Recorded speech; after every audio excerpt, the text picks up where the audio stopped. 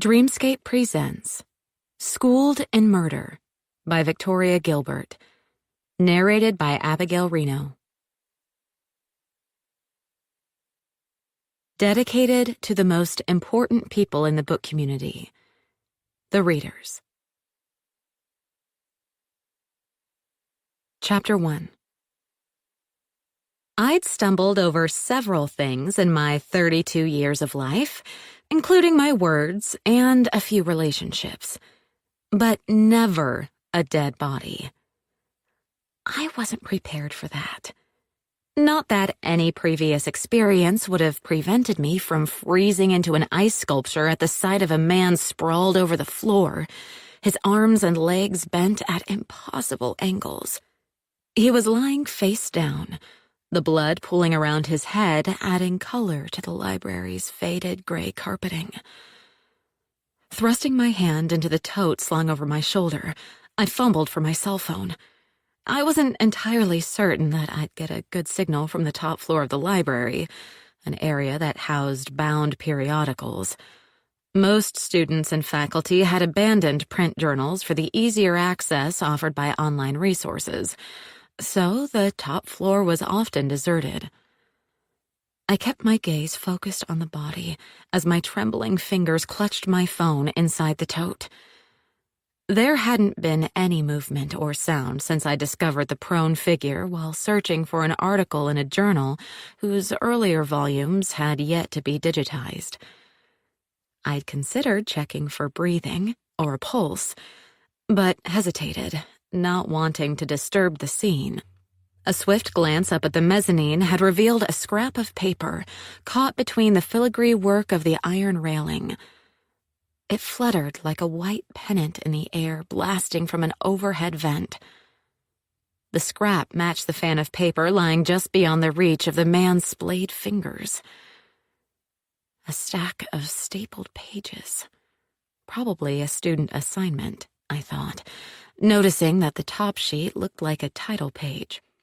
Copious amounts of red ink notes and a large C- scrawled across the paper were almost obliterated by splatters of crimson blood. A light flared at the far end of the room. The stacks had dim illumination until someone walked into an aisle and tripped the motion sensors, which meant only one thing. Someone else was on the floor. I released my grip on my phone and yanked my hand free from my bag.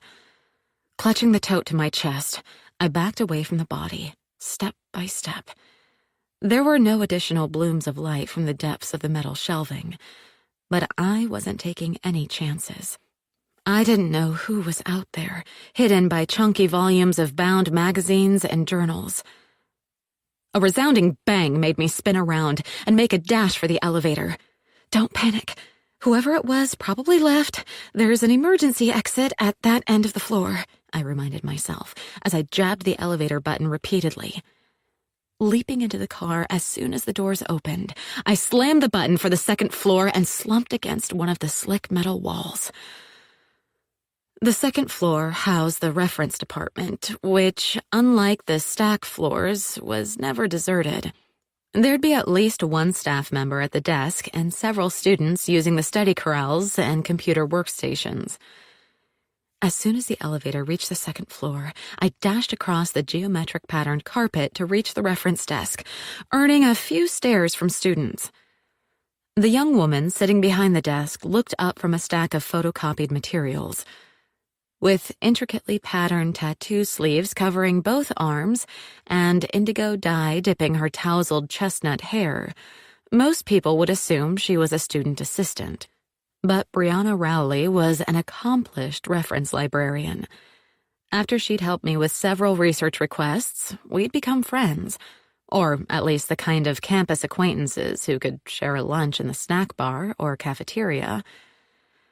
Bree, thank goodness it's you. Call campus police. I pressed my palms against the surface of the desk and leaned forward, my chest heaving. What? When Bree leapt off her tall stool, the height of the reference desk hid everything from her shoulders down. Are you injured, Jen? Did someone attack you? I shook my head. It's not me. Someone fell from the mezzanine on the top floor. I think they might be—" I sucked in a deep breath. "Dead." At that word, all the students sitting near the reference desk swiveled their task chairs around. Bree's kohl-rimmed eyes widened.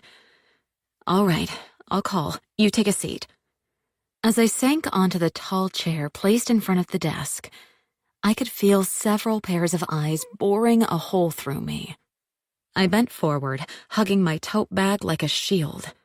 I knew the students would be texting this news out to the entire campus and beyond, but it couldn't be helped.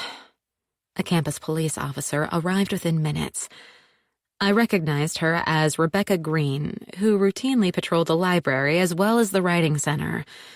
She asked me to follow her to one of the glass-enclosed study rooms that lined the walls of the reference floor. "It's the top floor," I said as I stood and trailed her. "You need to check the top floor. Someone's fallen, I think from the mezzanine," I added, my voice echoing in my ears. "There's a lot of blood." "Don't worry, Ms. Dalton," she said, closing the door behind us. "We immediately alerted the town police and emergency services. They should be here any minute. We also sent 2 of our officers directly to the 6th floor. She slipped a small notebook and pen from the pocket of her starched navy blue shirt. "Okay, let me make sure I have my facts straight. You're Jennifer Dalton, director of the campus writing center, correct?" "That's right," I said, slumping in one of the room's hard plastic chairs. Officer Green sat down across the small study table from me. "Why were you on that floor of the library?" "I wanted to check a journal article before I headed home. I'm a writer, you see. Under a pseudonym," I added, as if this woman would recognize me anyway. Although I was 10 books into a fairly successful mystery series, my pen name typically didn't ring any bells with the general public. "I was on my afternoon break and wanted to do a little research. I'd just gotten off the elevator when I noticed something fluttering from the railing of the mezzanine. It looked like a scrap of paper. Then I glanced down and, well, there he was." I cleared my throat. "I don't think it's a student, based on the suit jacket and dress pants, but he was lying face down and I didn't want to disturb the scene." "Thank you for that," Officer Green said, scribbling in her notebook. Placing my tote bag on the table, I crossed my arms and hugged my shoulders. I was shivering despite the hot air blasting from the overhead vents. Clarion turned on the boilers in their older buildings, followed by an antiquated schedule that didn't take into consideration the fact that in recent years, the weather in early October in Northern Virginia could flip from summer to winter within a day. I suppose I should have checked for a pulse or something, but honestly, I didn't hear the victim make any noise or movements, and, well, I didn't think I could do anything to help anyway. "Yes, best to leave that to the EMTs. Officer Green's dark eyes narrowed as she looked up at me. "Where were you before you went to the top floor?" "The basement of this building. I took the elevator directly from the writing center." "And you saw no one on the elevator getting off or on?" "No." I rubbed my lower arms with my hands. "Sorry, feeling a little chilled." Officer Green's gaze softened. "That's understandable. You've had quite a shock. If you want, we can ask the EMTs to check you out as well." She tapped the pen against the tabletop. "Did you see anyone on the 6th floor? I know you said you'd just stepped off the elevator." "I did," I said, cutting her off. "Well, I didn't actually see anyone, but I noticed the lights brighten in one of the farthest rows of shelves, and since it's motion sensor lighting, I thought there must be someone back there. But then I heard a door bang and assumed they must have taken the emergency stairs." I cast Officer Green an abashed look. "I'm afraid I ran for the elevator at that point. I didn't want to encounter whoever it was." "Smart move." As Officer Green intently examined my face, it occurred to me that she could be wondering if I was more than a witness. I could be a suspect. I straightened in the chair. I want to assure you that I can account for my movements. Jim Harlow, one of the Writing Center's student assistants, spoke with me right before I got on the elevator, and then I reached this floor only a few minutes after discovering the body on the top floor. Ms. Rowley at the reference desk and several students can verify that. Officer Green tipped her head to one side. Are you worried about being considered a possible suspect? Well, I was there, I said, thinking about scenarios from my books, a mystery series that featured a retired female detective teaming up with a younger woman to solve crimes in their small town. If I were writing this story, the person who found the body would definitely be a suspect. Officer Green's lips twitched in what might have been a brief smile. We'll ask you to make an additional statement to the town police, and they may take your fingerprints. But as you said, you're probably in the clear, timing-wise, if nothing else. She slid a business card across the table before snapping the notebook shut and slipping it back into her pocket. That's all for now. Just stay in town, okay? Sure thing. I shoved the card into my tote bag with an inward groan. I'd planned to go out of town over the weekend, to visit my mother in Maryland, but now I'd have to alter my plans. Not news I looked forward to sharing with my mom, who hated last-minute changes of any kind. Do you want an EMT to check you over? I pushed back my chair and stood up. No, that isn't necessary. I'm a little shaken, but I'm not going to faint or anything. Very well. Rising to her feet, Officer Green looked me up and down. I never realized how tall you are. I bet you played basketball in high school and college. Am I right?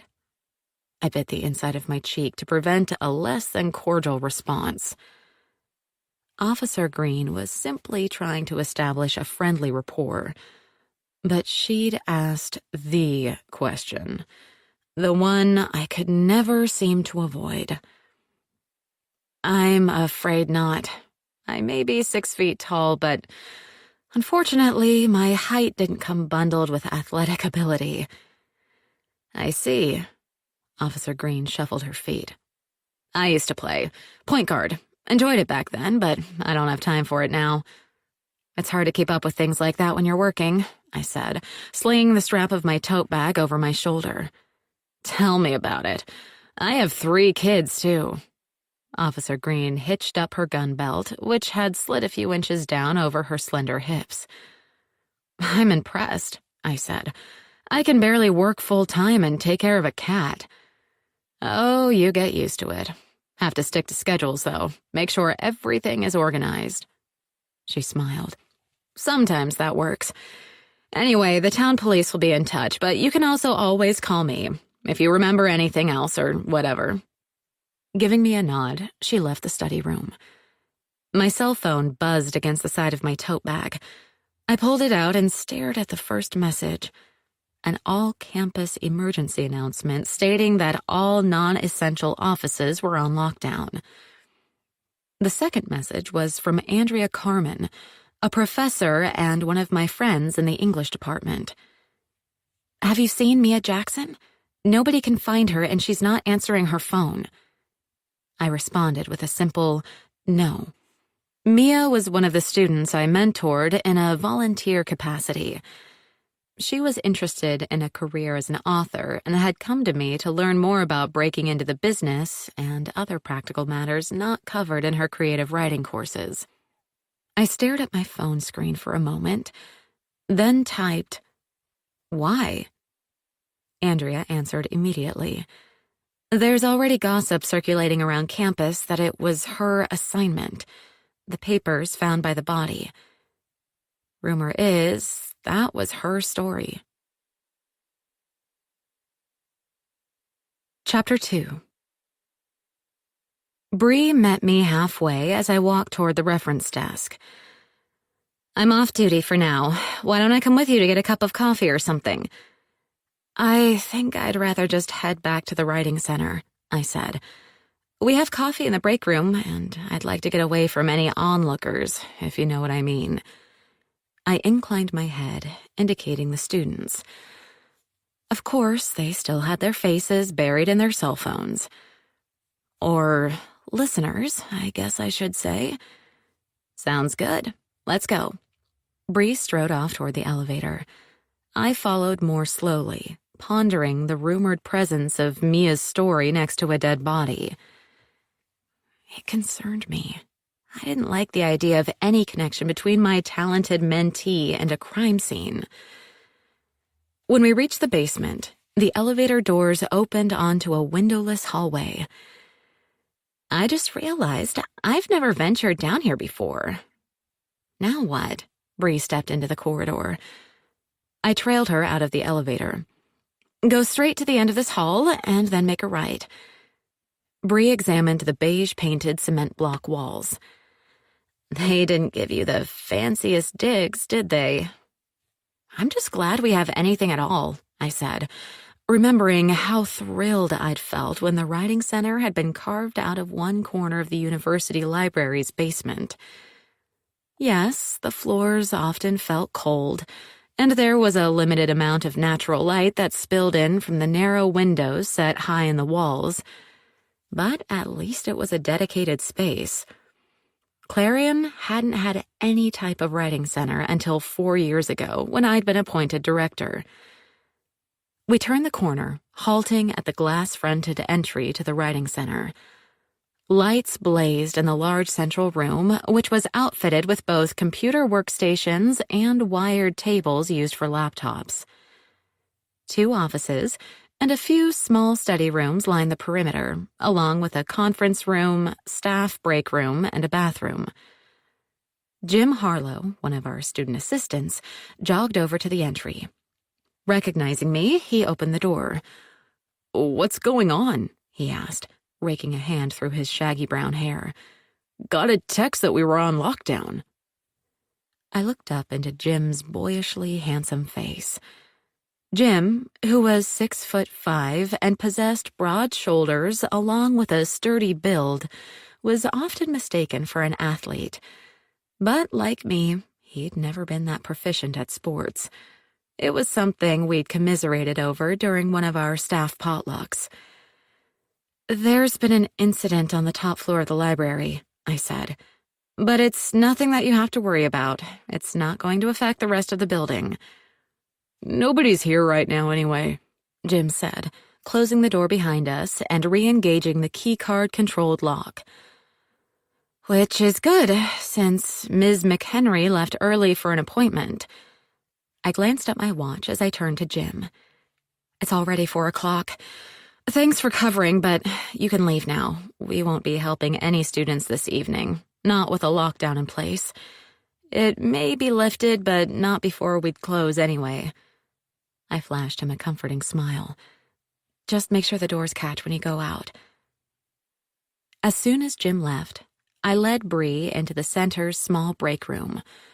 When the center had been planned, we'd been promised a full kitchenette, but what we got was a little less. A sink, a small fridge, a stretch of counter, and a few cabinets. I'd added a microwave, coffee maker, and toaster oven. "Could it have been suicide?" Bree asked, sitting in a wooden chair I'd scrounged from the campus surplus property warehouse. "The mezzanine is open to the floor below and it's pretty high up. I know I feel a little uneasy using that spiral staircase." "Me too. It always felt a little unstable."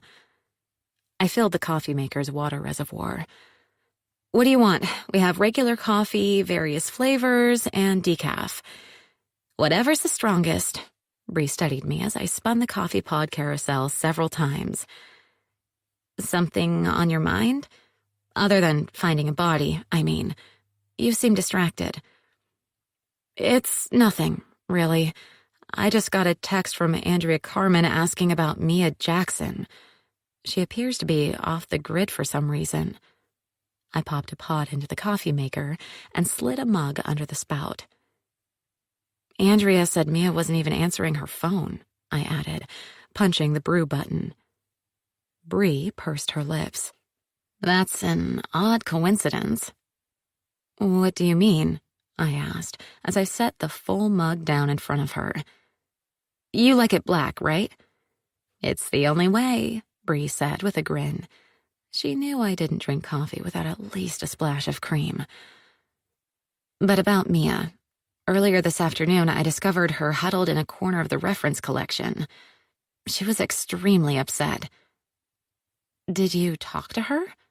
I started the brew process for my own cup.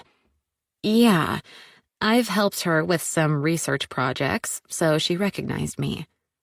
Bree shook her head. She'd just come from Doug Barth's class and was equal parts weepy and furious. Having had a few run-ins with Douglas Barth myself, I made a face. So what's he done this time? Totally humiliated Mia in front of her entire class. Not to mention he gave her a poor grade on that story you liked so much. The one worth 50% of her grade? Cradling my mug, I sat down at the break room's small cafe table. No wonder she was devastated. Mia can't afford to get a poor final grade in any of her writing classes. Not if she wants to get into that prestigious writing seminar next summer. Exactly what she told me. But it seems Barth doesn't care. Bree sniffed. I've heard he's popular with most students, but Mia said he was always on her case. Apparently, he thinks she's too talented to waste her time writing romance novels. That doesn't surprise me. He dislikes any type of genre fiction. He's made his opinion on my books abundantly clear. I grimaced and took a sip of my coffee. But Mia's story was so beautifully written. Its subject matter shouldn't have had any effect on her grade. Not even to Mr. Only Literary Fiction Matters, Barth. Honestly, I thought Mia might try to find you and plan to warn you before she showed up.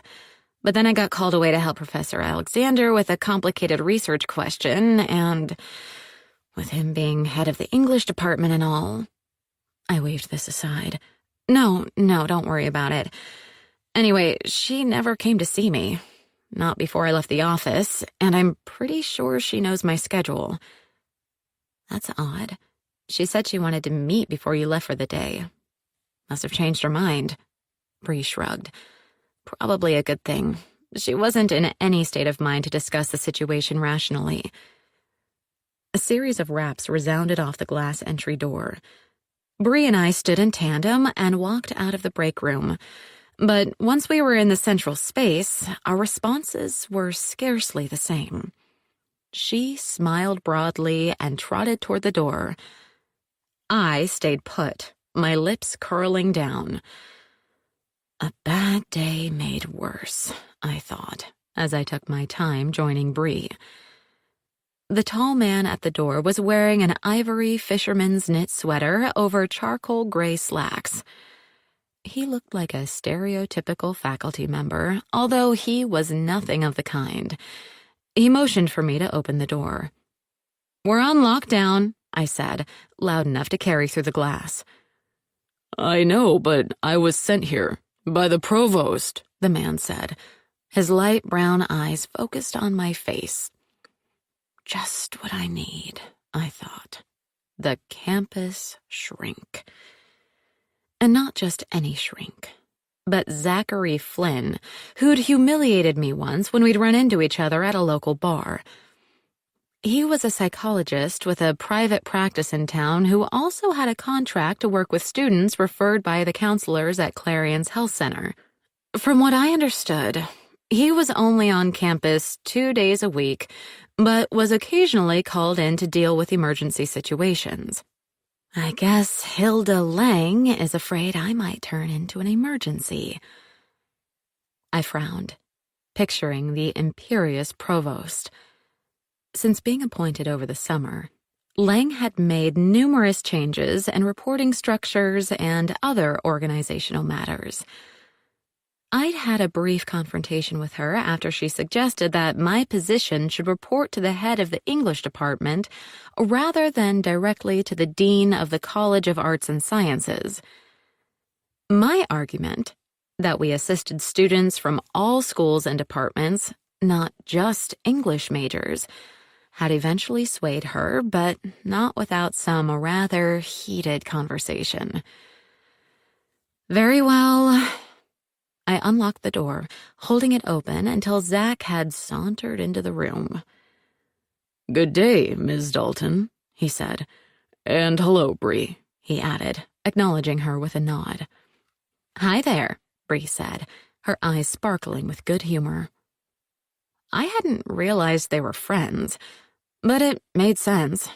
I knew Bree was interested in supporting mental health services for students and had volunteered for fundraisers sponsored by the campus clinic. "You were sent here?" I tapped my rubber-soled loafer against the thin carpet. "Well, sorry to waste your time. I really don't need psychological counseling, so feel free to tell the provost that you met with me and everything is fine." "I think I'd better be the one to determine that," Zach said. "Besides, that isn't my main purpose." Zach and I were exactly the same height, which allowed me to look him directly in the eyes. "Oh? Then what is it?" "Hilda thought you should be told in person. Who the victim was, that is. She didn't want you to hear it through the campus grapevine." "They've ID'd the body?" Bree rose on tiptoe to look up into Zach's face. "Yes, it wasn't difficult. His wallet was still on him, and I suppose he was pretty well known around campus anyway," Zach said. "It was Professor Douglas Barth." Chapter 3. It wasn't just a body. It was someone I'd met. It didn't matter that I wasn't fond of Barth. I knew him. I'd chatted with him at a few parties thrown by the chancellor and served on a committee he'd chaired. Since the building housing the English department was close to the library, I'd also frequently run into him on campus, if only to nod or say hello. He wasn't some stranger. He was someone I knew. He was dead, and I'd seen his body. I grabbed the back of a task chair. My legs wobbled like overcooked noodles, and dark spots swam like minnows through my field of vision. A hand gripped my right elbow. I blinked and glanced over at Zach, whose lips were pulled taut with concern. He reached around my back with his other hand and yanked the task chair from my fingers, rolling it behind me just in time for me to collapse onto the seat. "Delayed reaction," he said. "Not surprising. When one experiences a shock, there's often a period of unnatural calm. It can take a while before the emotional reaction engulfs the brain." I furiously waved one hand without looking at him. "Don't give me that psychobabble." "Come on, Jen. He's only trying to help, and I think he's probably right." Bree bent down to examine my face. "Your eyes are barely focusing, and your lips are quivering. Do you need anything?" "Water," Zach said, taking off in a sprint toward the break room. Bree straightened, but kept her gaze locked on my face. "You should head home. I walked to campus today, so I can drive your car if you feel too shaky." I stared up into her concerned face. "I can't imagine what happened. I suppose it could have been an accident or, like you suggested, self-inflicted." Bree pursed her lips. "Actually, thinking about it a bit more, I can't picture Barth throwing himself over a railing, so I doubt it was a suicide." Zach returned, holding out a plastic cup. "Drink this slowly. It may help with the shakes." Cradling the cup between my hands, I took a long swallow of water. "Thanks," I mumbled before glancing back at Bree.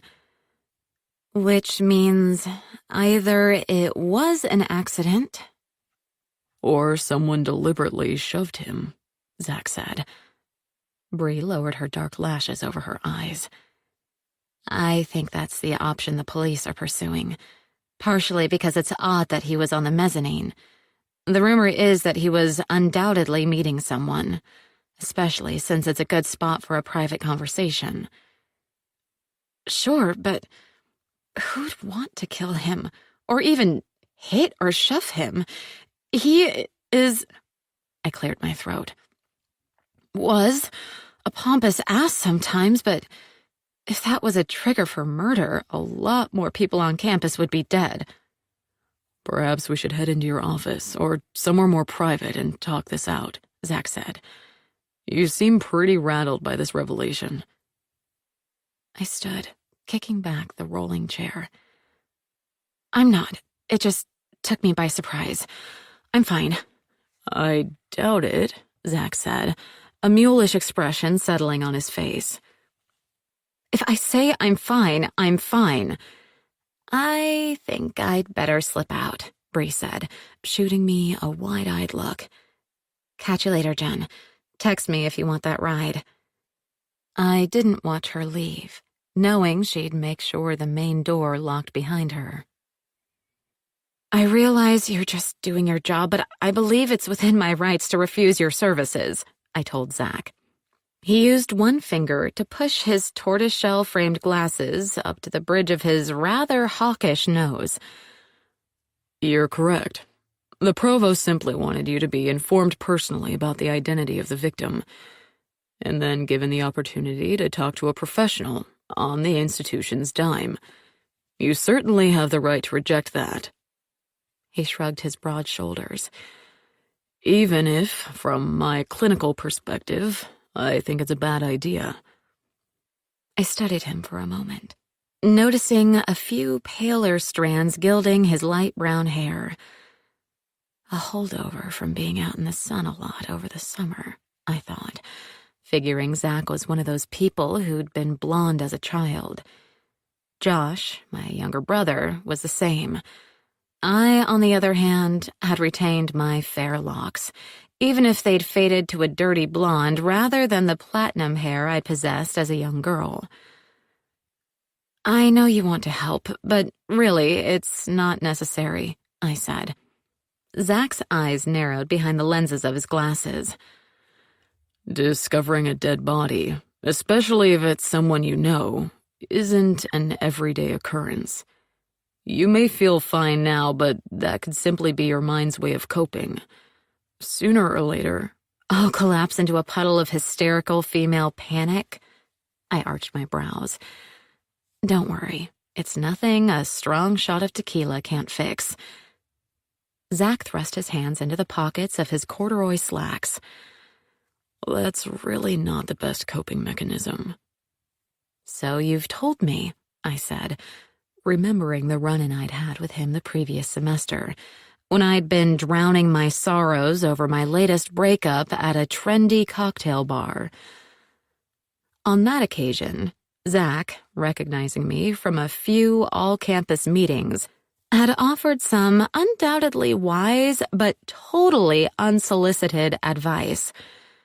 I'd responded in a less-than-ladylike fashion, which had made the stylish young woman on his arm gasp and drag Zach away. Still holds true, he said without breaking eye contact with me. Better than talking about my childhood trauma, of which I had none, by the way. I tucked a clump of my shoulder-length hair behind one ear. Sorry to disappoint. That's not what... Zach shook his head. Regardless of what you think, I'm only here to listen if you want to talk. Or we can wait until another time if you aren't ready to discuss the situation today. Still on the institution's dime? I asked. Absolutely. It's a campus issue. Zach studied my face for a moment. There is something bothering you. Perhaps not Doug Barth's death, but something. It's related, I said, giving in to my urgent desire to talk to someone about my concerns. You see, I mentor Mia Jackson, who's a creative writing major. And thus knew Barth. Yes, she took several of his courses. I leaned back against the edge of one of the work tables, pressing my palms against the melamine surface to keep my body steady. Rumor has it that it was her story they found beside Barth's body. Zach's brow furrowed. Surely they don't suspect her of murdering her professor. I'm afraid they might. That's what's actually bothering me right now. There was bad blood between them, and if he had her story in his hand when he died... Also, no one can find her, and she isn't answering her phone, which doesn't look good. Mia Jackson. Zach thrust his hands in the pockets of his pants and rocked back on his heels. That name sounds familiar, but I don't recall ever meeting her. So, not one of your patients? I asked. Zach shook his head. I couldn't tell you even if she was. Right. I stared down at my feet, remembering Bree's comments from before. She'd come across Mia in the library, angry and hurt. Angry enough to confront Barth, engage in an argument, and shove him? Did Ms. Jackson have a problem with Professor Barth? Zach asked. Understandably. I crossed my arms over my chest. Her advisor was Andrea Carmen, who's very supportive of Mia's work, but Barth was in charge of the creative writing program, so she had to deal with him frequently. According to the gossip, he thought Mia had talent but treated her badly, humiliating her in front of her peers and downgrading her writing projects. Why? Zach lifted his eyebrows. Was he jealous of her talent? I shook my head. I don't think that was it. The problem was she didn't write the way he thought she should. Mia wants to write romance, and Doug Barth thought genre fiction wasn't worth much. He pressured Mia to write literary fiction. He said with talent like hers, it was a crime to do anything else. I see. Zach's expression grew thoughtful. Not to speak ill of the dead, but I've heard a few complaints about Doug Barth singling out one or two individuals in his classes for negative attention. Which is weird, because he was popular with most students, at least from what I've heard.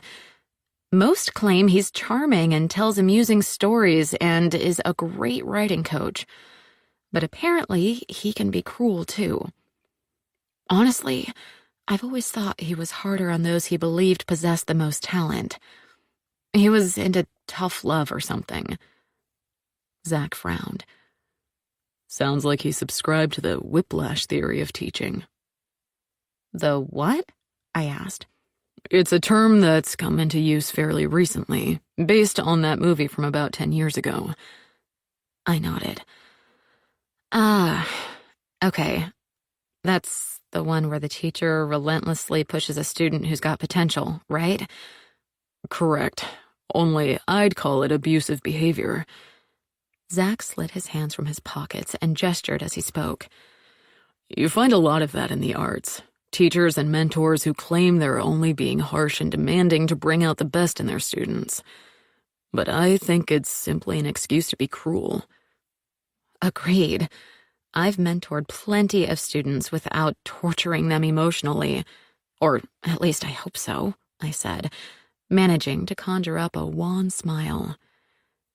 Zach didn't crack a smile in return. I hope so, too. Chapter 4. After ushering Zach out of the center, with a promise to call him if I needed to discuss anything else, I grabbed my purse and a light jacket from my office and headed outside. I used a back exit to avoid the crowd I was sure had assembled in front of the library. Striding down an alley formed by two adjacent brick buildings, I reached the rear entrance to the student union and slipped inside. I was following a hunch I wasn't sure would pan out. But after I'd analyzed the situation the way Annabelle, the older of the two sleuths in my books, would, I decided to follow her advice to always start looking for someone in the places they frequented the most, which meant checking the main cafeteria. I'd often spotted Mia there, working on her laptop at a back table, bright pink Bluetooth earbuds pressed into each ear.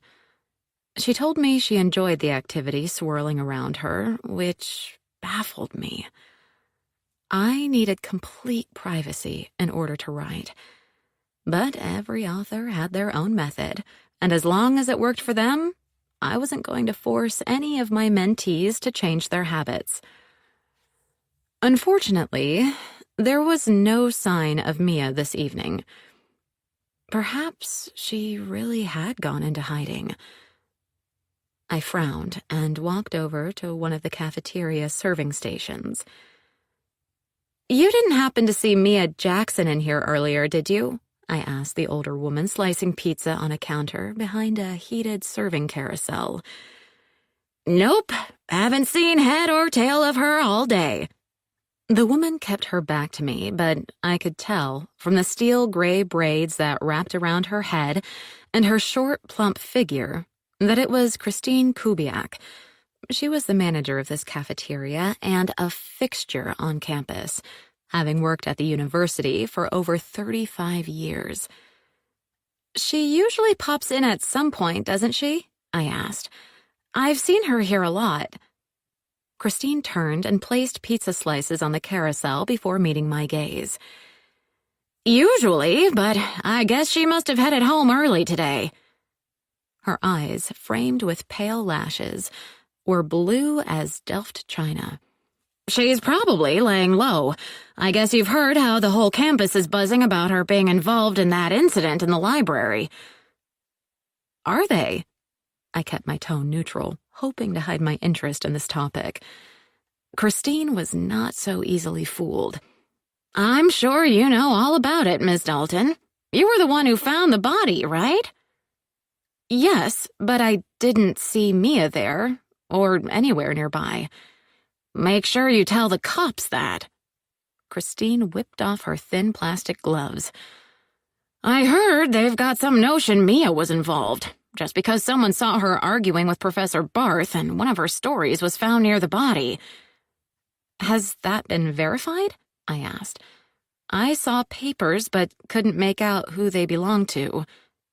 Christine shrugged. "One of the part-time campus police officers told me it was Mia's story, which is why they're trying to locate her.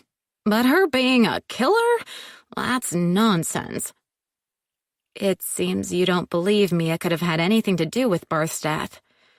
"Absolutely not. She was a student assistant here at the cafeteria as a freshman and sophomore before she got that scholarship. Best student worker I ever had." Christine tossed the used gloves in a bin. "Quiet and reliable, and always nice and polite to everyone. I'm sure she has a temper just like everybody else, but I never saw it. No way Mia Jackson would murder anyone." "I don't think she was responsible for Professor Barth's death either. That's why I was hoping to find her and speak with her, see what really happened." I shrugged. I mean, if she did talk to Doug Barth in the library today, maybe she saw someone else hanging around before she left the area. "She may have seen the actual killer?" Christine clutched the strap of the apron she wore over her Clarion University monogrammed white polo shirt. "It's possible." My shoulders tensed as I recalled all the scenes I'd written where a witness was hunted by the killer.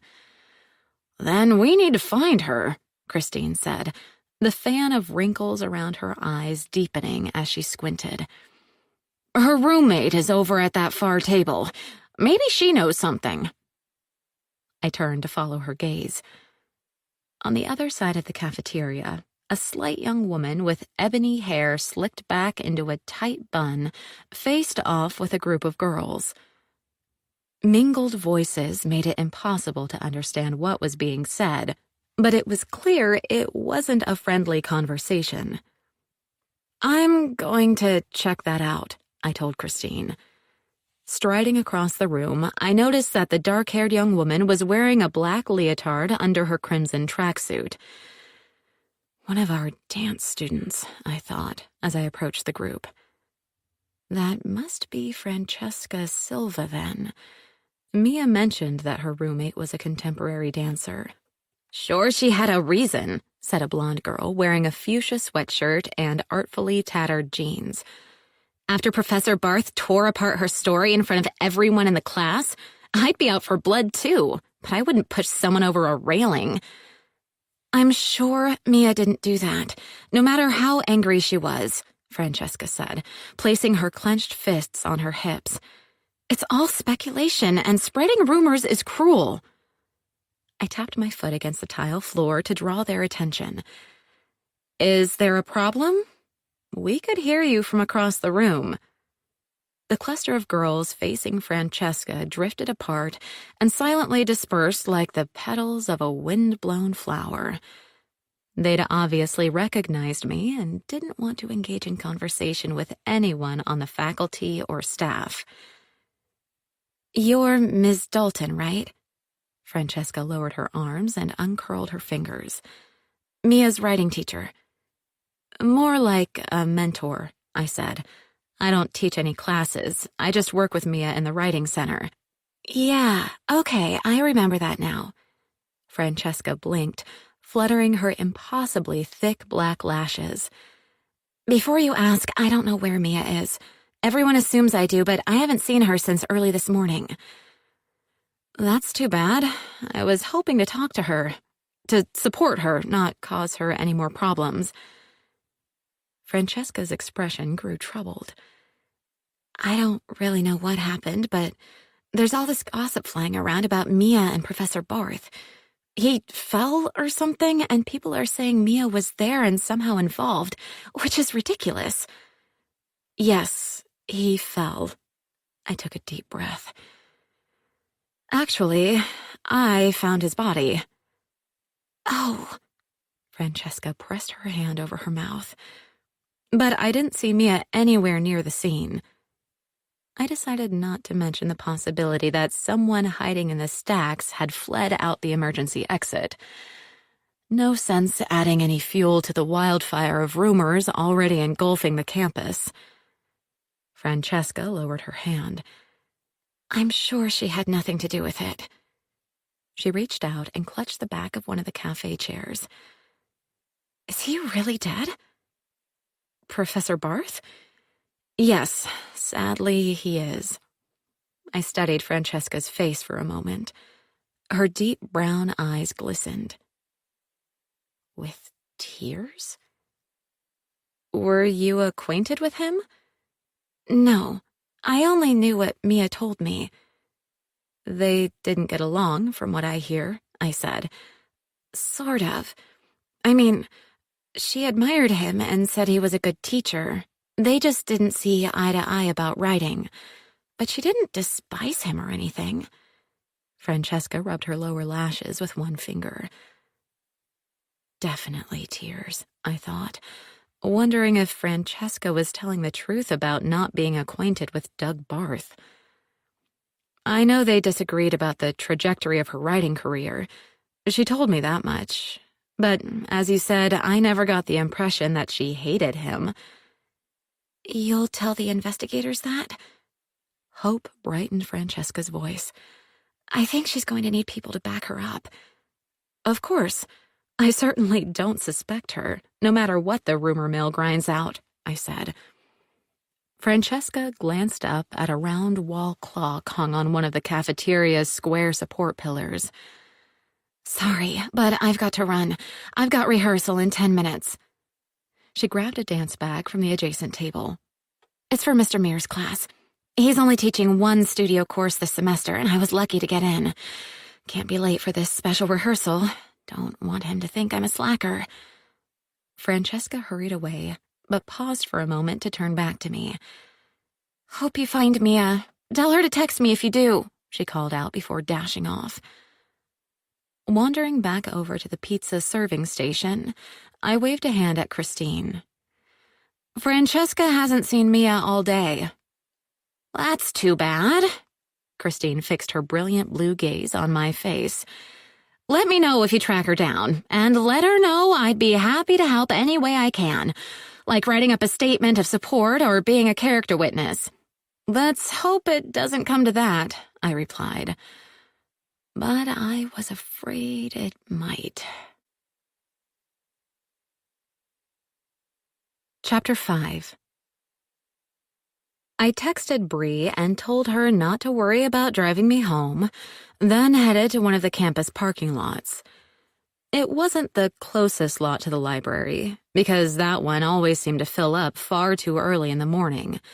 And while I had a faculty and staff parking sticker, I hadn't paid the premium to get a reserved spot. I hunted for a spot every day. Sometimes I was close to the library, but often I had quite a hike. The truth was, I didn't really mind walking across campus. Clarion wasn't as old as heritage universities like Harvard or even the University of Virginia, but it had been established far enough in the past to feature some beautiful brick and stone buildings, an abundance of trees, shrubs, and flower beds, and an assortment of sculptures and courtyards. The more modern buildings sat on the edges of the campus, their steel and glass walls reflecting the verdant greenery they enclosed. Even in October, when most of the flowers had faded, color blazed in the foliage overhead. As I walked along a pathway shaded by a canopy of trees, a few crimson and gold leaves fluttered through the air, bright as summer butterflies. I'd almost reached the parking lot and my compact sedan when I heard a shriek rising from behind a tightly trimmed wall of boxwood. Yanking my phone from my pocket, I backed up far enough to find the entry to the enclosed area veiled by the shrubs. It was one of the spaces carved out behind campus buildings to hide the green metal dumpsters that held trash and blue dumpsters that collected recycling. This one, behind the chemistry building, had several dumpsters in a row, all overflowing. I looked around, trying to find the source of the sound I'd heard. Finally, close to a tall wooden panel fence that connected with the boxwoods, I saw a petite, dark-haired woman slumped on the ground. It was Andrea Carmen. Next to her, offering a helping hand, was Erin McHenry, the assistant director of the campus writing center. I rushed over to them, waving my phone. "Do you need me to call 911?" I asked as I drew closer. No, silly me, I just tripped and fell." Andrea struggled to her feet and met my concerned gaze. "I was taking a shortcut that didn't turn out to save me any time. Luckily, Erin was close by." She brushed some dust and bits of gravel from her navy slacks. As I stepped closer, I noticed a streak of crimson marring Andrea's forearm. "Did you hurt yourself?" "Just a graze, nothing serious." As Andrea pulled a tissue from her pocket and dabbed at the blood, a lock of her curly, dark hair fell across her forehead. "I heard a noise while I was walking back from my car," Erin said. A woman of average height and build, with pleasant, if undistinguished features, Erin projected a reserved demeanor, whatever the situation. She certainly wasn't one to express frustration or anger, even when she might have been entitled to do so. As a matter of fact, I'd been waiting for an explosive expression of Erin's true feelings for 4 years, ever since I'd been appointed as the director of Clarion University's Writing Center over her. Not only was she, at 39, 7 years my senior, she also had an MFA in creative writing and taught a graduate course on poetry in Clarion's English department. My own background in education and my lack of university teaching experience should have given Erin the edge over me, but then again, I'd had several books published while she had none. Genre fiction books, it was true, but my somewhat successful mystery series seemed to have turned the tide in my favor. Although Erin had never acted as if she were upset with the decision, she did tend to keep an eye on me. which was why I only conducted research for my books before or after work, or during my lunch hour or scheduled breaks. Right now, she was studying me carefully. "Is anything wrong?" she asked. "You seem a little rattled." I clenched my fists, remembering the sight of the body and the blood. "Haven't you seen the all-campus text? There's been an accident in the library." "Accident? What accident?" Erin fluttered her lashes. "I haven't checked my phone. I just got back from my appointment and was rushing to get back to work." "No need," I said. "Everything's on lockdown right now anyway. I closed the writing center before I left." Noticing Andrea pressing another tissue to her arm, I added, "Sure you're all right?" I fished through my tote bag, looking for the packet of Band-Aids I always kept on hand. I'd found them essential to protect my heels when I had to wear fancy shoes for special events, or for times when our student assistants fell victim to vicious paper cuts. It's fine, Andrea said, even though blood was seeping through the tissue. "Well, here." I held out a Band-Aid. "This will keep the blood from staining your blouse, if nothing else." "So, what happened?" Erin asked, tucking a lock of her wavy ash-blonde hair behind one ear. While Andrea focused on applying the bandage, I met Erin's inquiring gaze. "Doug Barth fell from the mezzanine on the top floor of the library." "What?" Erin opened and closed her mouth, and her wispy eyebrows arched over her wide gray eyes. "Is he all right?" "Not exactly." Andrea used her forefingers to sweep what I assumed was some dust from her lower lashes. "He's dead." Erin pressed her palms against her cheeks. "Seriously? How horrible." "Worse than that. I witnessed an altercation he had with Mia Jackson not long before it happened," Andrea said, still fiddling with the Band-Aid on her arm. "Oh, no. No." Erin lowered her head with her palms cradling her face. Her eyes were squeezed shut. "I know it's a shock, especially since you've interacted with him more than I have, being on the faculty of the English department," I said. "Both of you, actually." Andrea busied herself with brushing more dust from her clothes. "It's a shock for sure," she said, in a matter-of-fact tone. Erin dropped her hands and looked up. "I was only part-time, but yes, we were acquainted, through faculty meetings and events, and—" She blinked rapidly, as if holding back tears. "Oh dear, this is dreadful." She did look shaken, certainly more so than Andrea, who appeared much less affected by the situation. Of course, Andrea had had more time to process the news. I shuffled my feet through the loose gravel. "Yes, it is. And just so you know, because you're bound to hear about it, I found his body." "You did?" Erin reached out and grabbed my arm. "Poor thing. Did you see him fall? I hope not." "No, I didn't see anything like that. I had just gotten off the elevator and noticed him lying on the floor. I didn't even know who it was.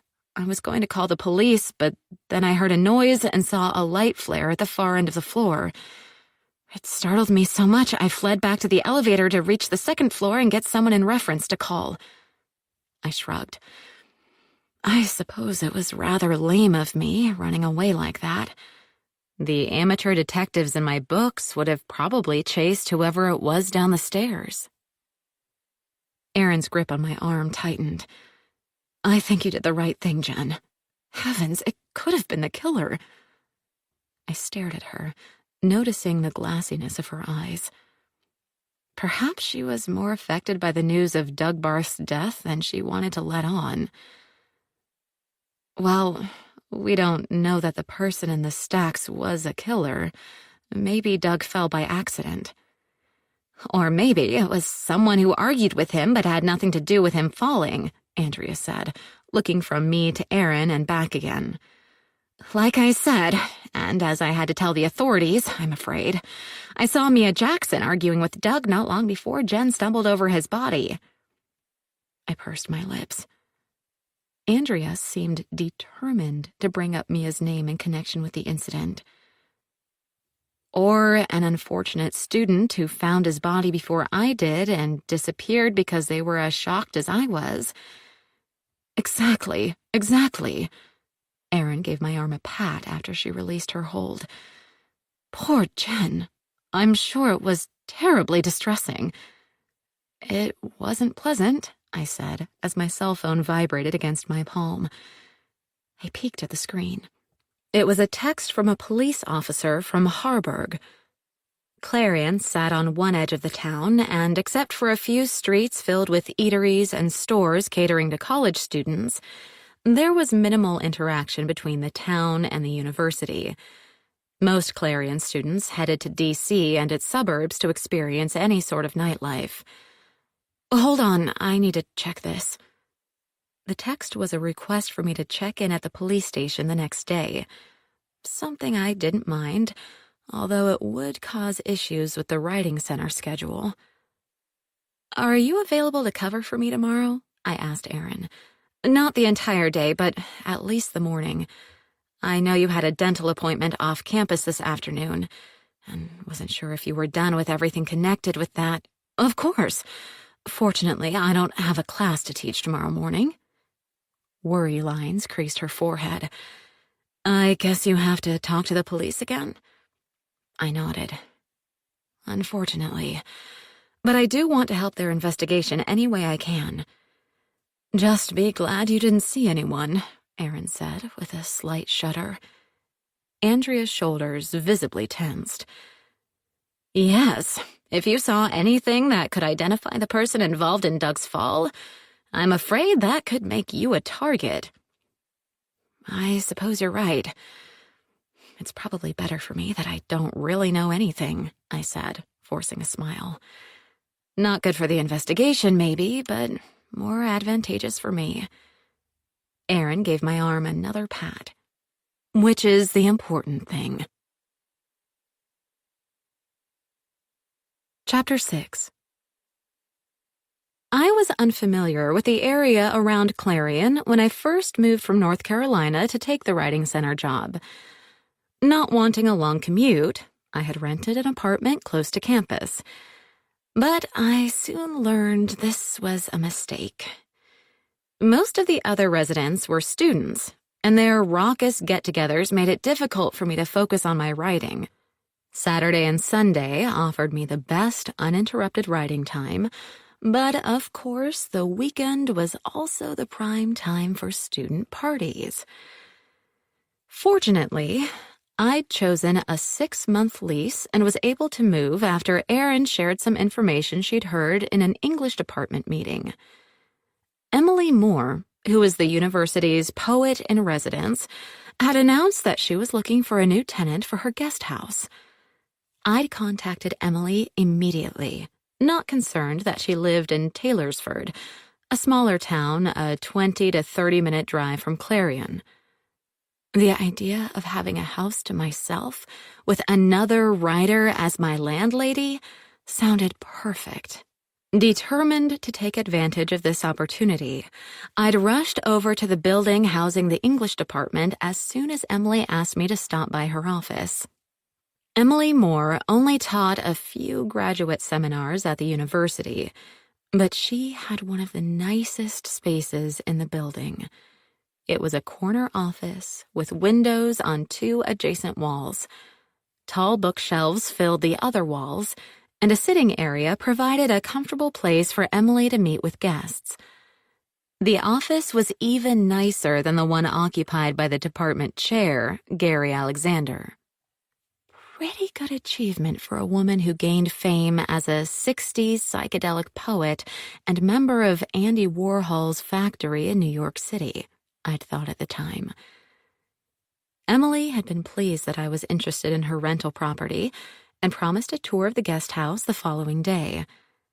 As soon as I saw the space, a converted garage that looked more like a city loft than its craftsman-style exterior implied, I was eager to sign a lease. I found I didn't mind the drive to work. I discovered some alternate routes that avoided most of the traffic and offered picturesque views of the farmland nestled against the Blue Ridge Mountains. The only time I took the 4-lane highway between Taylorsford and Harburg was in questionable weather, when the narrow back roads could prove dangerous. As an added benefit, my famous landlady and I had become friends. Emily Moore was in her 70s, but had lost none of the charisma that had brought her fame in her younger years. I was always delighted when she'd occasionally invite me to dinner, knowing I'd hear more amazing stories about New York in the 1960s and 70s.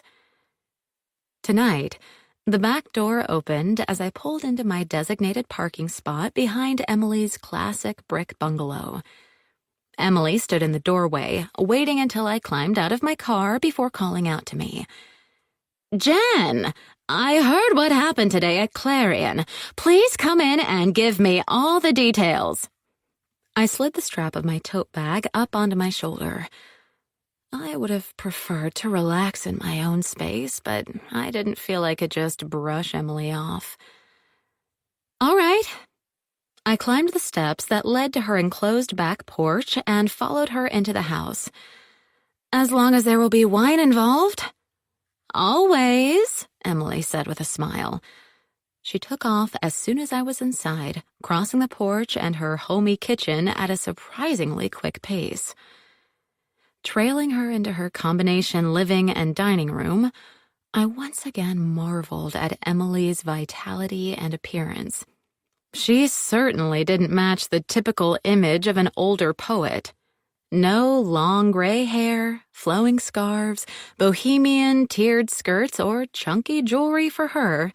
She wore plain beige slacks and a simple aqua linen tunic. Her hair, dyed a rich brown, was cut in a smooth bob that brushed the strong line of her jaw, and round tortoiseshell glasses framed her piercing dark eyes. The living room featured an oversized stone fireplace on one wall. Emily gestured toward one of the upholstered armchairs flanking the hearth. "Please have a seat. I'll get those drinks." After she returned and handed me a full glass of white wine, she sat down in a wooden rocker, turning it around to face my chair. "I suppose it was something of a shock for you when you heard about Doug Barth." I took a sip of my wine. "Did you also hear that I found his body?" "I did." Emily's rather stubby fingers encircled her stemless glass. "That was a shock. Hearing that someone may have shoved Doug off the mezzanine?" She shrugged. "Not really all that surprising." I scooted to the front edge of my chair. "But he was well-liked, wasn't he? At least that's the impression I've gotten from most of the students." Emily took a long swallow of wine. "He knew how to work the students. A good-looking 40-something man with a great deal of charisma can easily charm impressionable teens or 20-year-olds, especially the girls." She tipped her head to one side. "I'm sure you understand that dynamic." I thought about my own unrequited crush on a young professor when I was in college. "I do, unfortunately." "I hear the police are convinced it was more than an accident and are focused on a student," Emily said, swirling the wine in her glass. I cast her an inquisitive look. How did she know that? I wondered. Does she have some inside source? "Mia Jackson." She and Barth were not on the best of terms. Also, her short story, which he'd given a low grade, was at the scene. "And she's nowhere to be found," Emily said, studying me intently. "You know the girl, I believe." "I've been mentoring her. She's interested in a career as an author of genre fiction, so I've been sharing my experiences with agents and publishers and that sort of thing." I took another sip before setting my wine glass on the small mosaic-topped table next to my chair. She told me they didn't really teach much about those practical matters in your department. Emily's lips twitched into a brief smile. That's true enough. Doug Barth felt that students, especially undergrads, shouldn't try to get published. He always claimed there was too much they needed to learn first. Right. Mia was frustrated with that, and I can't say I blame her. She's talented and skilled enough to get an agent and publishing deal right now. I slumped back in my chair. She and Barth were often at odds. I'm afraid that fact isn't going to do much to help clear her as a suspect. Emily set her own wine glass on a chunky wooden side table. Perhaps not, but Mia Jackson wasn't the only person who had conflicts with Doug. He may have been popular with a lot of students, but the English department faculty and staff weren't quite so enamored. Anyone in particular? I asked, trying and failing to sound nonchalant. Well, Andrea Carmen, for one. As you know, she teaches courses on genre fiction, and as you probably also know, Doug Barth sneered at everything except literary fiction. I eyed Emily. And poetry, I suppose. I imagine that was high class enough for him. He did give poetry his stamp of approval, as long as it wasn't... How did he put it? Ah, yes, rhyming doggerel only fit for greeting cards. I know Andrea wasn't his biggest fan, but I can't imagine her getting in a shouting match with anyone. I raised my wine glass back to my lips as the memory of observing Andrea and Doug engaged in a loud argument popped into my head. Or, at least, not a shoving match. Emily drummed her fingers against the wooden arm of her rocker. I wouldn't rule her out. Doug was involved in a pretty nasty battle with her this semester. I mean, they've never really gotten along, but things really went downhill when Doug decided to lobby the new provost to cut all of Andrea's courses on genre fiction. That would drop her down to part-time faculty. My fingers tightened around my glass. Just when she's trying to get tenure, too. Which is as good a motive for an argument leading to violence as I can imagine, Emily said, fixing me with her penetrating stare. Not to mention her comment in our last departmental meeting. Which was? Doug said something about adding more specialized courses, including a graphic novel class, over his dead body. Emily picked up her glass and took a sip. Andrea replied, and I quote, "That could be arranged." Chapter 7.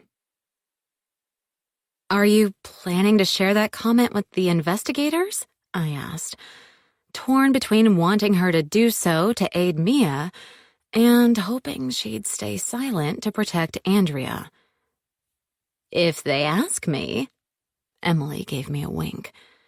I learned long ago that it's best to only share required information with the authorities. Considering her colorful past, that was probably true. I finished off my wine in one gulp and stood up. I appreciate the information, but I think I should head home now. It's really been an exhausting day. Of course, dear. I just wanted to let you know that there are more people who might have a grudge against Doug than just Mia Jackson.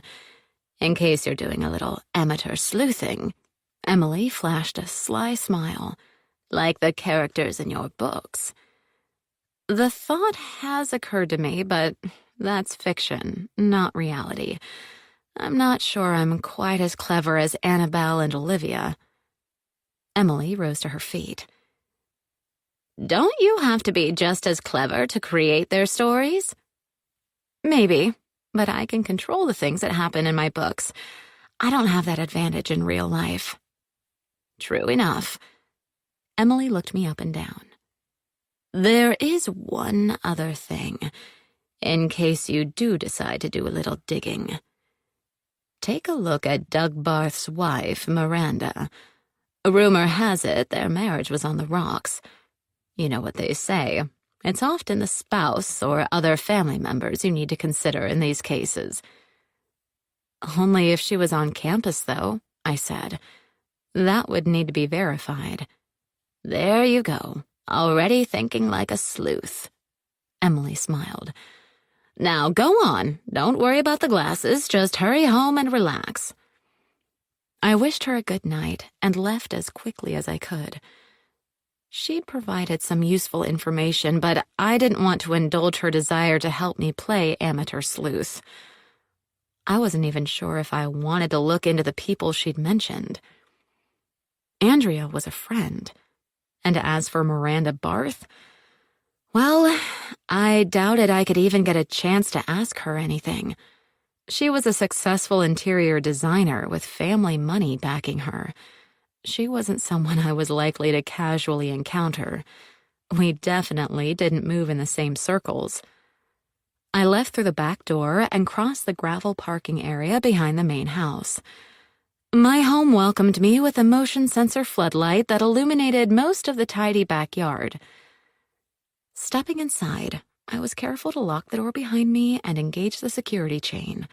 There wasn't a lot of crime in Taylorsford, but that didn't mean I could let down my guard.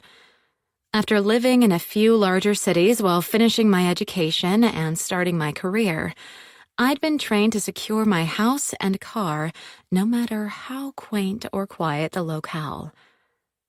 I flicked on the overhead lights and paused for a moment to appreciate my good fortune in finding this place.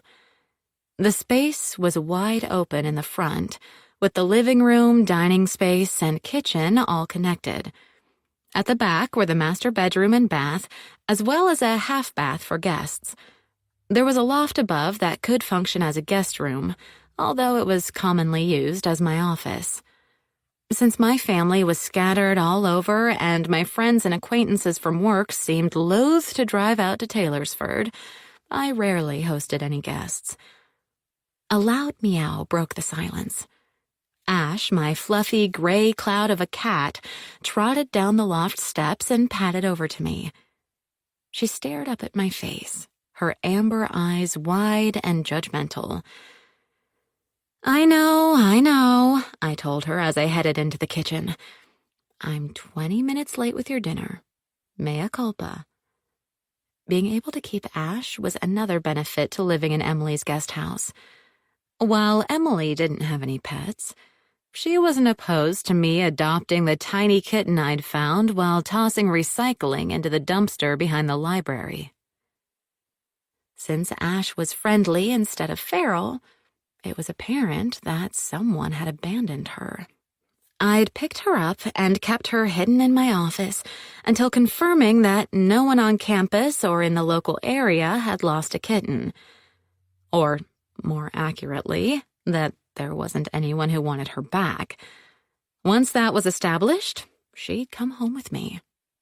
I scooped out some canned food, barely dumping it all into the bowl before Ash's head bumped my hand out of the way. I gave her back a pat while she gobbled up her food.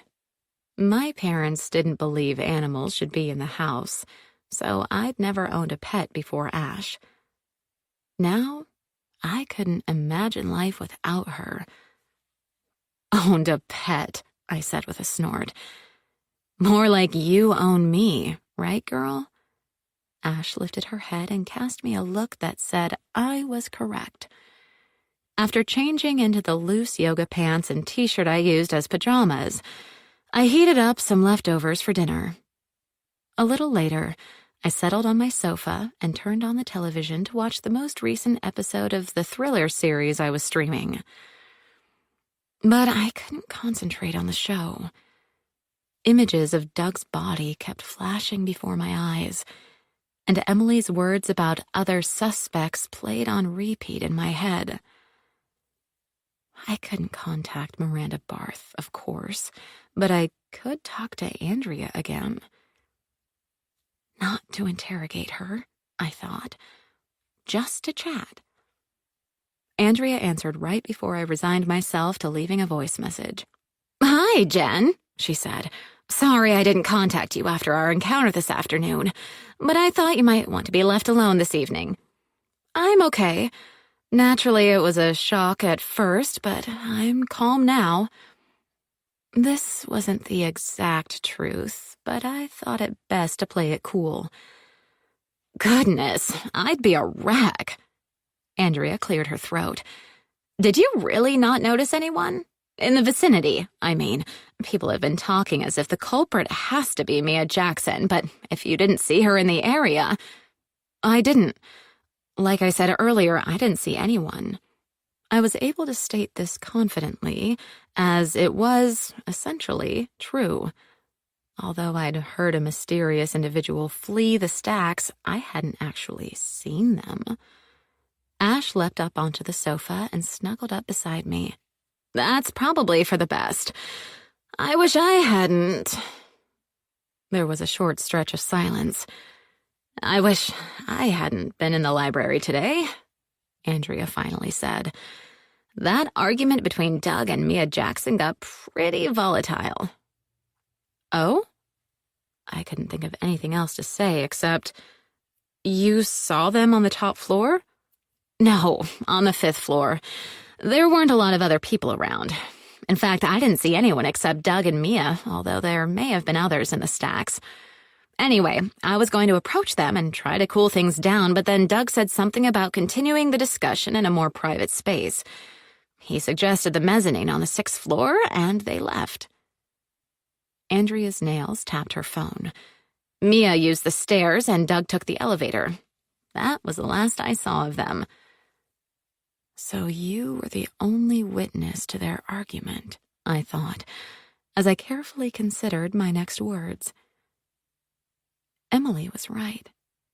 Andrea had ongoing conflicts with Doug Barth, which made her a possible suspect. I'd actually observed one of their arguments during a recent campus training session, and it was obvious there was no love lost between them. "You didn't see Mia come back down the stairs?" "I never caught sight of her again anywhere in the library. Of course, I left the 5th floor soon after I saw them, so that doesn't really mean much."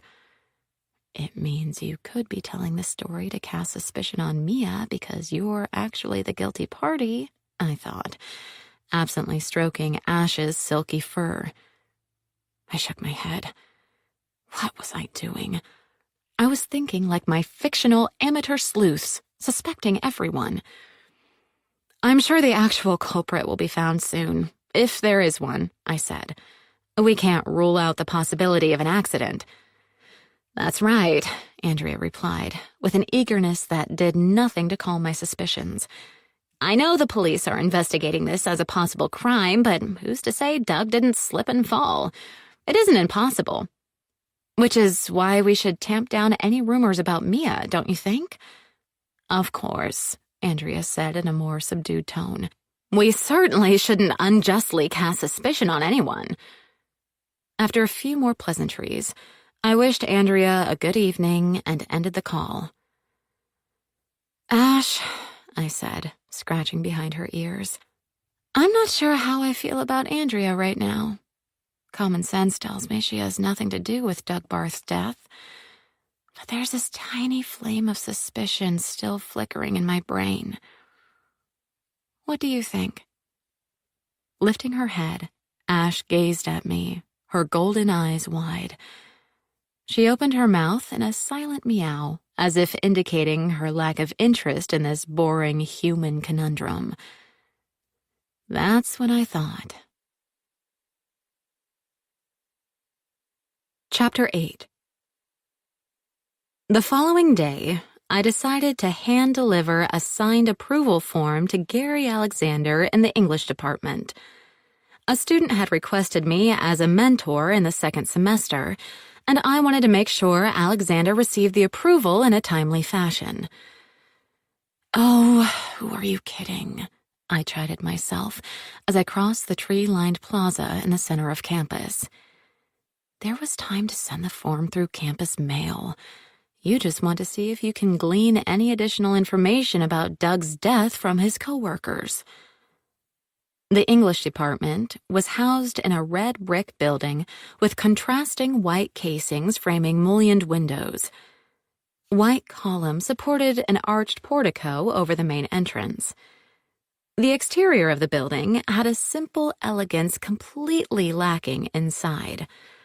Years of renovations had created a rabbit warren of offices and classrooms that made navigating the building challenging. Form in hand, I headed for the faculty lounge. I knew one wall of the lounge featured a wooden structure sectioned into numerous small cubes, creating open mailboxes for the department's faculty and staff. Sliding the approval form into Gary Alexander's cubby would provide an acceptable reason for me to enter the lounge. Hopefully, once there, I could talk with someone who might have updated news. Or even gossip, I thought, as I hurried down a hall lined with windows on one side and small offices on the other. There was never a shortage of gossip or rumors on campus. Sometimes they even contained kernels of truth. One of the office doors sat slightly ajar, yellow crime scene tape dangling from the door jamb. I stopped to read the plate on the wall that indicated this was, or had been, Douglas Barth's office. The room was dark, but that partially open door intrigued me. Had the investigators left it like that after searching Doug's office? It seemed unlikely, but perhaps, judging by the broken tape, the room had been cleaned after the police concluded their investigation. I continued on to the end of the hall and the faculty lounge. A large room with windows on two adjacent walls. It was filled with comfortable but well-worn furniture. I knew from Andrea and Emily that most of the furnishings had been scrounged from surplus, and that the makeshift kitchenette on one wall had been installed by a former professor who'd been a home renovation enthusiast. Unlike the computer or business programs, the English department wasn't given much financial support, at least not in terms of upgrading the appearance of their facilities. The campus wants to impress and recruit more students who plan to major in fields that can lead to wealth after graduation, Emily had told me once, when I had mentioned the run-down appearance of her department. Who wants more English alumni? They won't be able to donate loads of money, like some business entrepreneur or high-tech guru. Unfortunately, no one was hanging out in the lounge, so my plan to discover more information on Doug was thwarted. The only movement in the room was a flurry of dust motes dancing in the light spilling through the windows. I crossed to the mail cubbies and slipped the form into Gary Alexander's box. The largest one, of course. Department chairs were typically changed every 6 years, but Gary Alexander had apparently secured a lock on the position. Mainly because he wants it and no one else does, Emily had informed me with a wink. Surveying the mail unit, I located Doug Barth's name. His cubby was empty. Of course, the police would have collected his mail, I reminded myself. But as my gaze shifted to an unmarked mailbox next to Doug's, I noticed something shoved against the back of the cubby. Reaching in, I trapped the crumpled piece of paper between 2 fingers and pulled it out. I assumed it was simply a bit of trash left in the unassigned mailbox when its previous owner had left campus. But before I tossed it into the recycling bin, I carried it over to one of the small cafe tables set up near the kitchenette. I smoothed out the paper. It was a ragged-edged scrap that appeared to have been torn off a larger piece of notepaper. The words scribbled across the paper were, "Consider this. King Lear, Act 5, Scene 3, Edgar's first lines." There was nothing indicating who'd written the note, but it was explicitly addressed to Professor Barth. He must have shoved this message into the wrong mailbox, I said, staring at the paper and trying to recall the lines mentioned by the note. I couldn't, of course. The reference was too obscure. I'd have to look it up in my well-worn copy of The Complete Pelican Shakespeare when I returned to my office. Pocketing the note, I left the lounge and headed for the main entry, once again passing by Doug Barth's former office. But this time, someone was standing in the hall. "Officer Green, is something wrong?" I asked, stopping in front of her. She cast me a speculative look. "The tape's been broken." "It was like that when I walked by before," I said. "I thought the cleaning staff might have removed it." "When was that?" Officer Green slipped her small notebook and a pen from her shirt pocket. "Not long ago, maybe 10 minutes. You didn't see anyone in the area?" "No one." Clearing my throat, I added, "Are you saying someone broke into this office?" "Possibly. We left the door ajar because that's the way we found it after Professor Barth's death. But the tape should have remained intact until the investigation was complete. We never authorized housekeeping or anyone else to enter." Officer Green tapped the notepad with her pen. "You still haven't heard anything from Mia Jackson?" "No, and I suppose you haven't located her yet either, or you wouldn't be asking." I tried to temper the defensive tone creeping into my voice. She looked up at me, squinting. "You'd tell me if you had, right? I know she was someone you mentored, so I understand if you feel an inclination to protect her, but it's really in her best interests if she's found sooner rather than later. We have a good relationship, but I'm not hiding her, if that's what you're implying," I said, shoving my hand in my pocket. My fingertip brushed the ragged edge of the note. It was undoubtedly something I should share with the police, but the truth was, I wanted to decipher the clue first. Besides, I told myself, it's probably something that's been sitting in that mail cubby for months, if not years. I'll hand it over later, once I see if it has any relevance or not. It wasn't the right thing to do. I knew that. But the suspicion glittering in Officer Green's dark eyes had triggered my stubborn streak. I didn't like the fact that she wouldn't accept my statements concerning Mia as the truth. I slid my hand from my pocket without removing the note. "I'm not implying you're involved in anything illegal, Miss Dalton." Officer Green looked me up and down, as if trying to read my body language. "I just want to make sure you understand that not providing information could place you in danger. Whoever broke into this office could have still been in there when you were in the hallway earlier. They might have seen you even if you didn't see them." I bit the inside of my cheek. Wincing, I met the officer's implacable stare. "I hadn't thought of that." "Something to keep in mind if you do discover Miss Jackson's whereabouts." Officer Green shoved the notebook and pen back in her pocket. "Now you'd better be on your way. I'm going to call in my partner so we can check the office again to see if we can find any traces the intruder left behind.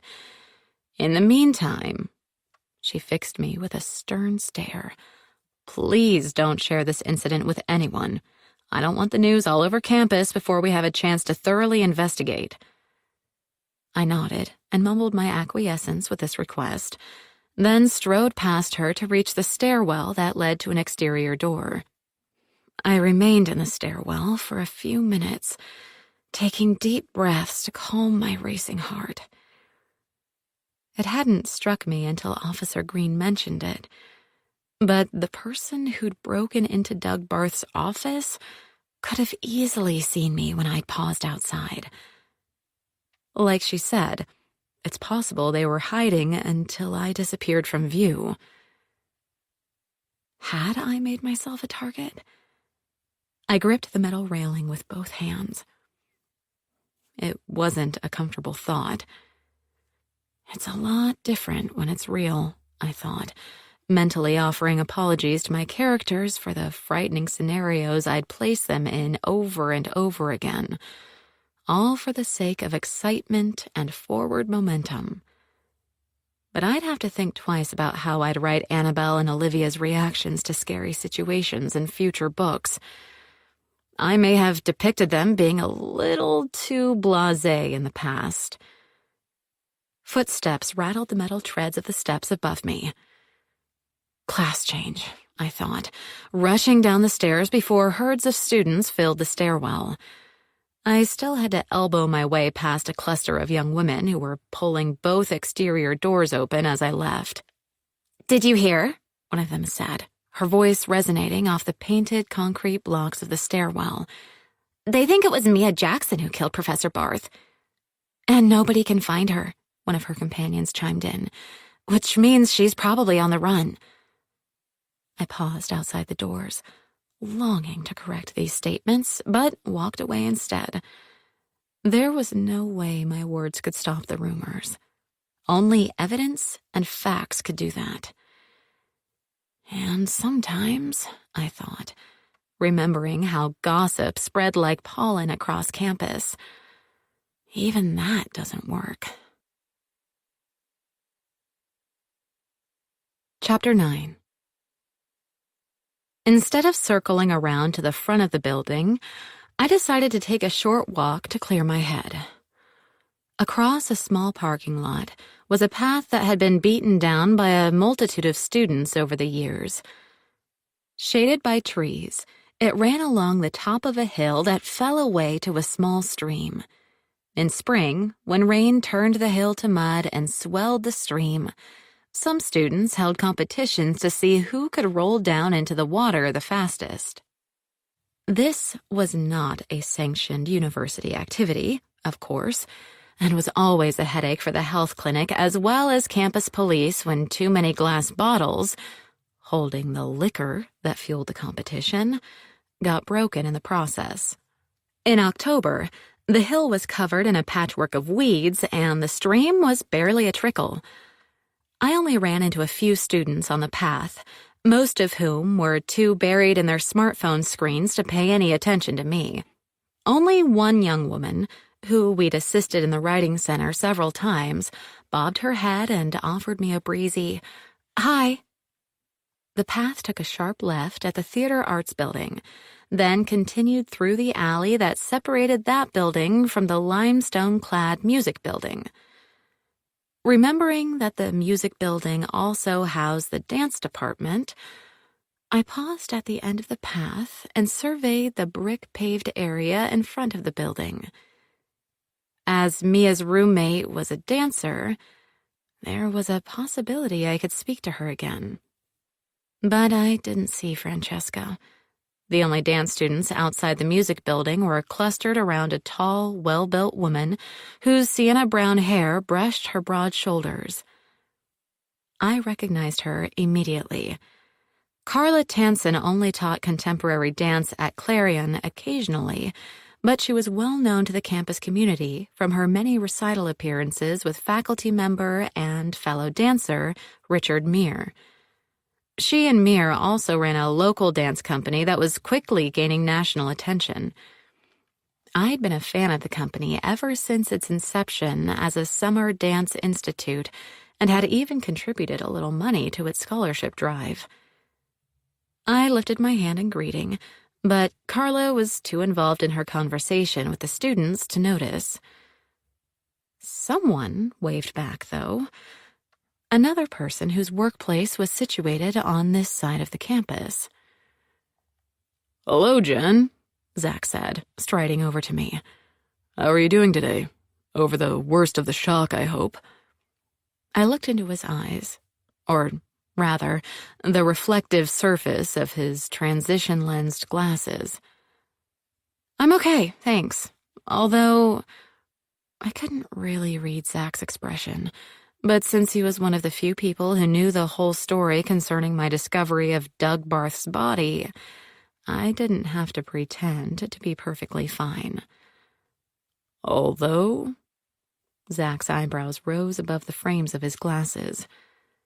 I looked around and noticed several students strolling toward us. "If you have time, let's head to my office. I have something to tell you that I don't want to share with the entire campus. Well, that's fine. I was planning to run by the library anyway. Zach gestured with one hand. Lead on, Macduff. It's actually lay on, I said, automatically falling into instructor mode. It's not about a direction. It's about a sword battle. But don't feel bad. It's often misquoted. His eyes still shadowed by his dark glasses, Zach shot me a sarcastic smile. Don't worry. I never feel bad when I'm corrected by an expert. I'm not really that much of a Shakespeare expert. I took off at a fast walk, matching his strides. Really? Well then, I'll guess I can ignore your tutoring on that subject in the future. Zach's voice was sharp as a razor blade. I suppose you can ignore anything I say, I snapped. I considered veering off across the plaza and leaving him behind, but decided I could put up with him long enough to get his take on the note and the possible intruder in Doug's office. We didn't speak again until we reached the library elevator. I didn't mean to bite your head off earlier, Zach said as the doors closed. I really have to work on my reactions to things that show me up. Pride, you know. Since my back was to him, I allowed myself to roll my eyes. It's fine. Is it, though? Zach said. I know my attitude may have come across as less than congenial. Of course, I said, keeping my tone light. I've heard a lot worse from students, as well as some faculty and administrators. I'm sure. Zach reached around me to punch the button for the second floor. If you don't mind, I think I'll stop by reference first, then head down to the writing center. After Zach got off on the second floor, I pressed the elevator button for the basement. Lily Tuon, another one of our student assistants, greeted me as I entered the writing center. Hello, Miss Dalton. It's been quiet this morning. No one seems too concerned with their papers or projects today. I'm sure they're all still affected by Professor Barth's death, I said. Did you know him? Only by reputation. And, of course, I saw him around, but I never had any classes with him. Lily tossed her silky black hair behind her shoulders. He wasn't too keen on the technical writing course I was taking. I think he believes stuff like that should be taught in the appropriate science programs instead of the English department. I'm sure you're right, I told her, glancing at my watch. Sorry, it seems I'm past time to relieve you. I hope it won't make you late for class. No, I have a break in my schedule, Lily said. And Ms. McHenry was here earlier, but it's been so dead in here. She asked if I was okay alone while she ran an errand, and I said sure. I imagine she'll be back soon. Well, you can head out now anyway. I'm here, and if Ms. McHenry was simply running an errand, she'll show up before too long. I waited until Lily left before I swiped my keycard to enter my office. Once inside, I opened the blinds covering the expanse of glass that fronted my office so I could keep watch for anyone entering the writing center. But first, the Shakespeare, I said, hurrying over to the shelf to pull out a large volume. I'd had my Penguin Complete Shakespeare since my undergraduate years in college, and it definitely showed some wear and tear. But it was still a great reference source. I placed the book on my desk and opened it to King Lear. Paging through the play, I found the notation for Act 5, Scene 3, and then skimmed through the text to find Edgar's first lines. It was a quote that made me take a step back from my desk. "Know my name is lost, by treason's tooth, bare gnawn, and canker bit. Yet am I noble as the adversary, I come to cope." Someone who felt betrayed sent this note to Barth, I mused aloud. Someone who believed they were his equal, but who he dismissed or demeaned. I frowned. The writer of the note was obviously a person who viewed Doug Barth as an adversary. The quote also described a person who was prepared to act, who was ready to throw down the gauntlet. It was a description that could easily fit Doug's killer. And the use of the quote indicated someone in the liberal arts, like Andrea Carmen and Mia Jackson. Chapter 10. The way you're furrowing your brow, that piece of paper must contain a disturbing message, Zach said as he sauntered into my office. It does, as a matter of fact. I met his questioning glance with a frown. I found this shoved in the box next to Doug Barth's mail cubby, but it was addressed to him. It references some lines from King Lear. Ah, Shakespeare again. Zach crossed his arms over his broad chest. Well, I'm sure I won't get the quote from a line reference, so you'd better read it out to me.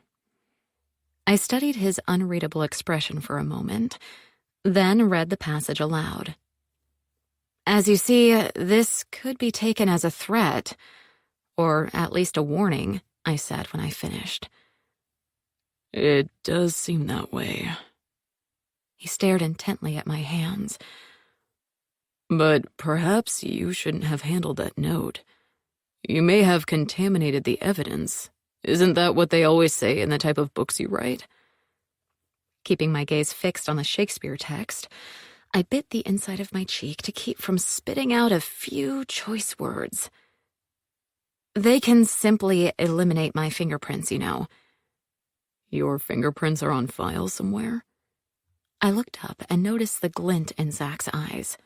No, but I'll be happy to provide them to the police. Along with that note, I hope, he said. Of course, I just wanted to check the reference first. I slammed the book shut. And yes, I know I should have given it to the investigators right away, but my curiosity got the better of me. Occupational hazard, I suppose. Zach gestured toward the row of my brightly colored paperbacks on my bookshelves. From your writing profession, I mean. Curiosity is a necessity in an amateur sleuth, or any investigator, for that matter, I said, crossing my arms over my chest. Not much can be discovered if you're oblivious. Zach flashed me a grin. Absolutely true, which is why curiosity is also pretty valuable in my career. If I didn't care about finding out more about my patients, I wouldn't be much use. I opened my mouth to make a pithy comment, but snapped it shut again as two people appeared in the writing center's central room. Hi, Bree. Hi, Christine. Can I help you? Actually, we hope we can help you. Bree cast an inquiring glance at Zach as he turned to face her. Sorry, are we interrupting? Not at all, I said, stepping out from behind my desk. I was just sharing some information connected to Doug Barth with Dr. Flynn. Are you also questioning the sudden rush to judgment, Zach? In terms of labeling Mia Jackson a murderer, I mean. Bree bumped Christine's arm with her elbow. That's honestly why we're here. Rumors and insinuations are flying across campus faster than the speed of light, and we're fed up. Truth is, I saw Ms. Rowley in the cafeteria and knew you were friendly, Ms. Dalton, Christine said. I asked her to direct me to your office, and she said she'd come with me, since we both agreed something needs to be done. Poor Mia. I expect she's hiding somewhere, afraid to show her face because of all the gossip and flat-out lies. What do you think you can do? Zach asked, glancing from Christine to Bree. I understand wanting to help the girl, but the best thing would be for her to turn herself in and tell the truth to the authorities. If she's innocent, she can clear her name fairly quickly. Christine snorted. Really?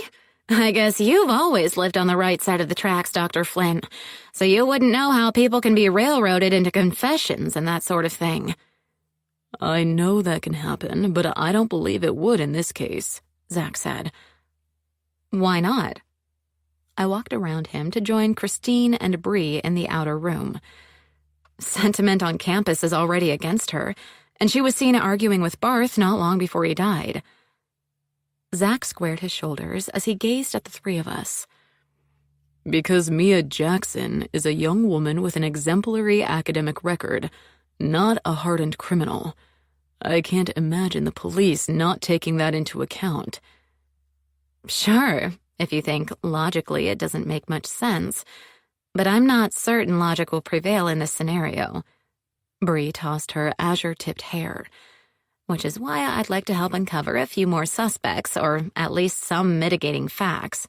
I'm not saying the police won't conduct a thorough investigation and reveal the truth, but in the meantime, I'd hate to see Mia, or any student, put through the campus rumor ringer. It could have some harmful psychological effects, right? It's possible, Zach admitted, his expression turning thoughtful. but again, what can you do? I think it would be best to leave the investigation to the professionals. Christine's blue eyes widened. Even if they get it wrong? And as for what we can do, well, I have a couple of ideas about other suspects. Hold that thought, Bree said, lifting her hand, palm out. I don't think you want to share that at the moment. I spun around at the squeal of the entrance doors. A cluster of students pushed their way into the room, their chatter filling the air like birds at a feeder. They plopped down at the computer stations, dropping their book bags on the floor. The lines bracketing Christine's thin lips deepened. I guess this ain't the time and place. Not to share that kind of information, anyway, Bree said. Look, why don't we all meet up at my house after work today? It's within walking distance of campus, so you don't even have to move your cars if you don't want to. I don't think that's a good idea, Zach said. Bree reached over and tapped his forearm. Oh, come on. We can talk there without worrying about being overheard by anyone. Besides, we could use your psychological insights. Right, Jen? Well, I said. Go ahead, have fun with your amateur detective society, but count me out. Zach slipped past us and headed for the main doors. Bree watched Zach leave with a frown. What a stick in the mud. Should have expected it, though. He's a decent guy, but a bit too unbending, if you know what I mean. She turned to Christine. I'm not taking no for an answer from you. Before you leave campus, make sure I have your number so I can text you my address. Will 7 o'clock work? Christine nodded. Fine by me. Bree smiled. Good. What about you, Jen? We'll see. I'm not really sure what my schedule looks like this evening, I said, knowing full well that I had no plans. But for now, I need to check in with the students who just came in and see what help they might need.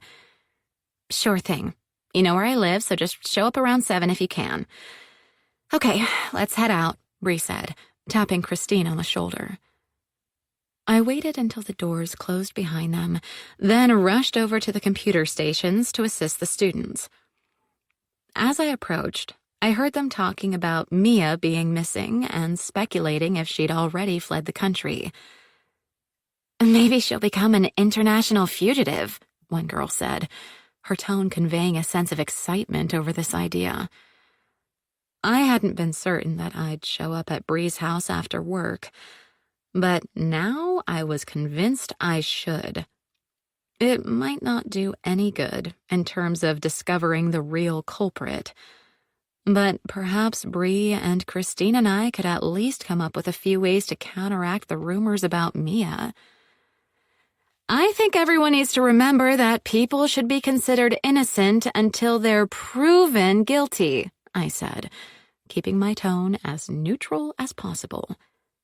The side eye I earned from the group was epic. Chapter 11.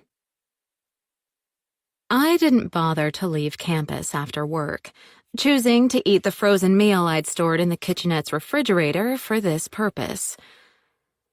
One of the reasons I have a cat and not a dog, I told Aaron. I don't have to worry about walking Ash, and I always leave some dry kibble out in case I'm late. Cats are more convenient, but you know me, I'm still a dog person, Aaron said, pouring a mug of coffee. But you don't have one, I pointed out. Not at the moment, but I'm thinking about it. Aaron leaned against the edge of the counter and swirled a packet of fake sugar into her mug. It's a big commitment, I've had so much on my plate lately, I simply can't imagine adding anything else. I eyed her, convinced she'd never actually adopt a pet. How many cups is that? I asked. It's the none of your business cup. Erin's spoon clanked against the inside of her mug as she continued to stir. I just wonder how you get any sleep at night, drinking full-octane caffeine all day long. You know I'm a night owl, which is why I prefer working here from 11 to 7 while you cover 8 to 5. Evenings are my most productive time. I do recall that, I replied mildly. When we'd opened the writing center, I'd asked Erin if she'd prefer a few earlier shifts so she could have more of a social life. But she told me it wasn't necessary, especially if I agreed to cover for her when she taught her poetry class. The schedule worked for both of us, with our shifts overlapping to provide time for planning and discussion, as well as to allow us to alternate assisting students in the center and presenting in-class training sessions. Do you know what they plan to do about Barth's classes? I asked before finishing up my macaroni and cheese. The rest of the department is filling in, except for me, of course. I volunteered to teach one of his morning classes, but Gary said it wasn't necessary. Erin took a long swallow of her coffee. He said he didn't want to affect the writing center schedule. I laid down my fork. It wouldn't, though. Not if the class was over by 11. Which I explained in words even a toddler could understand. Erin sniffed. I think he just doesn't want to give me any more leverage in the department. If I teach additional courses, I could have more of a voice. I stood and carried my dish and utensils to the sink. I don't see where that would be an issue. You're as qualified as most of the faculty in that department. That's the problem, I guess. Erin's voice was edged with bitterness. Gary knows I'm more progressive and would support Andrea Carmen and others who want to introduce new courses that actually reflect the current state of reading and writing. Like Doug, our department head has always squashed any movement toward new directions. I turned my head to study her profile. She appeared disgruntled, which wasn't unusual when this subject came up. I knew Erin would have preferred a full-time teaching post, with the possibility of tenure, over working in the writing center. But in the 4 years since the center had been established, no faculty positions had opened up in the English department. Until now. As I squirted a little dish soap on a sponge, I thought better than to mention the possibility of Erin applying for Doug Barth's position. It seemed a little ghoulish, given when and how he died. After cleaning up from my impromptu meal, I retreated to my office to do some research for the next novel in my mystery series. I was off the clock and didn't mind Erin knowing what I was doing. I even shared some information when she poked her head around my office door to inform me that it was past 6:30. Thanks for reminding me, but did you know, I said, twirling a pen between my fingers, that if you spike someone's coffee with tetrahydrozoline, which can be found in almost all eye drops, you can kill that person in a relatively short period of time? Really? Erin looked me over, her eyebrows raised. Honestly, Jen, I'm surprised the FBI hasn't raided us long before this, given your search history. What can I do? I'm 10 books into the series. I've used all the normal methods. I have to come up with a few new ways to dispatch people. Erin offered an exaggerated shudder in response. All this talk of murder and death. Can we please give it a rest? Sure. I stood and turned off my computer. I'm heading out now, unless you need me to stay to help close everything down. I just realized you'll be on your own since none of our student assistants are here this evening. It's fine. There's less than 30 minutes left, and I can keep watch while finishing up some grading. Erin turned away and headed for the open door of her office. Grabbing my jacket and tote bag off the coat tree near my desk, I rushed out of the writing center. Bree's house was only 2 streets away from the edge of the campus, but it was still a 10-minute walk. Bree's neighborhood was popular with the lower-paid lecturers and university staff, and its eclectic style reflected their wide-ranging tastes. Most of the homes were bungalows, their brick or wooden siding contrasted by vibrant trim. In keeping with environmental awareness, many of the front yards were filled with shrubs and flowers instead of grass. Bree's white-painted brick home, one of the smaller houses on her tree-lined street, boasted a 3-color trim pattern: violet framing the windows, sky blue scalloped siding on the dormers, and a front door as blazing yellow as a daffodil. I climbed the concrete steps to her front porch and rang the doorbell. Its melodic sound was echoed by the numerous wind chimes Bree had hung along the edge of the porch roof. "Welcome," Bree said, opening the door and ushering me inside. "Now that we're all assembled, we can get down to business." The interior of Bree's home was as colorful as the exterior, with a decidedly bohemian vibe. Colorful Indian print cotton throws enlivened the wicker and rattan furniture, and the bookshelves were filled with interesting objects as well as books. Christine, who was standing near one of the floor-to-ceiling white bookcases, picked up an embroidered fabric elephant. "You have quite a collection of stuff from other countries. Do you travel a lot?"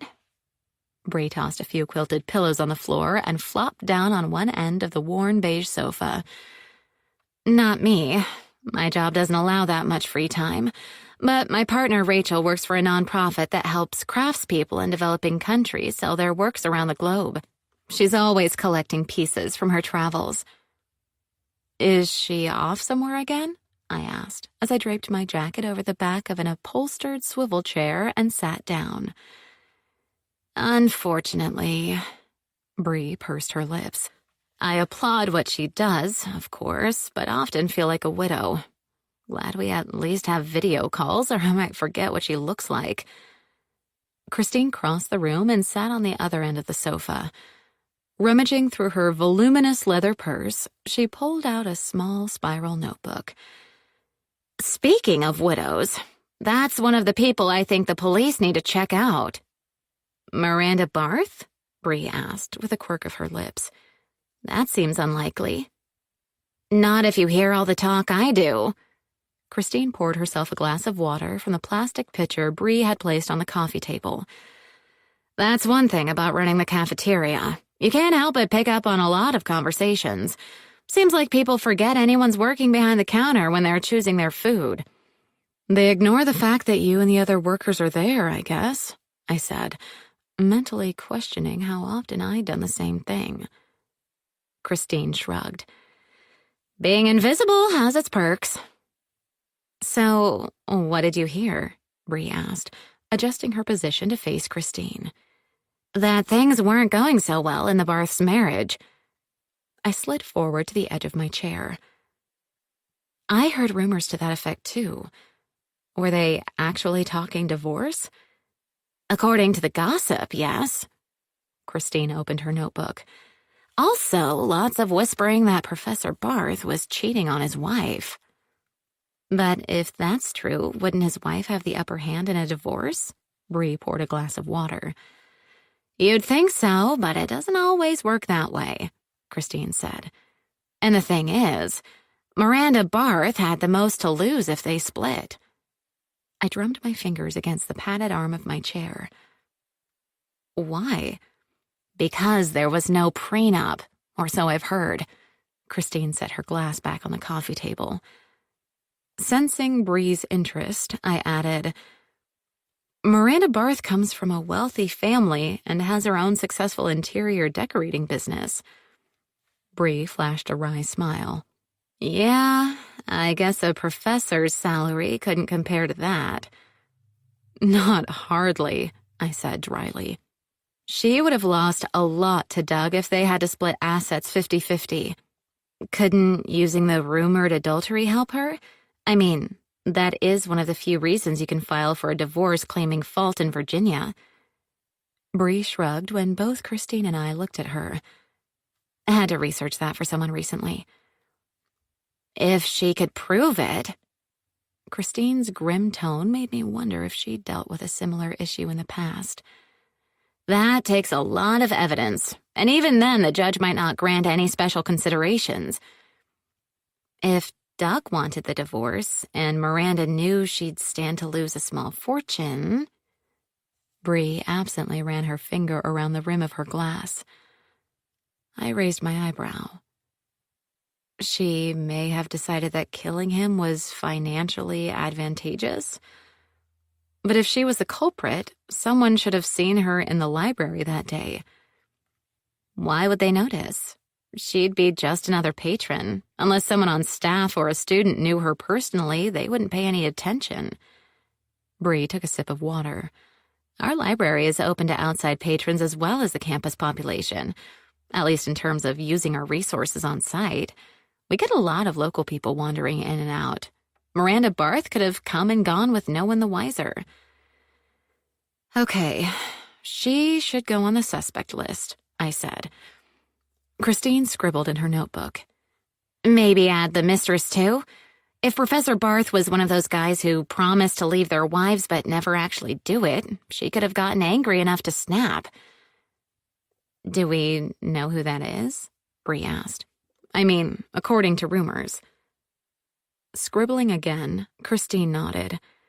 Someone called Paige Irving. Former student, they say. I don't remember her, but not all students eat at my cafeteria. Really? She sells real estate now. Haven't you seen those bus advertisements with her face plastered all over them? Bree asked. Christine shook her head. I never take the bus. Live too far out for that. Paige Irving is a very attractive blonde in her late 20s. Nice enough, if a bit plastic. Bree held up her hands.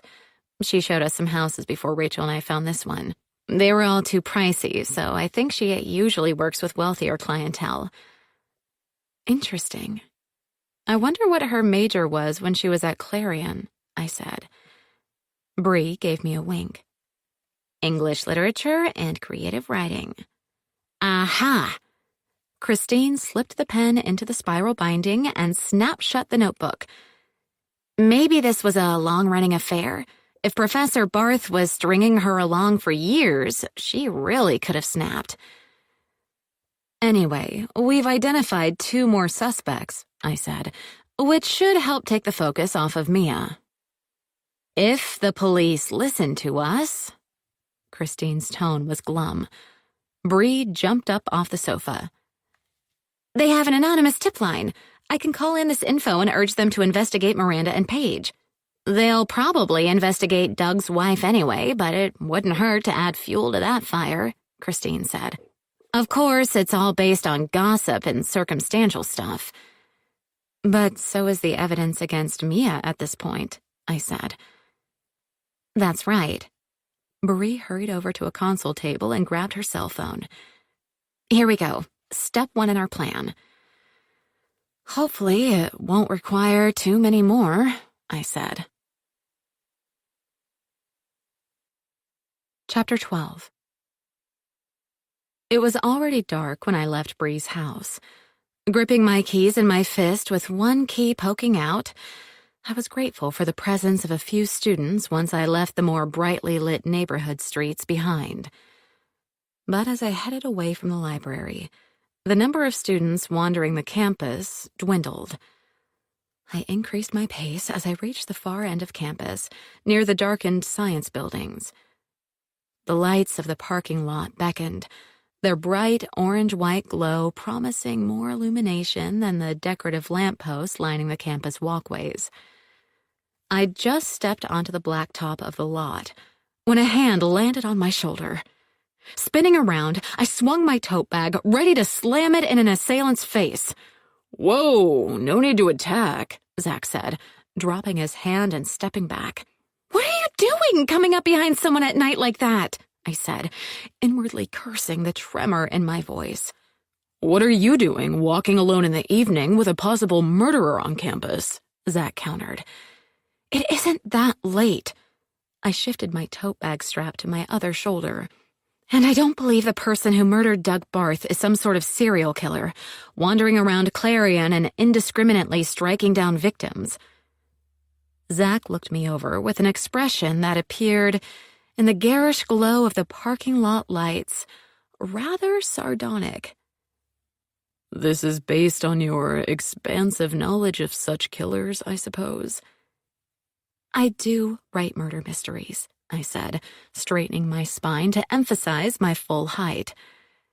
Besides, I'm not the most likely victim. Being tall and rather big-boned has its advantages in some ways. Nonsense. Zach's expression hardened. None of that matters if your assailant has a knife or a gun. Well, I've almost reached my car without any incident. Besides, there are still students roaming about. Zach tapped one foot against the blacktop. That didn't stop Doug Barth's assailant from shoving him off that mezzanine, now did it? Walking by yourself at night is not smart, Jen. Surely you know there are volunteers who work with campus police as escorts. You just have to call them when you leave your office at night. I didn't come from my office. I was at Brianna Rowley's house off campus. It's close enough that I didn't bother to move my car. I turned and walked away from him. Which is right over here if you feel the need to play escort. Personally, I just want to get home. Don't tell me you were actually meeting up with Bree to create some sort of Scooby gang, Zach said, as he followed right behind me. I know you're both determined to prove Mia Jackson wasn't involved in Doug Barth's death.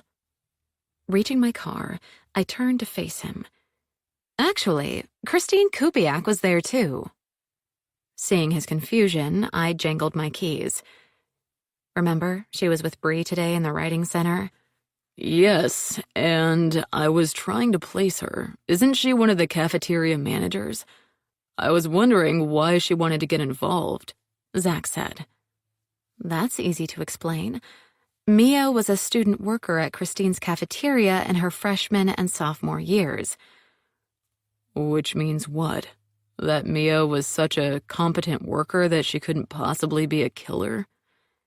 Zach's eyes glinted behind the lenses of his glasses. I'm not saying Ms. Jackson murdered Barth, but you need more than character witnesses to vouch for her innocence. I leaned back against the cool metal of my car door. We know that, but I and the others feel like the police are zeroing in on Mia without considering all the other possibilities. That was what we discussed. Other people who could be suspects. I'm sure the police will consider the same individuals, Zach said. They always look at a spouse, for example. Yes, but maybe they won't realize that the Barths were close to a divorce or that Doug had a girlfriend. Or even if they do, they might not pursue those possibilities until after they've traumatized Mia. Zach zipped up his ski-style jacket.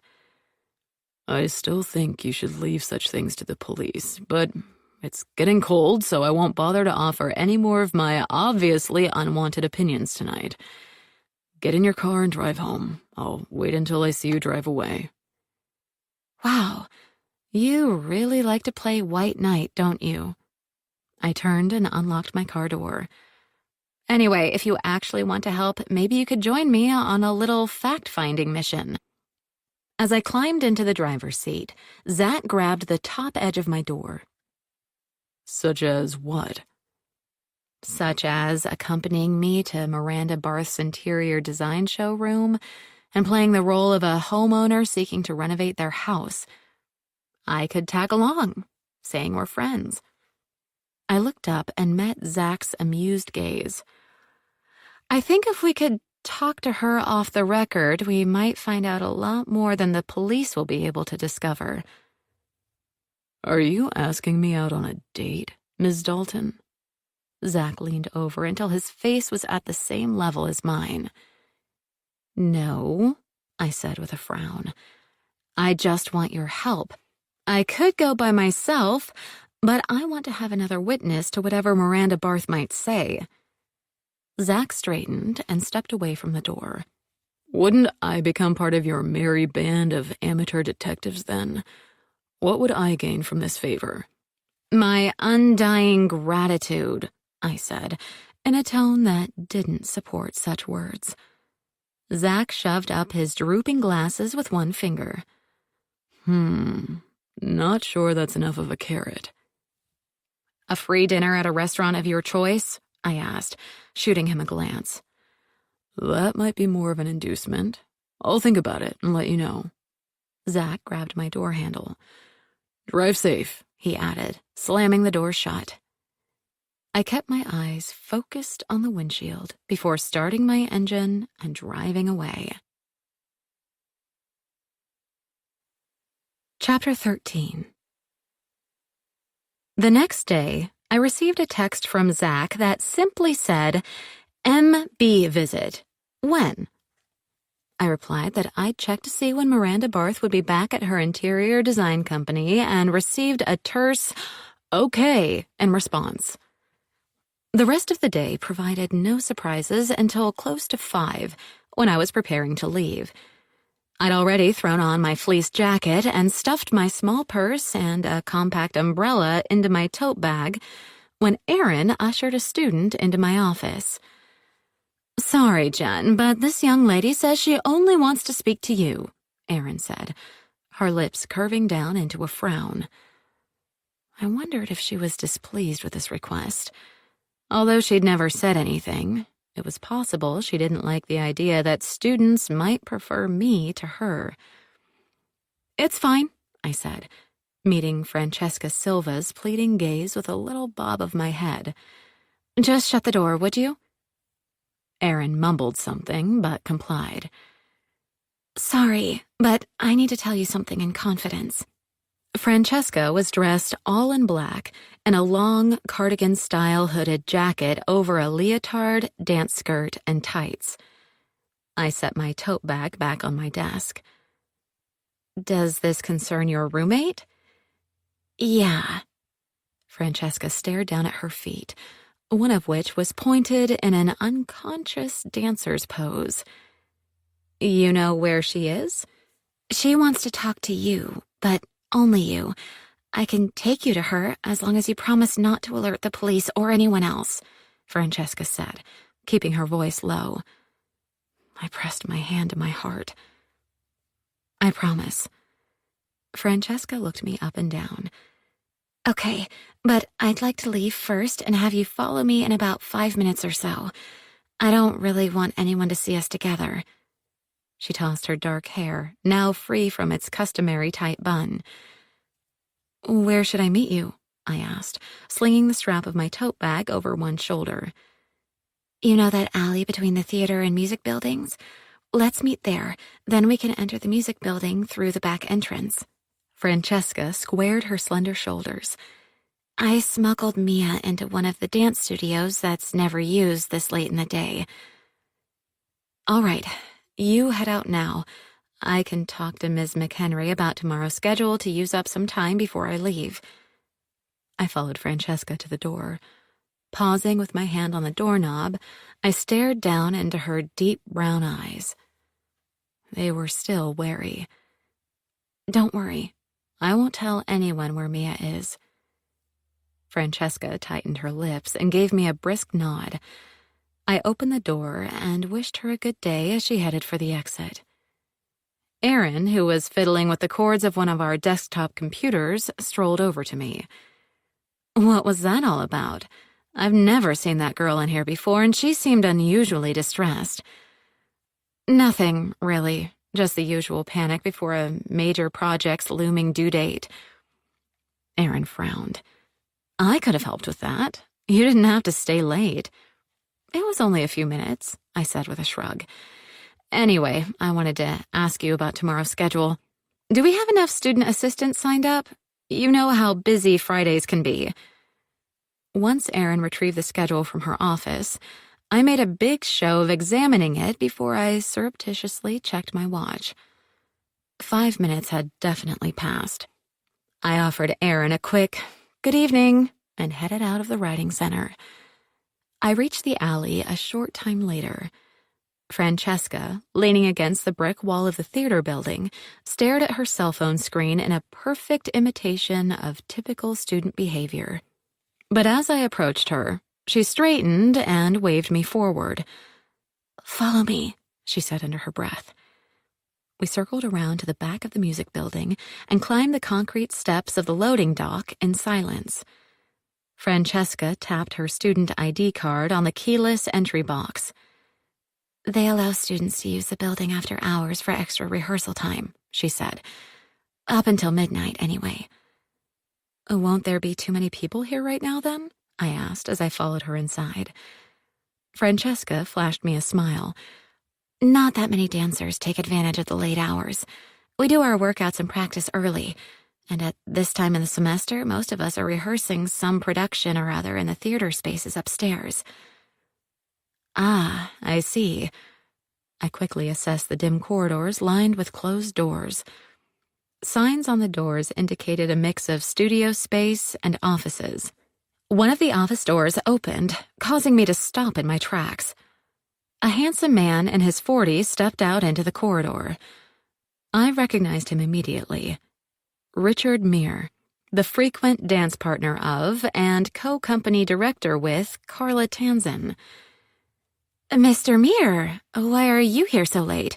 We didn't have a rehearsal this evening, and I thought you only taught that one studio in the morning." Francesca batted her black lashes as she stared up at his face.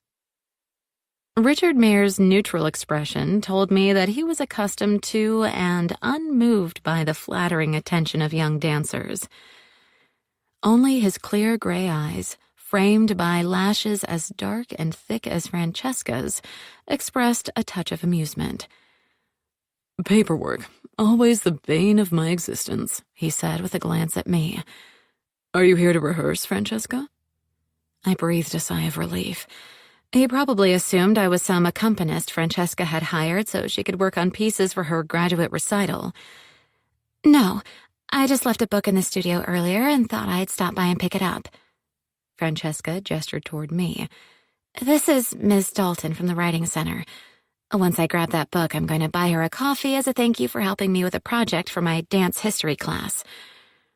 "Hello." Richard Mere's smile was definitely charming.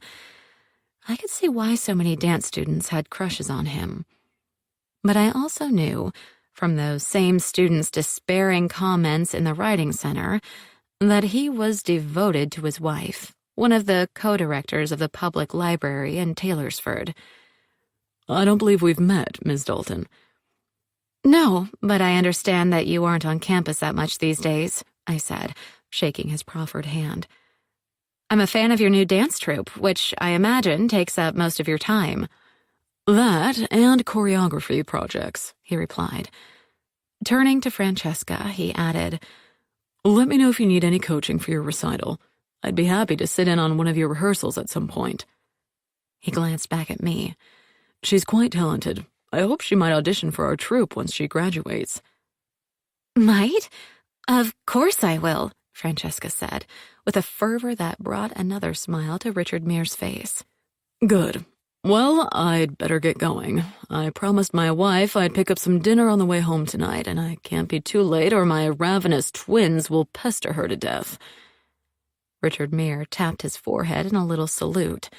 "Nice to meet you, Miss Dalton. Always happy to greet a fan of the company." "Nice to meet you as well," I told him before he turned and strode away. "Too bad he's married," Francesca said, after Mere exited through the back doors. I looked down at her, my lips twitching. "He's a good bit too old for you." Francesca sighed. "Makes it more romantic." "That's only in books and movies. That sort of age gap usually doesn't work out too well in real life." "Anyway," Francesca rolled her shoulders as if tossing off my words. "Here we are. Mia's inside. I'll let you in and then leave you two alone to talk. Oh, and she asked that you drop your cell phone on the table just inside the door." She tapped her ID card against the scanner and pulled open the door to a dimly lit studio. "I think she's hiding out behind the piano in the corner." I thanked Francesca, who waved this off and walked away once I grabbed the door and held it ajar. Slipping inside, I closed the door behind me then pulled out my phone and laid it on the table. I made my way across the bare wooden floor toward the piano Francesca had mentioned, which was an old black upright, turned so I couldn't see the keyboard. I waited until I was closer to call out Mia's name. "It's Jen Dalton? Your roommate says you want to talk to me." "You didn't tell anyone? And no one followed you?" Mia's voice sounded ragged, as if she'd been crying too much for too long. "I'm all alone," I said, lifting my hands. Stepping out from behind the piano, Mia stared at me for a moment. "So am I," she said, before bursting into tears. Chapter 14. I rushed to her and gave her a hug. "I'm so glad to see you. Happy you're here." Mia returned my hug, then stepped back. She yanked a tissue from her pocket and wiped her eyes and nose. "It feels like everyone else is against me, not counting Francesca, who's been great." "There's been much too much of a rush to judgment," I said. "It seems like everyone's convinced you killed Doug Barth because of your argument and the story found near his body, but I simply don't believe that." "I knew you'd be on my side." As Mia squared her shoulders, her oversized cotton sweater slipped down her arm, exposing one shoulder. I felt a flicker of concern that she was running around without a coat until I noticed a heavy black cardigan draped over the top of the piano. "I was going to come forward sooner, but I was afraid no one would believe me." "You did argue with Professor Barth the day he was killed, though?" I asked. Mia tugged her black sweater back over her shoulder. "Yeah, but when I stormed off, he was still alive, I swear." "I believe you, but must warn you, at least one person witnessed your fight." I examined Mia. She appeared to have lost weight, something she couldn't afford to do. She was nearly as tall as me, yet I suspected she weighed at least 20 pounds less than I did. "Are you eating properly and getting enough sleep? You look worn down." Mia made a face. "Yes, Mom, don't worry." "Appearances to the contrary, I'm not old enough to be your mother," I said dryly. We'd had this discussion before, when Mia had complained that I was nagging her as much as her mother did. But I knew Mia wasn't really upset by my concern for her. I'd mentored her ever since she first came to the writing center to interview me for the student newspaper. While we spoke about the center, Mia became intrigued by my second career as an author. As she'd told me at the time, she wanted to write romance novels, including historicals and rom-coms, and was intrigued by my success in genre fiction. "I know," Mia shuffled her feet. "I should have stayed on the scene when I found him, but I was so shocked." "Wait, you saw Doug Barth after he fell?" Mia bit her lower lip. "I came back to get my story. We'd argued about the grade he gave me. I was sure it was simply because he disapproved of me writing genre fiction, not the story itself. He told me it was the writing as well, but I knew that both you and Ms. McHenry had loved that story, so I told him he was lying and threw my story at him. I dashed off then, but once I was in the stairwell, all the way down at the first floor, actually, I thought better of abandoning my manuscript because I needed that copy, dripping with Professor Barth's very biased comments, to plead my case with Dr. Alexander." "So you went back and found his body," I said, eyeing her with sympathy. "He was on the floor, all crumpled and bleeding." Mia buried her face in her hands. "You're sure he was already dead?" I asked. Mia looked up at me, tears glistening in her dark brown eyes. "I checked to see if he was breathing, but it didn't seem like he was, so I panicked. I'd never seen a dead body before, and we'd just been talking, and..." She raked her fingers through her tight black curls. I know I should have immediately called 911, but it was like my mind went blank. You didn't see anyone else in the area? I asked. I mean, the murder had to have occurred soon after you left the first time. That's the worst part. I did. Mia leaned against the side of the piano, gripping the edge of the top as if needing a support to remain on her feet. I heard a noise above me and looked up and saw a figure standing on the mezzanine. They were wearing dark clothes and were all bundled up, like in a hoodie with a scarf wrapped around their nose, mouth, and chin, and the edge of the hood pulled down to shadow the rest of their face.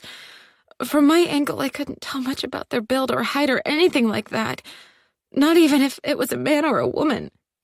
But they saw you? I asked, a frisson of fear running down my spine. Mia audibly swallowed. They had to have seen me pretty clearly. What happened then? They spoke in some fake growly tone. They warned me if I said anything, I was next. Mia wrapped her arms over her chest, hugging her own shoulders. I inhaled a deep breath. They threatened you? Yeah, so I ran. Into the stacks at first, but when you showed up, I decided to escape. I just couldn't face anyone or anything right then. I dashed down the stairs and out into the main floor lobby and then ran outside.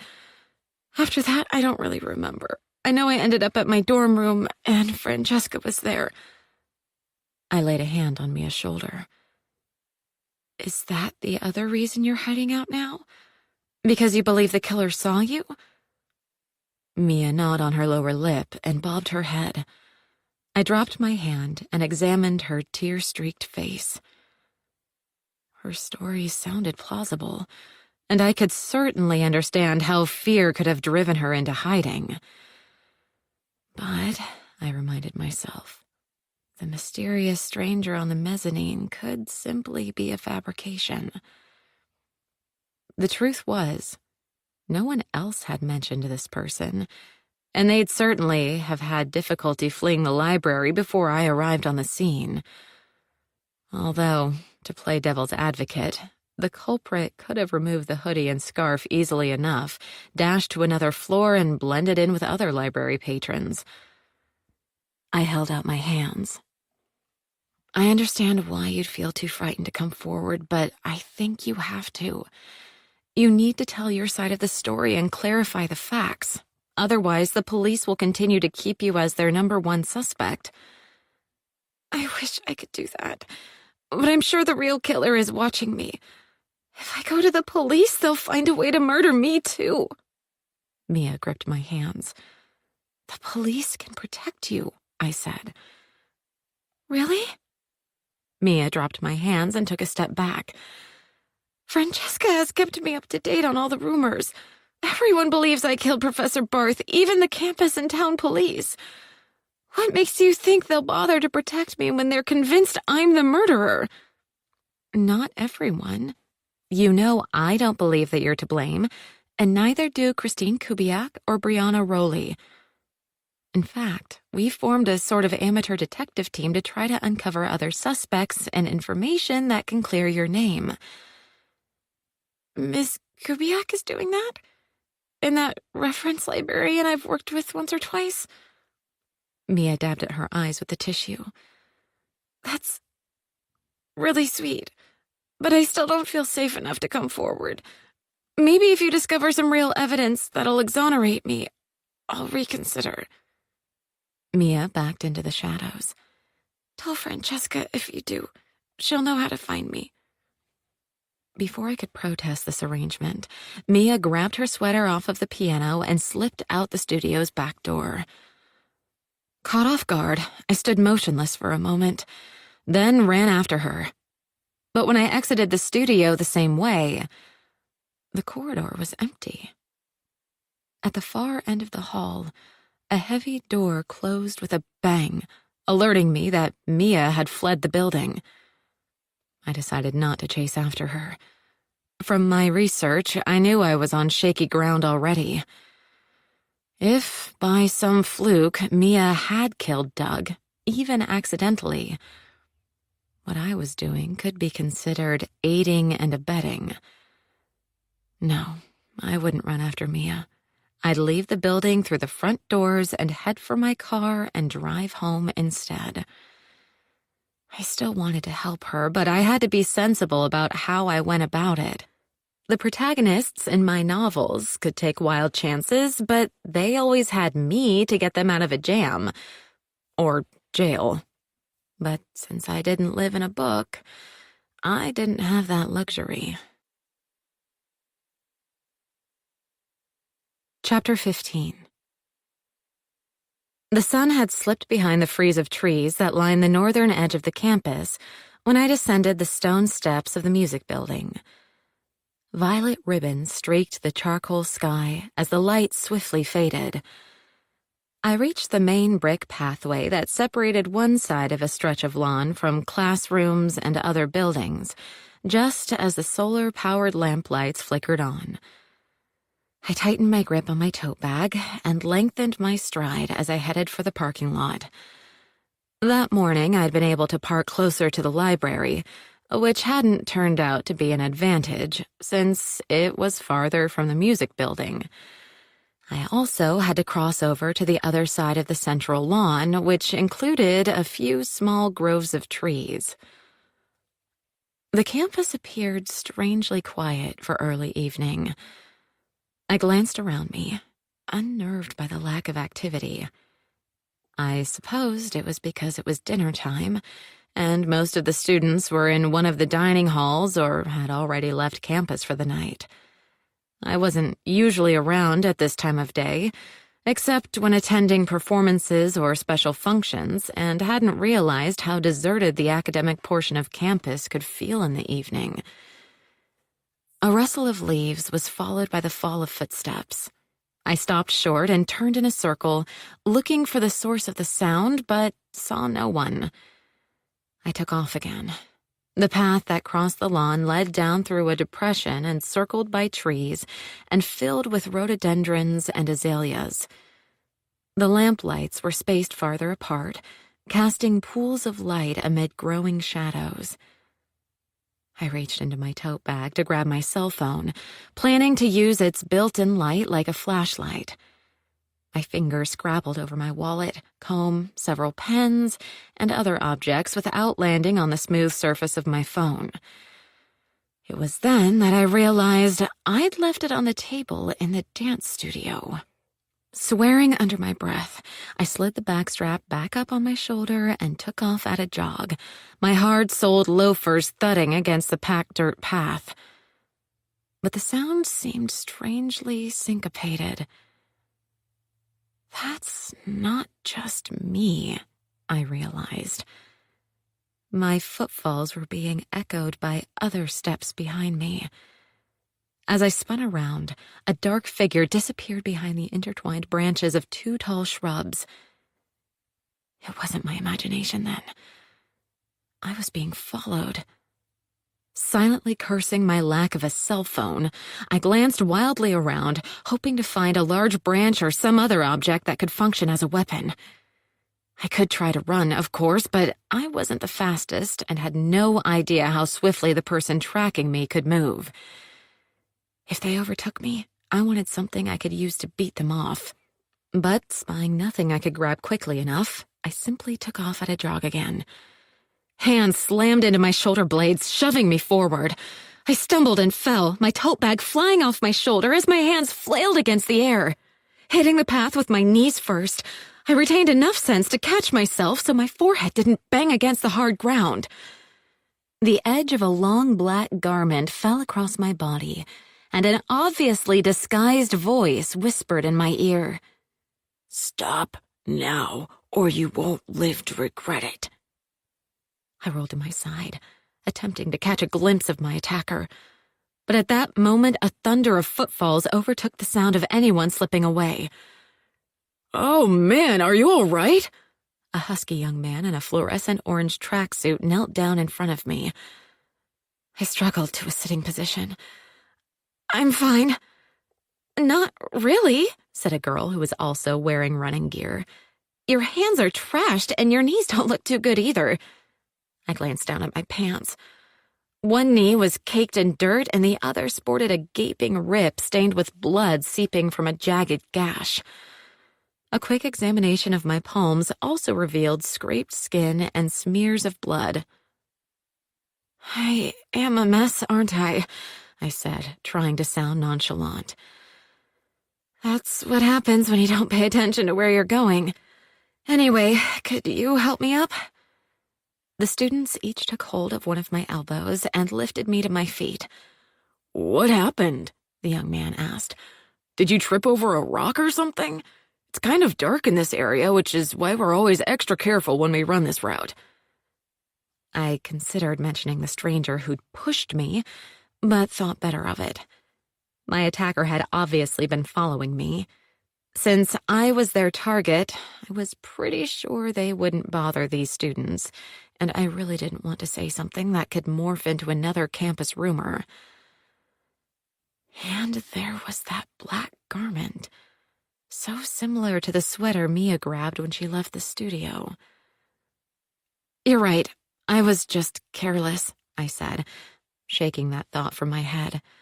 Thanks for your help, but please go on with your run. Like I said, I'm fine.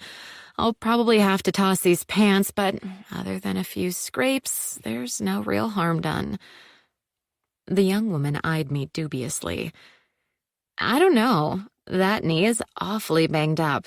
Why don't we walk you to health services? They always have someone there for emergencies. Really, that's not necessary, I said, as the young man leaned down to pick up my tote bag. I'd hate to interrupt your exercise. It's okay. We can just run another circuit after we drop you off. The young man slung the tote bag strap over his shoulder. And that way I can carry this for you. With the initial shock fading, pain was blooming throughout my body. I didn't look forward to hauling the tote bag to my car, and the dampness of my right knee and lower leg told me that blood was still flowing from that wound. All right, I appreciate it. By the way, what are your names? Max, the young man said. And this is Laura. I thanked them again before hobbling back to the brick path. Max on one side of me and Laura on the other. We reached the student health center right at the moment the pain in my knee forced me to collapse onto one of the chairs in the small waiting room. An older woman popped out of an office with a plate glass window and blinds opened to allow its occupant to keep an eye on anyone entering the building. "Oh my, what happened?" the woman asked. The name tag pinned to her lilac scrubs identified her as Caroline Bell, RN. "She fell on that path that runs across the middle of campus," Laura said. "Good thing we were out running and saw her." "That was fortunate." Caroline Bell offered the students a warm smile. "That gash on your knee might need stitches," she added, shifting her gaze to me. "Unfortunately, I can't do much since you aren't a student. We have restrictions about treating faculty and staff, unless it is an absolute emergency." I didn't realize that, Max said, shooting me a sheepish smile. I guess we should have called 911 or something. "It's hardly that serious." I shifted in the chair so I could face the nurse. "Maybe just give me an extra-large Band-Aid? If there's a public restroom, I can wash up and bandage the worst spot myself, then be on my way." "What's this?" Zach stepped out of one of the doors that apparently led to a private area of the clinic. He strode over to my chair. "How did you get injured, Jen?" "I fell on a path. Luckily, these two students were taking an early evening run and helped me out." "Well, that's good." Zach's gaze swept over Max and Laura before landing on Ms. Bell. "Can't you do anything, Caroline?" She crossed her arms over her chest. "You know the rules, Dr. Flynn. Our insurance doesn't cover faculty and staff." Right. Zach knelt down in front of me and examined my blood-soaked knee. Well, that's a nasty cut. I think it would be best to see someone at an urgent care facility. I waved my hand in his face. No, if I clean it up and slap on a bandage, it'll be fine. Zach's glasses had slipped down his nose. He shoved them up as he fixed me with an imperious stare. When was the last time you had a tetanus shot? Well, I cleared my throat. I guess I don't remember. Oh, you need to check on that, what with getting a cut on a dirty path and all, Caroline Bell said. See? Zach stood up. The medical professional has spoken. Come on, Jen. I can drive you to the closest urgent care. It isn't far. I slid back in the chair. It's too much trouble. Hey, I'd do it, Laura said, concern clouding her eyes. We just learned about tetanus in my health sciences class, and it's nothing to mess with. Max vigorously nodded in agreement. Better go with the doctor, and since you're in good hands now, we'll be off. I thanked the students again. Waiting until they'd left the clinic, I rose to my feet. Or tried to, anyway. I hadn't counted on how wobbly my legs would feel. Wavering slightly, I clutched the top rail of an adjacent ladder-backed chair. Zach grabbed my other arm. Sure, you'll simply slap on a Band-Aid and do what? Stagger to your car? Good way to develop a bad reputation. I shot him a fierce glance from under my lowered lashes. Those words reminded me of his impromptu lecture that night in the bar. I may need to rest for a few more minutes, but I can manage. Caroline Bell tisked and shook her head. You should accept Dr. Flynn's offer. He's right about that knee wound needing proper care, and a tetanus shot wouldn't go amiss. Not if you don't remember when you had one last. Oh, very well. I reached for my tote bag, which Max had set on the chair beside me. Zach loosened his grip on my other arm. Are you feeling steady enough now for me to let go? I just need to grab my jacket and briefcase from the office, and we can head out. My car's in the lot nearby, so you won't have that much of a walk. I'm fine, I said. When Zach disappeared through the door that obviously led to exam rooms and offices, Caroline Bell looked at me with a critical gaze. If you're sure you're okay, I'm going to head back to my own office. I have a ton of paperwork to tackle, as always. Gritting my teeth as a flash of pain stabbed my knee, I waved her aside. Thanks, I'm good. I'll leave you in Dr. Flynn's capable hands then. Sorry I couldn't be more help, but we have to be careful of lawsuits. I'm sure you understand. I mumbled something about red tape as she returned to the office.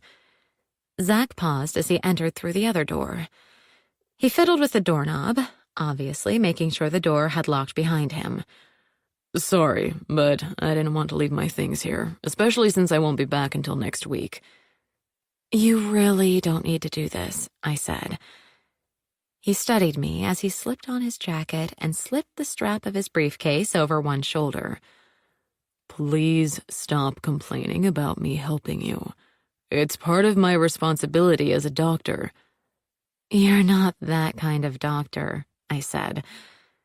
Zach tucked one hand through the bend in my arm, adjusting his hold to provide me with extra support on the side with the injured knee. Mind and body, body and mind. It's all intertwined, don't you think? He said while guiding me out of the clinic. I grimaced when we stepped onto the rough brick walkway. The only thing I'm thinking about right now is putting one foot in front of the other. Zach cast me a sardonic smile. Maybe you should have been thinking about that before you fell. Chapter 16. We didn't speak as Zach drove me to the urgent care facility until he parked and ordered me to stay seated until he could help me out of the car. I didn't protest, happy to lean on him to traverse the parking lot and enter the building.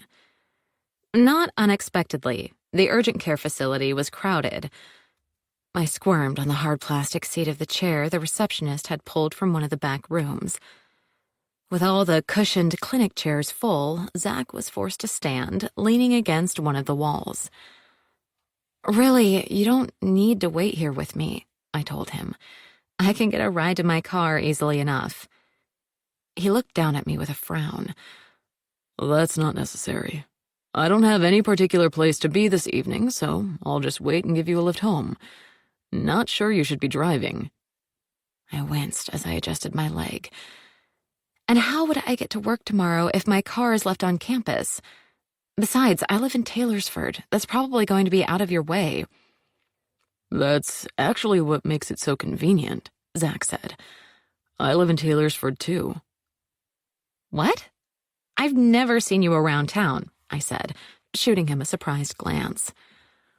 "Between working at my practice in Harburg and at Clarion, I'm not around much. At least not where I'd run into a lot of the locals." Zach straightened until his back was away from the wall. "You own a home there?" I asked. "I do. A small cottage on the lane behind the library." "What made you buy there when your work is here?" "Why do you live there?" Zach countered, his frown replaced by a faint smile. I shrugged. "Got a good deal on rent, and I really like the town. It's quieter, a good place for writing." Zach slipped off his glasses and wiped them with the lens cloth he'd pulled from his pocket. "Oh, right. I forgot about your second career." I opened my mouth to protest that my writing wasn't exactly second to my work on campus, then closed my lips. If Zach had forgotten about it, he was obviously not one of my fans. "You must prefer living in Taylorsford as well, then." "I do, but it's more about self-preservation." He put his glasses back on. "In my profession, it's preferable to live at some distance from work. At least far enough that you aren't continually running into patients on your morning jog." "I hadn't thought of that," I said, admitting to myself that it was a smart move. "Jen, what happened to you?" asked the slender, dark-haired woman striding out from the hall that led to exam rooms. She had one hand on the shoulder of a boy who was nearly her height but looked to be no more than 12. One of his sweatshirt sleeves was pushed up to his elbow, and a gauze bandage wrapped his forearm. "Just a minor fall," I said. "But what brings you here, Lainey?" "This guy." As Lainey patted the boy's shoulder, he rolled his eyes. "My son, Elliot, is a regular. Today it was stitches after falling off his mountain bike." "Mom," Elliot said, drawing the word out. "This is Jen Dalton. She runs the writing center at Clarion," Lainey told her son. She looked at Zach, her forehead wrinkling. "I know you from Clarion, too. Doctor something?" "Flynn," Zach said. "I work in the health clinic part-time. Psychologist," he added. "So not as much help with illness or injuries." "That's right. You presented a lecture to my department once." Lainey thrust out her free hand. "I'm Lainey Lee, a lecturer in the English department." After a quick shake of Zach's hand, Lainey turned her attention back on me. "Sorry to hear you hurt yourself, Jen, especially after everything you've been through recently." "I guess everyone knows all about that," I said glumly. "Well, I heard it from a direct source, not just the rumor mill," Lainey said. "Andrea Carmen, whose office is next to mine, told me what happened. She just barely missed finding the body herself, you know. She witnessed a fight between Professor Barth and that student. If she'd followed them to the 6th floor—" "Yes, she told me," I said, eager to wave aside this speculation. "Anyway, this injury is no big deal." I let out a squawk as I shifted my legs, belying my words. "That's a nasty cut. Injury on top of emotional trauma. So unfair." Lainey glanced at Zach. "I guess you also know that Jen stumbled over poor Professor Barth's body in the library. It must have been such a shock." "It wasn't the best day I've ever had," I admitted. "You found the dead guy?" Elliot's deep brown eyes widened. "Unfortunately." The boy's obvious interest in this subject reminded me why I'd never wanted to work with preteens. I knew their innate fascination with all things ghoulish or gross was a normal aspect of growing up, but I'd never wanted to deal with it as a teacher. "I've thought of that," Lainey said with an exaggerated shudder. "I don't think I'd have handled it as well as you have, Jen. I'd probably need to make an appointment to see you, Dr. Flynn." "Zach," he corrected. Lainey nodded. "Got it. I suspect you're distancing yourself from your profession because of strangers asking for psychological advice.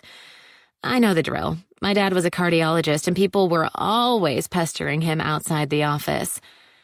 "It is an occupational hazard," Zach said with a smile.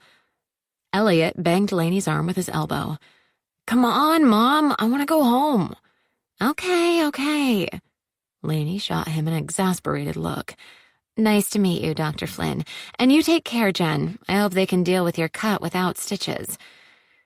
"Hopefully," I said, gazing down at my knee with a frown. "But it will heal in any case."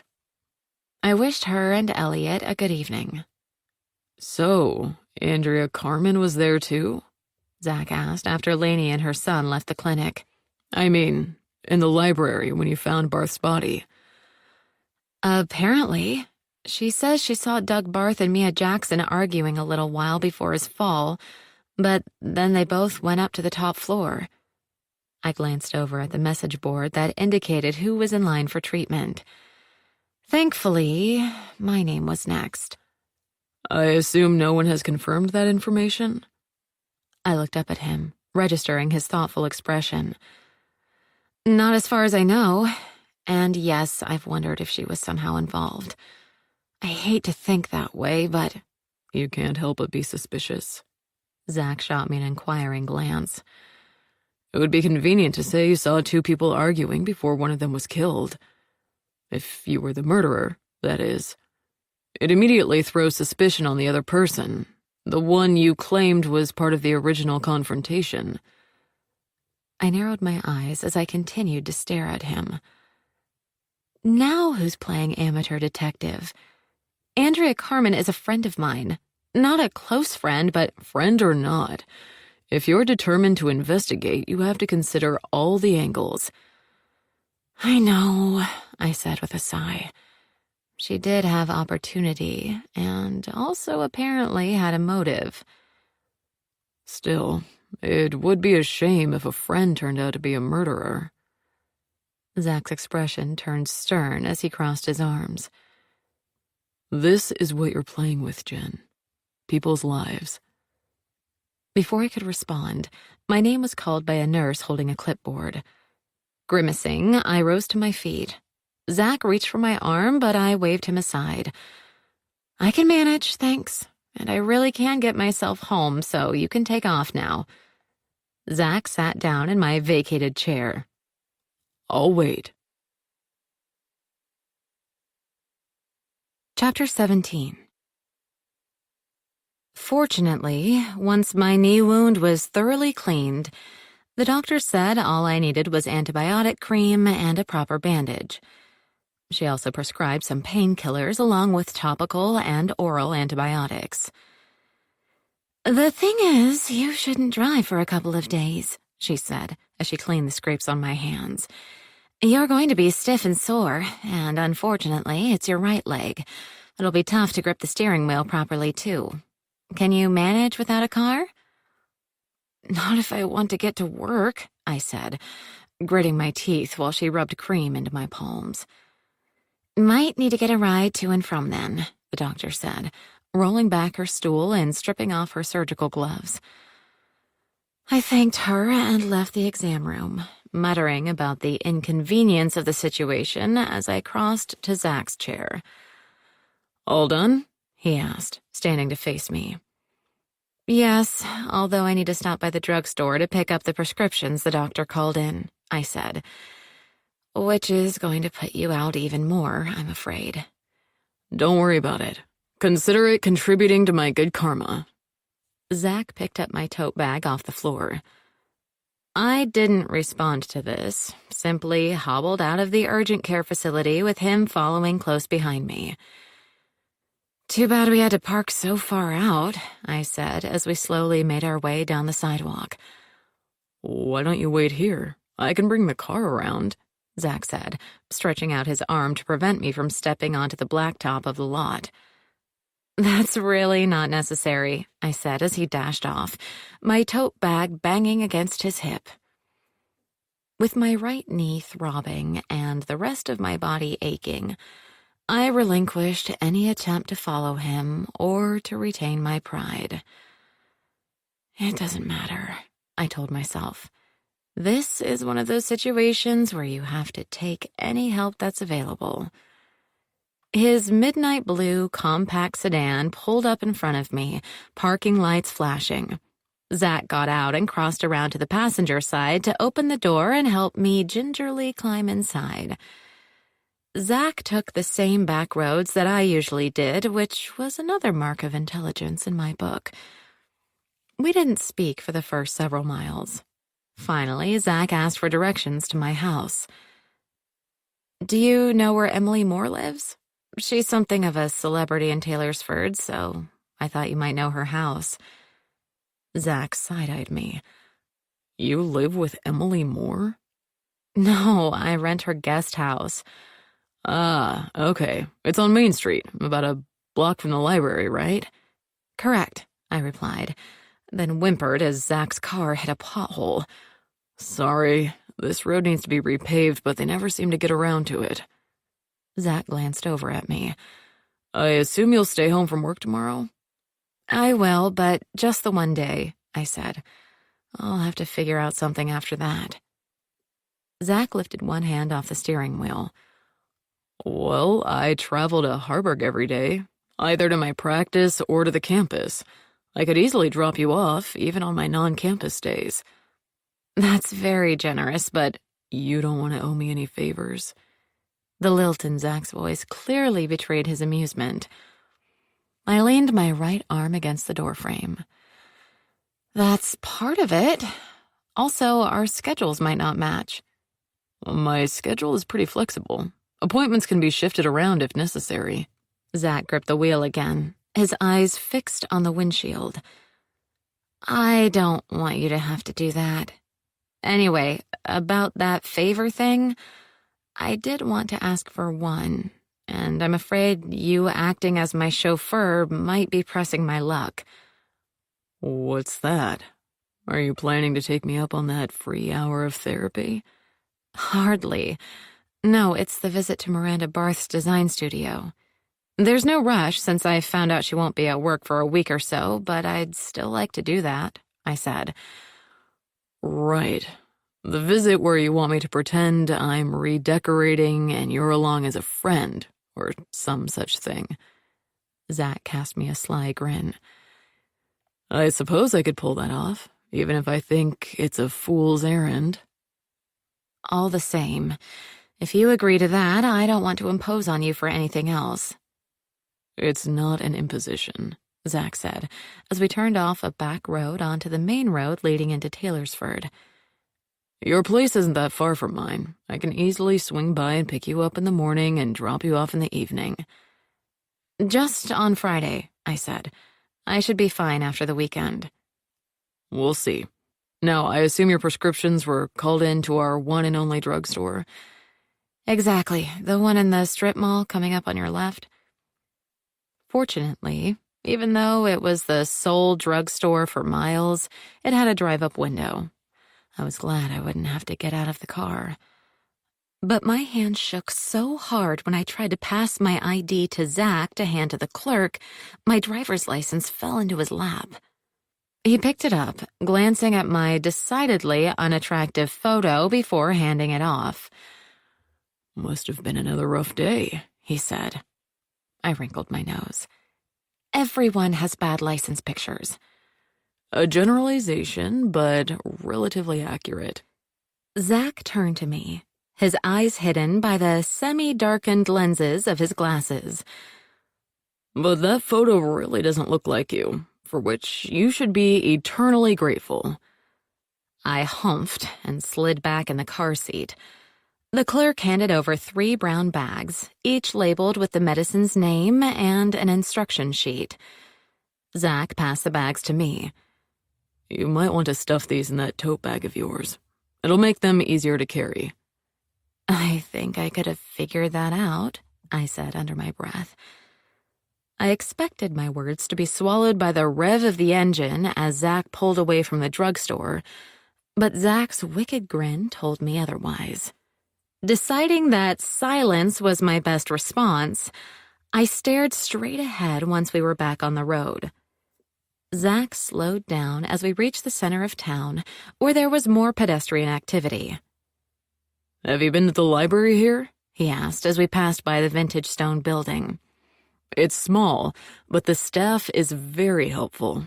They've gotten me several interlibrary loans faster than the Clarion Library ever has.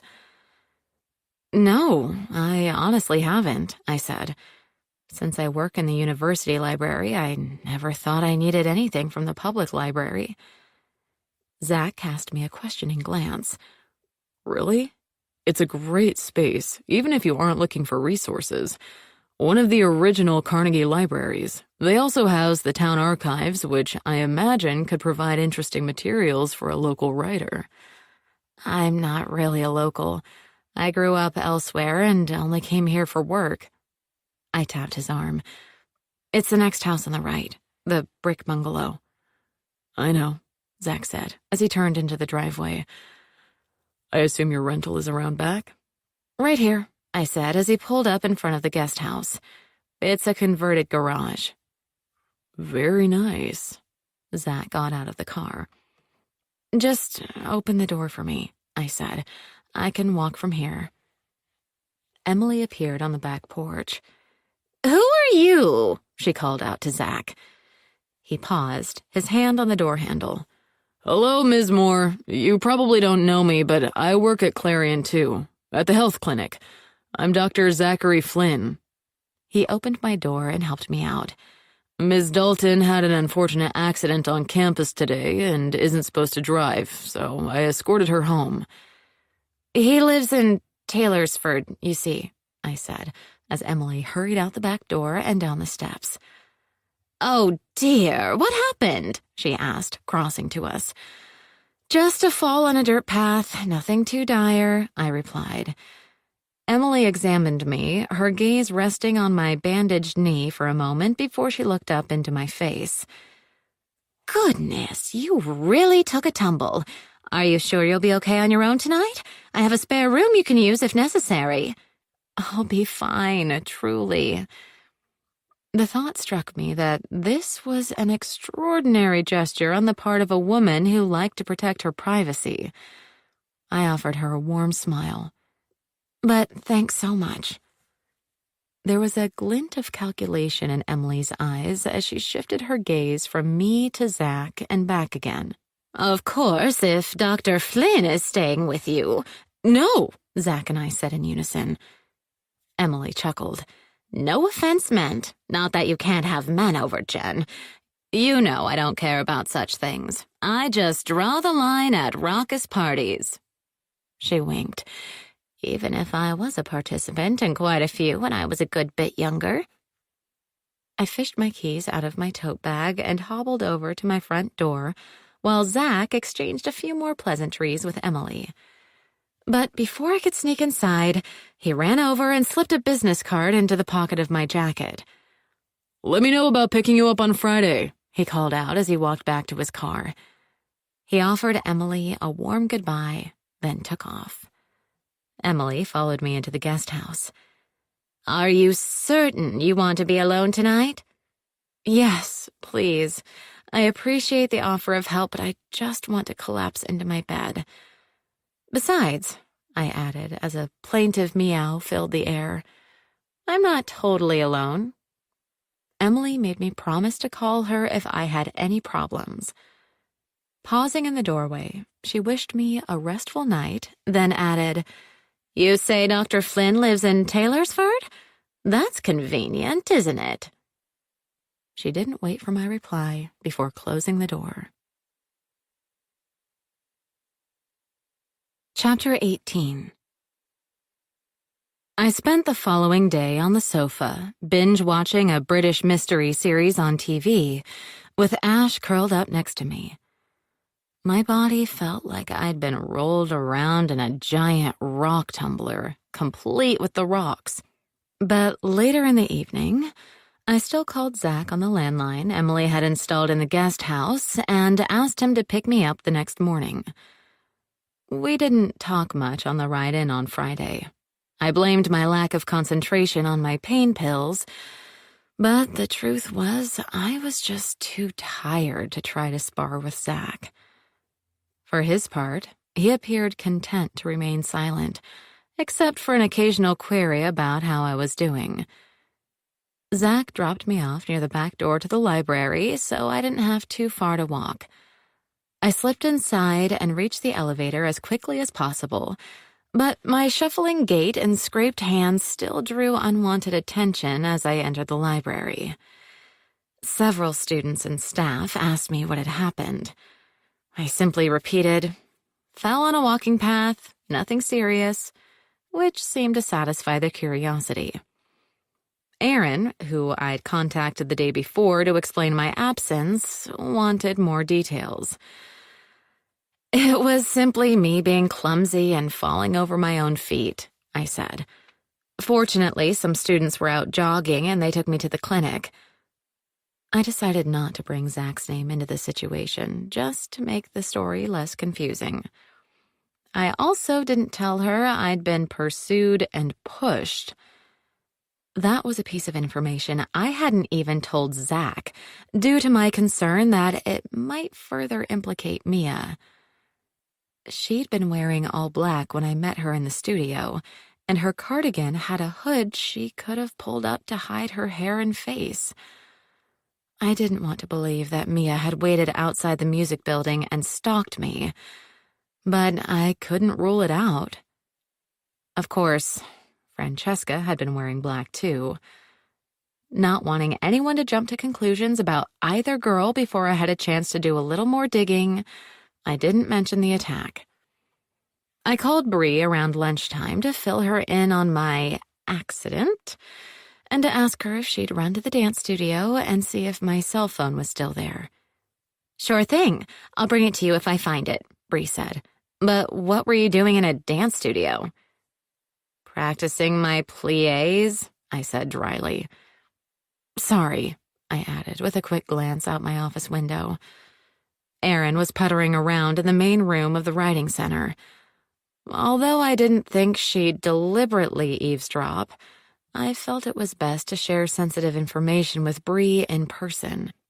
"I'll tell you if you come to my office, phone or no phone." "All right then. It's almost time for my lunch break, so I'll see you shortly," Bree replied. I'd just finished my simple lunch of hummus and carrot sticks when Bree sailed into my office, holding my phone aloft. Amazingly, it was still sitting on the table. She lowered the phone and examined it for a moment. Of course, it's not like this is the latest model or even the next latest, so I guess the kids weren't too tempted. I rolled my chair back from my desk. Okay, I get it. You know I'm not a tech devotee like you. As long as the thing makes and receives phone calls, I don't need one with all the bells and whistles. Trotting around the desk, Bree handed the phone to me. "You're welcome." "Oh, right. Thank you," I said with an apologetic smile. "De nada. Happy to help." Bree perched on the edge of my desk, swinging her feet. "Now, how about you give me the full scoop on Wednesday's events?" I leaned back in my chair and recited the sequence of events, starting with the message from Francesca, through my fall and subsequent visit to the health clinic and urgent care facility. To avoid any unfounded speculation, I omitted Zach's participation, although I did mention someone giving me a ride home. When I finished speaking, Bree jumped down from the desk and started pacing. "Wow, that really changes things, don't you think? That person in black who followed you and knocked you to the ground easily could have been Mia or Francesca working on Mia's behalf." "I had the same thought," I said morosely. But I really didn't get a look at their face, and anyone can wear a black outfit if they want to stalk someone. So we can't positively conclude that it was one of the girls. Bree paused and turned to look at me, her eyes shining with excitement. True. The fact is, if someone else, like the actual killer, was keeping tabs on Mia, they might have caught wind of your meeting and decided to attack you. Maybe they planned to question you about what Mia confessed, but then those runners showed up so they didn't get the chance. Perhaps. I gently rubbed my palms, which were beginning to itch, against my pants. I think the main takeaway is that if we rule out either Mia or Francesca as my attacker, there must be someone else involved in Barth's death. Exactly, although I don't think we can eliminate Mia as a suspect. Maybe not, but even if she's innocent, she could also be in danger. I closed my eyes for a second as the full import of my statement hit me. Bree let out a low whistle. Because the real killer might attempt to harm her like they tried to hurt you. Honestly, Jen, this is getting scary. I know, I said, opening my eyes to meet her concerned gaze. Maybe we should back off, like Zach said. Oh, Zach. Bree audibly sniffed. He's just too worried about getting in trouble. Whereas Trouble is my middle name. You don't say. I cast her a wry smile. So, you think we should proceed, just perhaps a bit more cautiously? Of course. You got some good intel from Mia, and now we know there might be someone else desperately looking to cover their tracks. Bree pressed her forefinger to her chin. Which brings us to my suggestion for the next step in our inquiries. I leaned forward, resting my arms on my desk. Which is having a candid conversation with real estate agent Paige Irving. As Bree tossed her hair, the blue tips flashed like sparks. Just in case, I reached out to her and set up a meeting tomorrow. I phrased the request as me introducing you to her because you're thinking about buying a house. I figured that if you didn't want to pursue that angle, I'd just meet her for lunch. No harm done. But if you want to join us... I snapped my fingers. You and I could work out a script ahead of time. A clever way to lead into a discussion of her relationship with Barth? Exactly. Great minds, huh? Bree grinned. That sounds like an excellent idea. But I'm afraid you'll have to drive to Taylorsford to pick me up. I don't have my car yet. I made a face. It's still parked in the library lot. That's no problem. In fact, if you feel like you can drive by then, I can pick you up and then take you to your car when we're done. Kill two birds with one stone, so to speak. That would be great. I smiled, pleased at the possibility of solving that problem without involving Zach. It's a date, then. Bree wrinkled her nose at me. Just don't tell Rachel. I think she's already a little suspicious of our friendship. I rolled my eyes. As if, not only are you not my type, but also Rachel is 10 times more beautiful than I am. Yeah, she is. Anticipating my response, Bree made a dash for the exit. But she paused in the open doorway and turned to add, I'm curious, who is your type? I don't think I've ever heard you say. I waved her off. No, and you won't hear it now either. Chapter 19. On Saturday, I was able to catch an early ride to Clarion with Emily, who wanted to go into her office to prepare for a lecture the following week.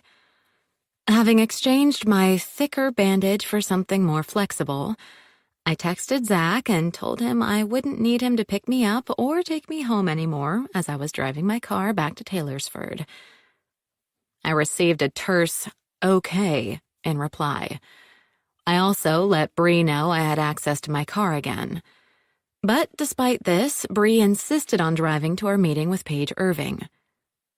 I kept it casual, Bree said, as we reached the outskirts of Harburg. Told her you were really in the preliminary stages of buying a home and not to expect you'd want to look at anything for several months. Good, because I'm perfectly happy where I am for now. Bree cast me a quick smile. I know, it just felt like we should have some reason to meet other than trying to ferret info out of her. It's funny, I'm always having Annabelle and Olivia pull these kind of stunts, but I don't think I ever realized how uncomfortable they should be. Lying to a suspect while trying to uncover clues doesn't feel great. See, this is useful for your writing as well as our sleuthing operation. Bree pulled into the small parking lot beside a modest brick building downtown. In the front yard, an oversized sign, complete with a full-color photo of a beautiful blonde woman, declared this to be the office of Paige Irving, Realtor. As we approached the front door, I tugged down the hem of my well-worn Clarion sweatshirt and brushed cat hair off my jeans. I should have dressed up a little more, I guess. I probably don't look like someone who could buy any sort of house around here. Bree waved this aside. Don't worry about that. Paige looks at your bank accounts, not your clothes. I might be in trouble there, too, I said ruefully. Entering the office, I was struck by the traditional design of the interior. It looked like every bank or insurance office I'd ever visited. Reproduction colonial-style furniture filled the space, and framed prints of local scenery covered the walls. An older woman seated behind a wooden desk looked up from her brightly colored paperback as we approached. "Hello, are you Paige's 2 o'clock?" she asked. I studied her carefully tinted blonde hair and attractive features. Must be her mom or aunt or something, I thought. The resemblance to the photo on the sign is uncanny. Yeah, we're a little early, Bree said. The woman stood and crossed to a door near the desk. Just let me check. I think Paige is free. No need for you to wait if she can see you now. She pushed the door ajar. Your 2 o'clock is here. May they come in? A pleasant, yes, of course, floated out from the inner office. The receptionist gestured toward the door. Please, go ahead. Paige doesn't like to be too rigid about appointment times. I followed Bree into Paige's office, not surprised to see the interior design concept repeated in this smaller room. A traditional sort of girl, I thought, while noticing the award plaques from various realty associations perched on the bookshelves. Paige stood and circled around her desk to greet us. She was prettier in real life. The slightly plastic look of her official photo replaced with a genuine, welcoming expression. Her periwinkle suit was tailored to perfectly fit her petite but curvaceous figure, and her makeup was flawlessly applied. So good to see you again, Brianna, she said, clasping Bree's hand before turning to me. And this must be Jennifer Dalton. Please, call me Jen, I said. Everyone does. Very well. Have a seat, Jen, and Bree, of course. The gems in her rings flashed as she waved one hand to indicate a pair of wingback chairs. She pulled the task chair from behind her desk and rolled it over to face us. So, Jen, you're interested in purchasing a place in Harburg? She added, when we'd all taken our seats. Possibly. I rent a guest house in Taylorsford right now, I said, glad I could truthfully mention something. That is a bit of a drive to the university. Paige's sparkling blue eyes examined me with interest. What about the area around Harburg? Would you like to look at something outside of town, but still closer than Taylorsford? I tucked a lock of my hair behind my ear, fiddling with it for a moment to hide my nervous fingers. I'm really not sure. Everything's on the table right now, I guess. But to be fair, I want to let you know this conversation is very preliminary. I realize that. Brianna made it clear that you are in the beginning stages of contemplating a move. Paige straightened until her back wasn't touching the chair. We can talk in generalities if you wish. That would be great, I said, settling back into the buttery leather of my own chair. Paige launched into a spiel she'd obviously given many times, discussing the types of housing available in the area, as well as information on credit scores, down payments, financing, and other matters. As she took a long breath, Bree scooted to the edge of her chair and leaned forward, her hands gripping her knees. "Sorry to interrupt, but I realized I hadn't expressed my condolences," Bree said. Paige blinked rapidly. "What do you mean?" "About Doug Barth, I mean. A terrible loss for everyone. But I've heard you two were close." Bree allowed her words to trail off in the suddenly charged atmosphere. Paige crossed and uncrossed her ankles. "I wouldn't say that. I mean, we were friends. He was my faculty advisor back in college, and I helped Doug and Miranda buy their new home, so I knew him fairly well, but—" Paige, Bree said, shaking her head. "I know there was more to it than that. Rachel and I saw you two at that fancy restaurant when we were celebrating our anniversary, remember? It seemed like you were celebrating something too, what with the flowers Doug brought and your cozy togetherness."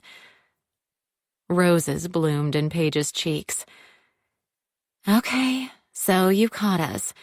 Anyway, I guess it doesn't matter now. Yes, we were more than friends, although I'm not sure why that matters to you. I realize it's none of my business." Bree's tone was infused with sympathy. "It's just that Jen and I are trying to help a young woman who's been targeted by the police in connection with Doug's murder. A current Clarion student."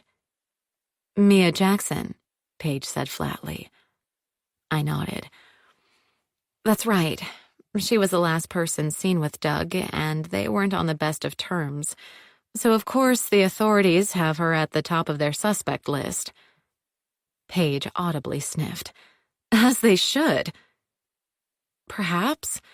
But Bree and I thought there might be other people with more reason to kill Doug, and maybe you'd know something about that." I studied the mulish expression on Paige's face. "As close as you two were, we wondered if he'd mentioned anything about enemies or receiving any threats." Paige ran her fingers through her perfectly coiffed hair, freeing a strand that fell over her forehead. "You mean besides Miranda?" "Who was planning to divorce Doug?" Bree shot me a glance before turning her gaze back on Paige. "That rumor has been running rampant at Clarion for some time." "That's wrong. He was the one who wanted the divorce, not Miranda." Paige lifted her chin and fixed us both with an imperious stare. "Doug wanted to marry me." "Ah, okay. I guess his wife would be rather upset about that," I said. "That woman. I wouldn't put it past her to murder Doug, not if it meant she wouldn't have to give him what was rightfully his in the divorce." Paige clasped her hands together in her lap. I tapped my shoe against the thick red and gold-patterned rug under my feet. "Miranda had the most to lose, I understand, as she had a significant inheritance and her business, while Doug was on a professor's salary. Doug did all right. It wasn't like he didn't contribute to their lifestyle." The knuckles of Paige's clenched fingers whitened. "Besides, he was the one about to come into some real money, something he'd unfortunately have to split with Miranda in the divorce. But still, it was a decent amount. He and I had written a book together, you see." I sat up straight. "What kind of book?" "A novel. A grand, sweeping epic." Pride rippled through Paige's words. "We had an agent and a great deal with one of the biggest publishing houses in the country. We were set to receive a significant advance." Sorrow replaced the happiness flashing in her eyes. "Now everything's been upended." "If you have a deal, the book can still come out," Bree said. "I'm not sure." Paige's shoulders slumped. "Doug was handling all the business stuff, like the contract. Doug told me we had the deal, but I don't know that anything was finalized. I never signed anything, which I'd have to do, right? She sighed deeply. I guess I have to get in touch with our agent. Just haven't felt like it. That's understandable. I studied Paige, who appeared to have crumpled into herself. She looked like a sad child. She may be a high-powered businesswoman in her field, but it's obvious she knows nothing about how publishing works, I thought, without any trace of disdain. Few people outside the book business understood it. I'm sure there's time for that, though. If you haven't signed the contract yet, the publisher can rework it to benefit Doug's heirs and you, and then move forward from there. So Miranda still gets a cut? Paige made a face. I wouldn't be surprised to hear she killed him just over that, the greedy cow. Bree and I exchanged looks. I'm afraid I went too far over the line. I apologize, and since Jen has a good sense of the real estate market in this area now, I think perhaps we should leave. Yes, we shouldn't take up any more of your time. I rose to my feet. I know how to contact you. When I'm ready to look at houses, I'll definitely give you a call. Paige bobbed her head. That's fine, but please, she turned her gaze on Bree, don't say anything about the book to anyone. We were trying to keep it a secret until all the papers were signed. No problem, Bree said, standing and stretching out her right hand. Thanks so much, Paige, for the very valuable information. As Paige clasped her fingers, she added, But tell me, what's the title of your book? You know I'm a curious librarian. I want to keep an eye out for any announcements about it in the future. It's called A Time for Eternity, Paige said. The publisher might eventually change that title, but that's how it was pitched. Interesting. I'll be sure to look out for that. Bree dropped Paige's hand and turned to me. Shall we? I thanked Paige for her time and offered my own condolences concerning Doug, then followed Bree out of the office.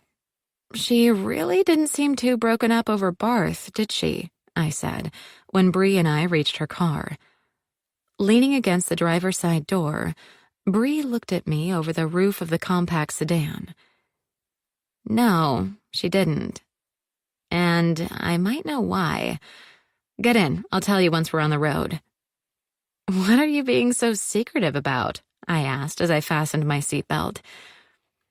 Bree drummed her fingers against the steering wheel. We should add Paige Irving to the top of our suspect list, and that book is the reason why. Chapter 20. I raised my eyebrows. The book Paige says she wrote with Doug? Why would she want to murder him over that? They were collaborators. Bree kept her gaze focused on the traffic before pulling out onto the street. That was why I asked about the title of the book. As a librarian, I have access to a lot of information on upcoming publications, online catalogs from publishers and things like that. I remember recently seeing a forthcoming title written by a Douglas Barth. I thought that was simply a coincidence. No way would our Doug Barth have a book coming out that the entire campus didn't know about. But was it the title that Paige mentioned? I turned my head to stare at Bree's stoic profile. The very same. Bree cast me a wry smile. Written by, as I said, Douglas Barth.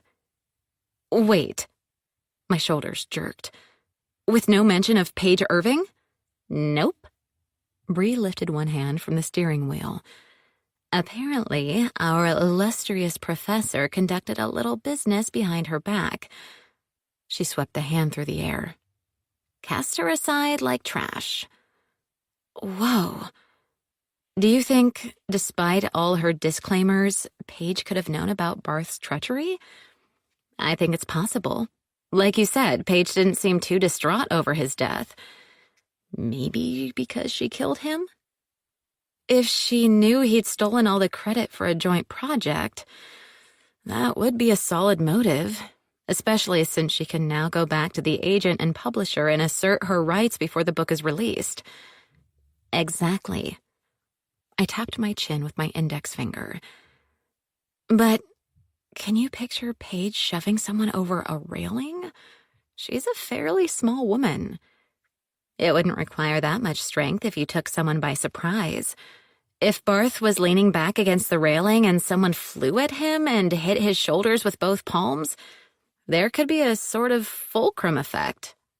Bree shrugged. Maybe. I'm no expert, but I don't think we should rule her out simply because of her size. Okay, she stays on the list. I rubbed my temple, trying to stave off a headache. Will you share the book info with the police, or should I? I'll tell them. I was the one who noticed the book publication news, so I can start with that, and then mention something about talking to Paige and hearing that she was his collaborator. Bree flashed a smile. I'll keep things a little obtuse. No sense in letting them know we're basically interviewing people. Good idea. Once they start pulling that thread, the investigators will undoubtedly find out about Paige and Barth's relationship, among other things. I settled back against the fabric cushions of the passenger seat. Now we need to talk to Miranda Barth. You told me that you and Zach were going to visit her showroom or something. Bree turned onto the main road between Harburg and Taylorsford. Is that still on? I guess. We agreed to wait until next week, though. I had my doubts about her even being at work until then. She'd just lost her husband, after all. True, she'd probably stay away, if only for appearance's sake. Bree glanced in the rearview mirror and swore at a driver who was riding her bumper. This is why I take the back roads, I said. Well, I don't, because despite the bad drivers, I prefer roads with more lanes and less sharp curves and deer. I couldn't argue with her about the deer. They did tend to spring out of the trees and underbrush lining the back mountain roads. Honestly, since you made the effort to transport me to and from this meeting, I'm not going to quibble about the route. You're also going to buy me dinner, right? Bree asked, casting me a sidelong look. Was that part of the deal? I grinned. Sure, as long as I choose the menu.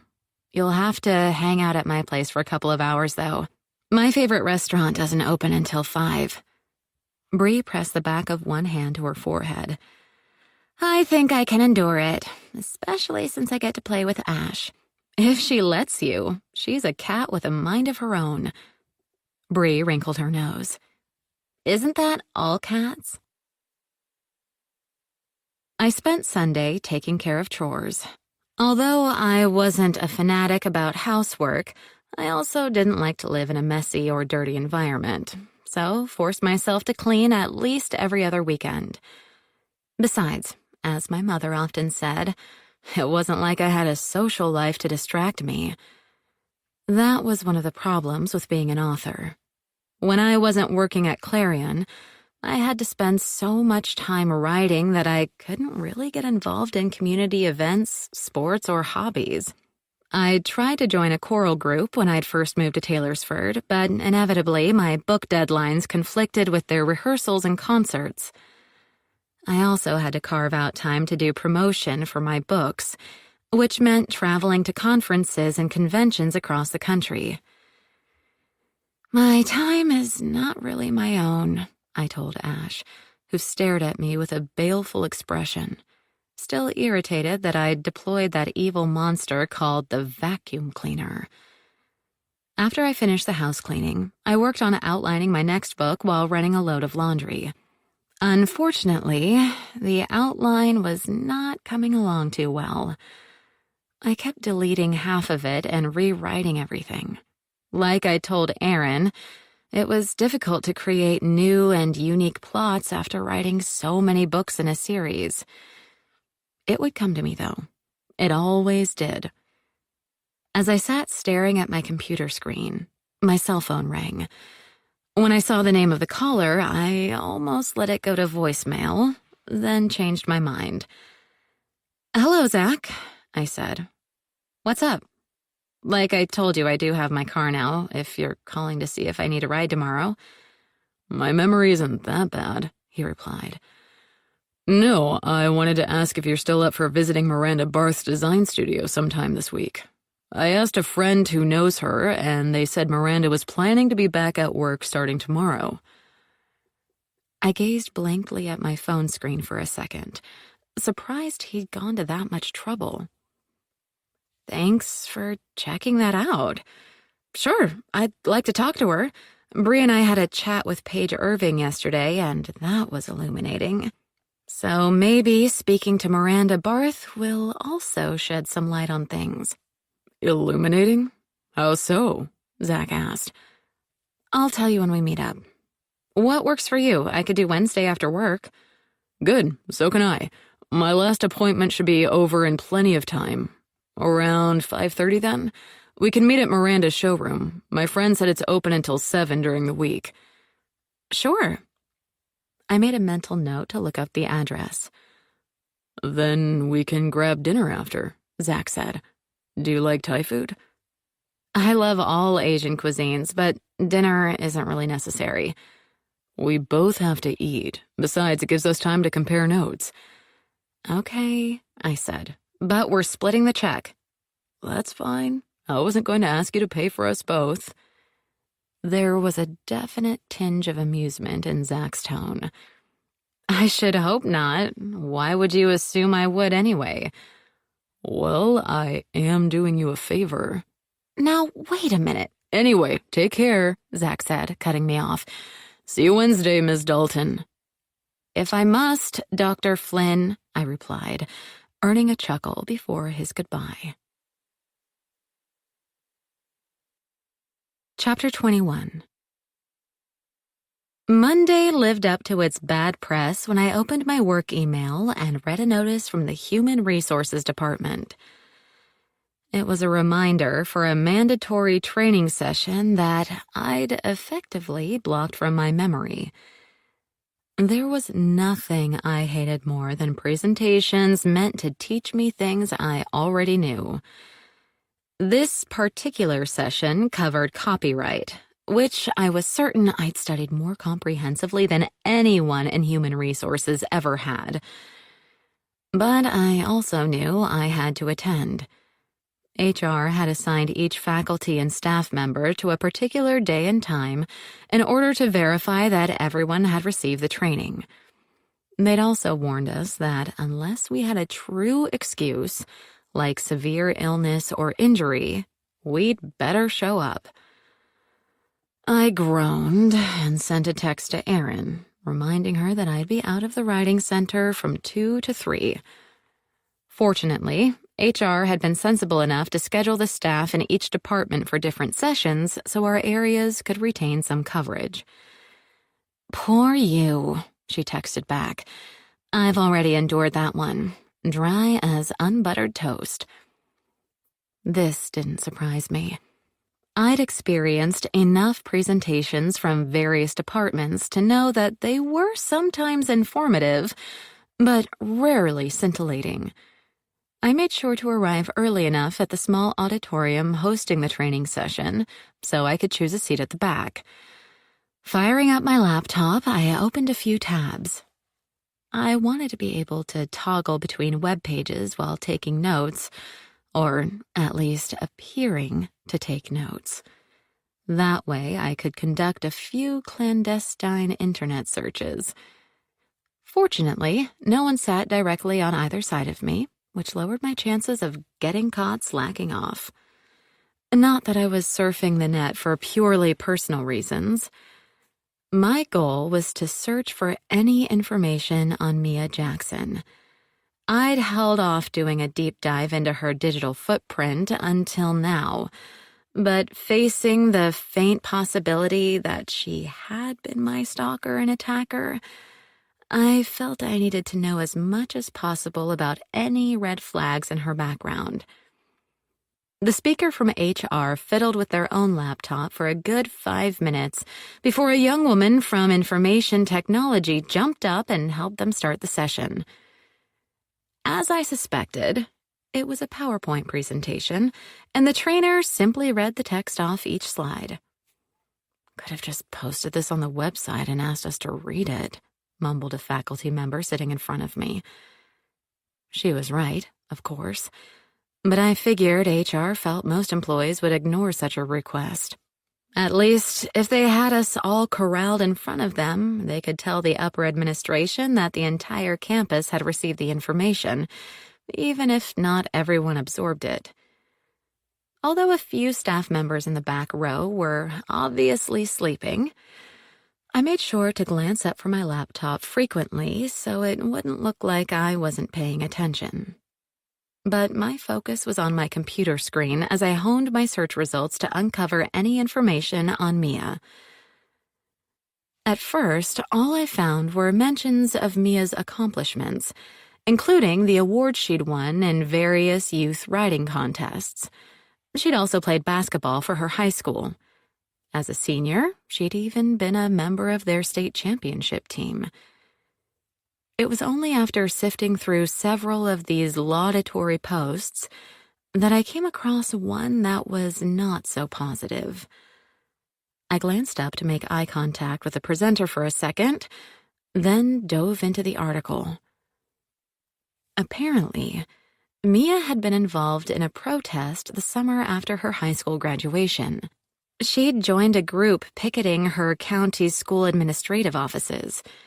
The school board had sent out a list of banned books they'd ordered withdrawn from all school libraries. According to the article, Mia and the other protesters were loud but peaceful until one member of a small group of counter-protesters had attacked a school librarian as she was leaving the administrative building. Mia had struck back, knocking the attacker to the ground. The police had arrived, and Mia and a few of the other protesters were taken into custody. The article went on to state that Mia, who was determined to have been protecting the librarian, had not been charged. But I couldn't help consider that her reaction to violence had been more violence. Looking up and staring at the projection screen, I contemplated this volatile side of Mia's personality. Did Doug Barth put his hands on her, causing her to shove him away?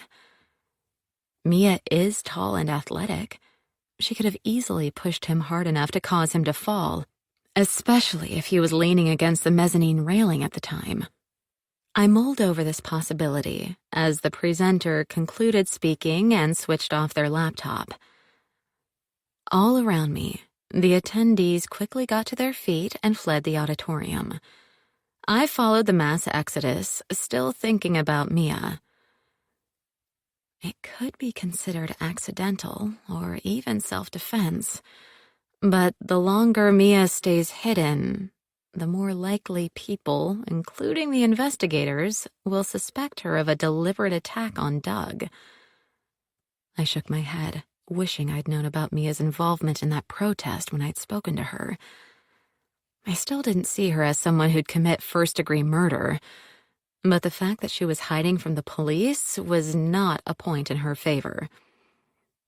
Of course, if she was telling the truth, and the actual killer had threatened her, her disappearance made more sense. But I only had her word for that. And as much as I liked the girl, I obviously didn't know everything about her. When I got back to the writing center, Erin was assisting 2 students at one of the computer workstations. I gave her a wave and headed into my office. I was putting the finishing touches on a talk about aspects of technical writing when someone tapped on my door. "Come in," I called out. Erin walked into my office, her eyes shadowed beneath her lowered lashes. "I just heard some not-so-great news," she said as she crossed to the desk. "Oh, what's that?" I asked.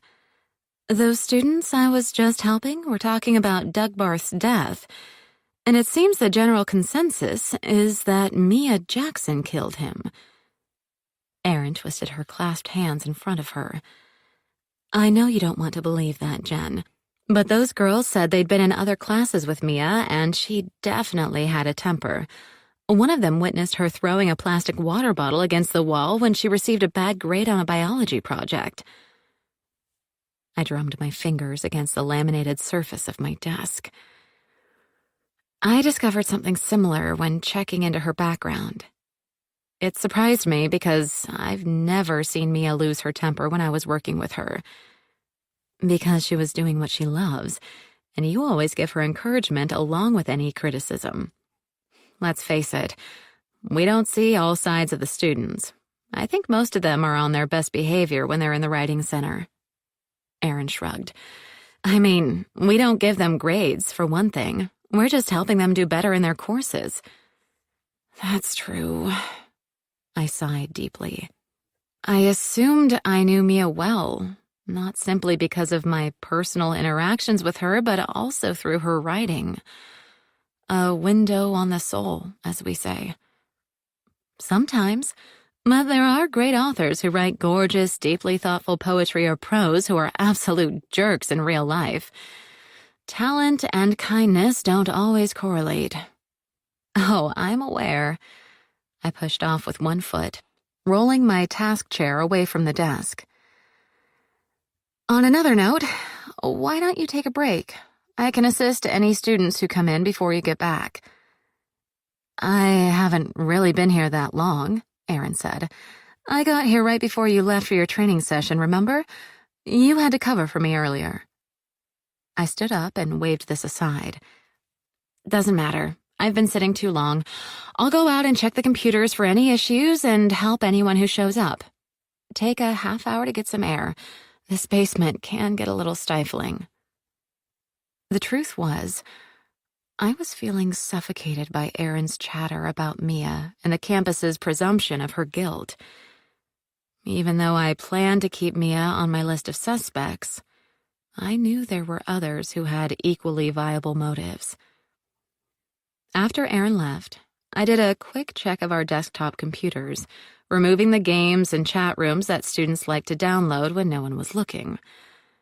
I'd just finished cleaning the last hard drive when Officer Green entered the writing center. Ms. Dalton, she called out as she approached me. I thought you should be told this information before you hear it from others on campus. She adjusted the collar of her white shirt. We found Mia Jackson and took her in for questioning. I stared at the officer, whose expression betrayed her satisfaction with this turn of events. Did you? I managed to squeak out. I cleared my throat. Okay, I guess that's good. She should be able to clear up all the confusion now. We'll see, Rebecca Green said. She's likely to be detained regardless since she's still the prime suspect. Of course, she's in the custody of the town police since they have jurisdiction over such serious cases. They'll decide whether she'll be officially charged. Right, I said, my mind racing with thoughts of Mia stuck in the county jail for an indeterminate period of time. I forced a smile. Thanks for letting me know. No problem. Officer Green nodded and left the center as swiftly as she'd entered. I slumped down in one of the workstation chairs. Surely the police will be checking into other possible suspects, like Paige Irving or Miranda Barth. I gazed up at the acoustic tiles of the drop ceiling. A dried water stain darkened a section of the tiles, connecting the tiny holes in the tiles into the image of a constellation. Orion the Hunter. A sign for me and my companions to keep sleuthing, no matter what. Chapter 22. I purposefully avoided walking around campus later that day, as well as Tuesday. I didn't want to get caught up in the torrent of gossip and rumors that had undoubtedly flooded every corner of Clarion. It was still impossible to escape hearing about Mia's arrest, since that seemed to be the only topic the students using the writing center wanted to talk about. I heard Mia had been officially charged on Tuesday and sent to the county jail the same day. The one positive tidbit to emerge from this constant flow of information was the name of Mia's lawyer, Heidi Farmer. I texted Bree and Christine, suggesting that we share anything we discovered with Ms. Farmer as an aid in Mia's defense. Christine called me in response. "I know Heidi," she said. "She used to date my older son, Adam. We got along quite well, despite Adam acting like an idiot most of the time, so I think I can get in touch with her easily enough." "That's great, but wait until after Wednesday.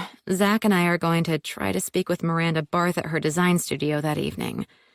"Will do," Christine said.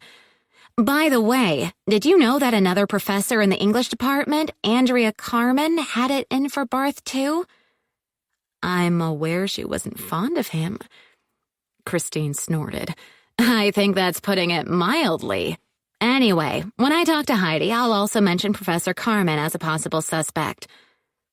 Although I hated the idea of Andrea being investigated, I had to agree with Christine's suggestion. "I know Andrea. I'll try to speak with her soon, and if I pick up anything useful, I'll let you know." On Wednesday, I dressed more formally than usual, in a light gray wool suit and a turquoise silk blouse. This outfit drew a comment from Aaron, but I brushed this off by saying I had a meeting with my financial advisor after work. Of course, I didn't make enough money to consider such a thing, but Aaron and I hadn't shared that many confidences, so she wouldn't know I was fibbing. No, lying, my conscience scolded. But while I accepted my culpability in this regard, I decided my good cause overrode any scruples.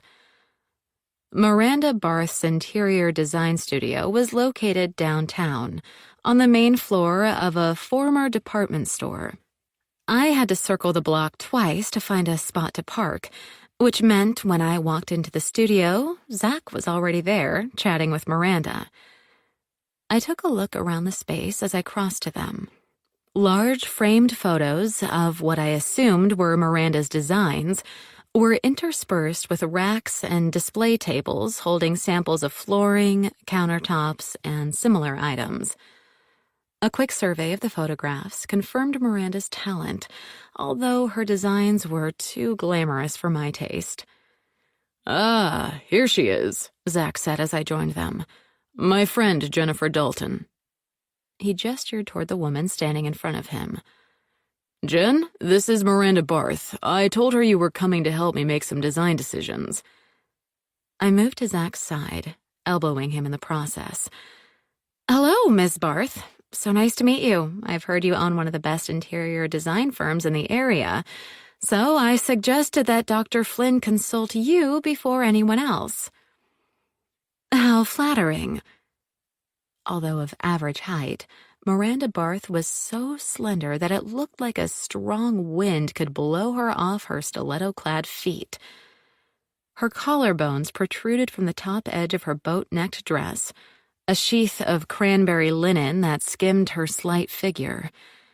Her dark brown hair was pulled back into a sleek chignon, and her elegant makeup enhanced her green eyes and sharp cheekbones. She presented the perfect image of a high-end designer. Zach side-eyed me. "We've just been discussing the basic layout of the house." Since I'd never been inside Zach's home, I simply nodded my head. "Good place to start." "It sounds like an interesting project. I've always enjoyed working on vintage properties," Miranda said. I studied Miranda's composed expression, detecting no glimmers of sorrow or anxiety. "Before I forget, I want to express my condolences, Ms. Barth. I'm sure your husband's death was devastating." Miranda arched her perfectly sculpted eyebrows. "Thank you, but there's no need to be too sorry for my situation. Doug and I were separated and engaged in obtaining a divorce. So while it was sad, his death wasn't quite as traumatic as you might assume." "Oh, well..." I twitched my lips into a tight smile. "Still, I'm sure it was a shock." Miranda flicked her fingers through the air in a dismissive gesture. Of course, but I don't want to exaggerate my sorrow. That seems in rather poor taste, don't you think? You have a very healthy attitude, Zach said. Rejecting society's demand for fake emotion shows great mental fortitude. A burst of bell-like laughter escaped Miranda's tinted lips. Now, I really believe you're a psychiatrist, Dr. Flynn. It's Zach, and actually I'm a psychologist. Zach offered Miranda a warm smile. I don't prescribe drugs, although I do recommend some of my patients obtain them from one of my colleagues. I see. Miranda looked him over, focused as a judge at a prestigious dog show. At any rate, it is a pleasure to meet such a young and handsome therapist. All of mine have been old men with hair in their ears. A swift glance at Zach silenced my laughter. He was blushing, which surprised me. I would have thought, given his profession, that he'd had heard much more uncomfortable comments before. I turned my gaze back on Miranda. I'm glad you're doing well, Ms. Barth, and hope the detectives on the case won't be too much of a bother. Thank you for your concern. Miranda clasped her hands against her chest. Unfortunately, they have already questioned me a couple of times, and I'm sure that's not the end of it. The spouse angle, you know. She shrugged. Doug didn't have any life insurance, which turns out to be a good thing, since the police can't assume he was killed for money. Which lets you off the hook, doesn't it? I mean, in terms of the investigators hounding you. I hoped I sounded sympathetic rather than inquisitive, but when the edge of Zach's shoe bumped mine, I wasn't sure I'd succeeded. Miranda's eyes narrowed. You'd think so, but the detectives still said they'd be back. Such an annoyance when one has a business to run. At that point, Zach took over the conversation, steering it back into a discussion of furniture and finishes.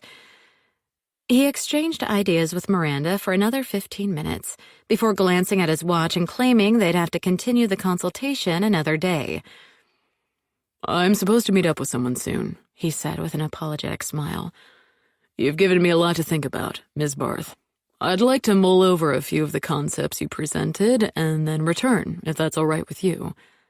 Of course. As Miranda extended her slender hand, her stack of gold bracelets tinkled. You have my card. Call any time to set up another meeting. Zach clasped her fingers for a moment longer than I felt was strictly necessary. Thanks. I'll do that. As we hurried out of the studio, I felt Miranda Barth's stare tracking us. I'm not sure she bought it, I said when we were safely outside. Zach shook his head. It is questionable whether she entirely believed my story about redoing the house. But one thing I'm sure about is that she isn't in the least upset over her husband's death. Yes, she's obviously already moved on, I said, shooting him an amused glance.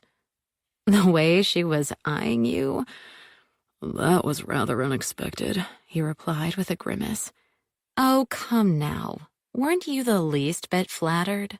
An attractive, wealthy woman ogling you isn't a bad thing. Right. She's wealthy. Zach paused when we turned the corner to reach the street where we'd parked our cars. And it's her own money, isn't it? Primarily. I guess Doug made a decent salary, but Miranda inherited a lot from her family, and her business has done extremely well. Zach shoved his glasses back up to the arch of his nose. Which means, unless they had a prenup, Doug Barth would have gotten a good chunk of her assets in a divorce. So, even without life insurance, Miranda had a financial motive to murder Doug.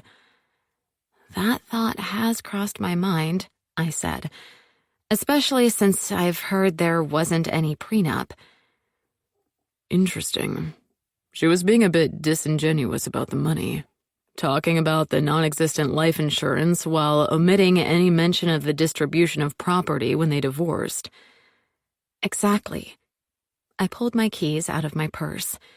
With Doug dead, she gets to keep everything. Zach tapped his foot against the sidewalk. A definite motive. Something to share with me as lawyer, for sure. I suppose the investigators will look into this issue as well, but they might not have the same inclination to dig deeper. I rattled my keys. By the way, I bet you could get some more info out of Miranda if you took her out to dinner. I'm sure she'd say yes if you asked. Of course, I was the one who was supposed to have dinner with Zach, but I was happy to beg off. I really wasn't in the mood to banter with anyone, particularly not someone who always made me feel slightly off balance. You could easily go back and ask her. I don't mind if you have dinner with her tonight instead of me, especially since that could help the investigation. Zach shook his own keys at me. Sorry, my help with your little sleuthing endeavor doesn't extend that far. I have no desire to go out to dinner with Ms. Barth, now or ever. Pity. You might have been able to obtain some valuable info. I wrinkled my nose at him. Just one dinner? Zach laid one hand lightly on my shoulder. Not with her. I will still consider having dinner with you tonight if you ask nicely. A, I'm not a suspect. And B, I don't have any information that will help me his case. I stepped back, dislodging Zach's hand. It would be a waste of time. Zach swept his gaze over me, his expression unreadable. Very well. Forget I said anything.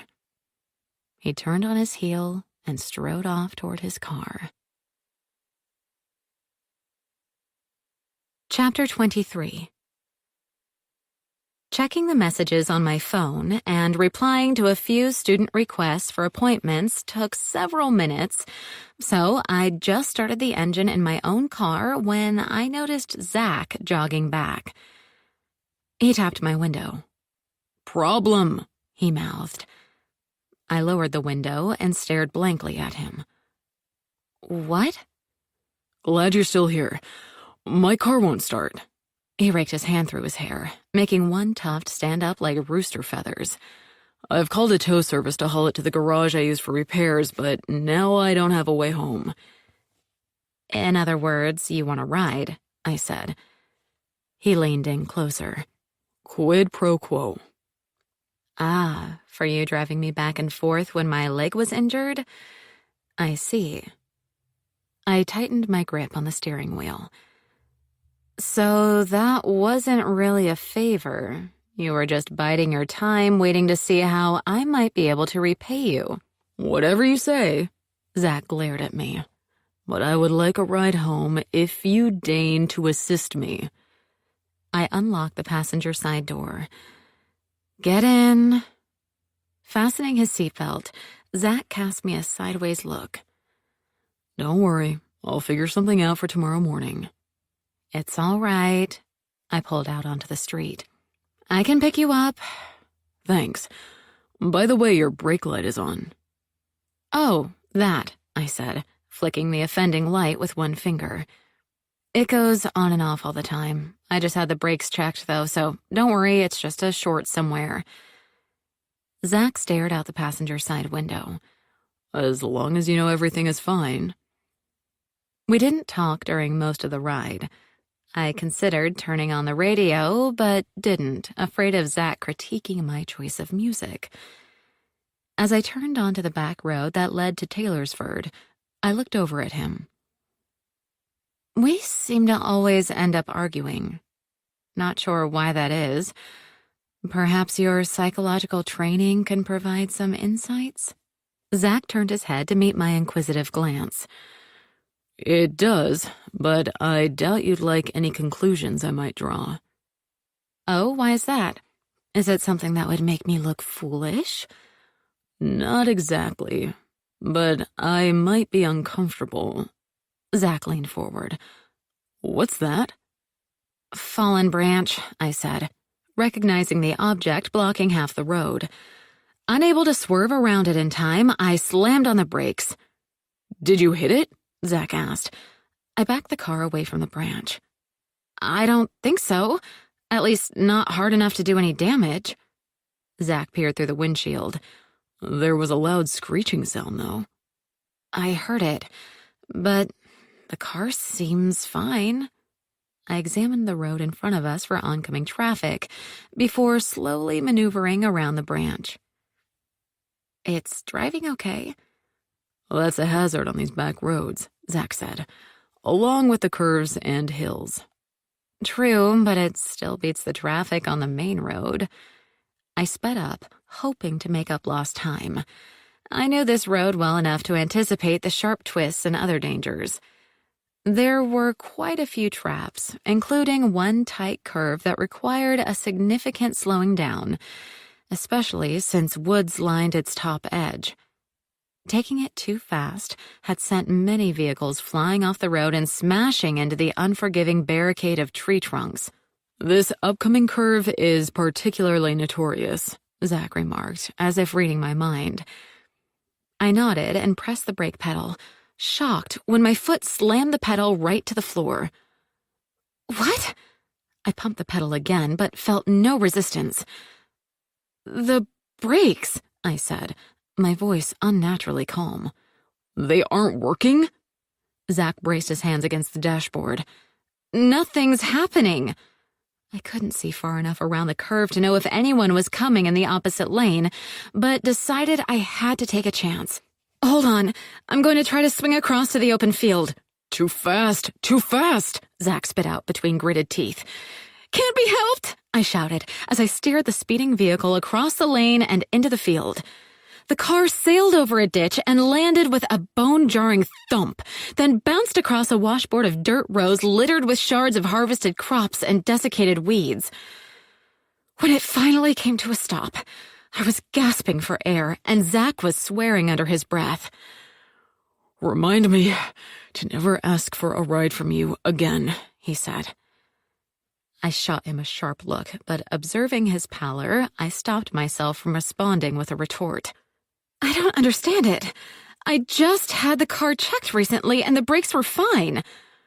You must have hit that branch harder than you thought, Zach said, pulling a tissue from his pocket to wipe the sweat from his brow and upper lip. I didn't. I'm sure I didn't. When I drove around the branch, it was still intact. If the car had smashed into it, some twigs would have broken off at least. There was that sound. Zach leaned back against the seat cushions. I know, but now I wonder if that was something else. I threw the lever that popped open the hood. How much do you know about cars? Very little, Zach replied, which is why I had my car towed to the garage. When I opened my door and climbed out of the car, my legs were so wobbly they almost crumpled under me. I leaned against the side of the car for a moment to steady myself, then gingerly picked my way to the front. Lifting the hood, I made sure the brace was engaged and peered into the mysterious jumble of wires and tubes and metal parts. They made about as much sense to me as an Escher print. It's leaking. Zach leaned over my shoulder and pointed at some tubing. See all the liquid bubbled up right there? I squinted. Is that the brake line? Yes, I know that much at least. And I can also tell, Zach pointed at the line, that it's either been tampered with or was cut by hitting that branch. It wouldn't have been sliced that cleanly just from wear and tear. You mean it's possible someone did this? Deliberately? I stepped back and straightened, allowing the breeze to dry the beads of sweat that had blossomed across the back of my neck. Quite possible. And it's both lines, actually. Zach stood back as well. You can see that it looks like the lines were cut almost all the way through. Then there's a ragged bit where they must have torn at some point on the drive. The fluid leaked out over a period of time. Then the brakes failed, I said, talking to myself as much as to Zach. Probably. Zach rubbed his hands together as if to warm them. Although we can't be sure it was deliberate, even if the cuts do look fairly clean. Hitting that branch is still a possibility and definitely a less frightening one. Oh, I think brakes failing and the car flying off the road and bumping across a field was pretty friggin' scary. Well, I suppose I need to call someone to pick us up and a tow service. An auto mechanic should be able to determine if this was accidental or not. I reached into the car and pulled out my purse. Know anyone in Taylorsford who'd be willing to give us a lift? This time of day, I'm not sure. Zach lowered the brace and dropped the hood. I'm afraid dinner is truly off for today, at any rate. We'll have to reschedule, I said, my mind occupied with thoughts of who might be able to pick us up. I guess I could try Emily. As I slipped my phone from the purse, I noticed a text notification. I swiped that first. Casually glancing at the screen, I read the text, then yelped and dropped my phone. What is it? Zach bent down to retrieve the device. Bad news? A threat, I said when he handed me the phone. Anonymous, of course. I turned the phone so he could see the screen. Enough with the Nancy Drew act, Zach said, reading the text aloud. Stop your investigating, or you'd better go ahead and write your own obituary. Zach met my gaze and held it. Don't call Emily Moore, he said. Call the police. Chapter 24. When the police arrived, along with a few deputies from the county sheriff's department, Zach and I answered their questions while other officers examined my car. I was told that my car would be towed to a garage associated with the sheriff's department, and I would be informed when I could retrieve it. In the meantime, said one of the deputies, whose nameplate identified him as Officer Coleman, I'll give you a ride to Taylorsford. Thanks so much, I said. My words were echoed by Zach. But soon, neither of us was inclined to be so gracious. A captive audience, we had to listen while Officer Coleman berated us for sticking our noses where they don't belong. Civilians have no business investigating crimes, he repeated for the umpteenth time. It just leads to trouble. Now, my boss, Sheriff Tucker, he does sometimes ask this librarian lady to do some research for our department, but that's on him. Personally, I don't think it's ever a good idea to allow regular folks to mess around during an ongoing investigation. You end up with all these theories floating around on those podcasts or whatever. He snorted. True crime fans and such like. What a pain that is for us professionals. Sitting in the back seat of the deputy's cruiser, neither Zach nor I responded to this barrage of opinions and criticism. We did, however, share a few eyebrow lifts, grimaces, and eye rolls. Emily threw open her back door when the cruiser pulled into her parking area, but didn't step outside. As I unbuckled my seatbelt, mentally practicing the information I should share with her, Zach laid his hand over mine. Are you going to the provost party on Friday evening? He asked. I hadn't decided, I said, gathering up my purse and opening the car door. Well, decide. I should have my car back by then, so I can take you.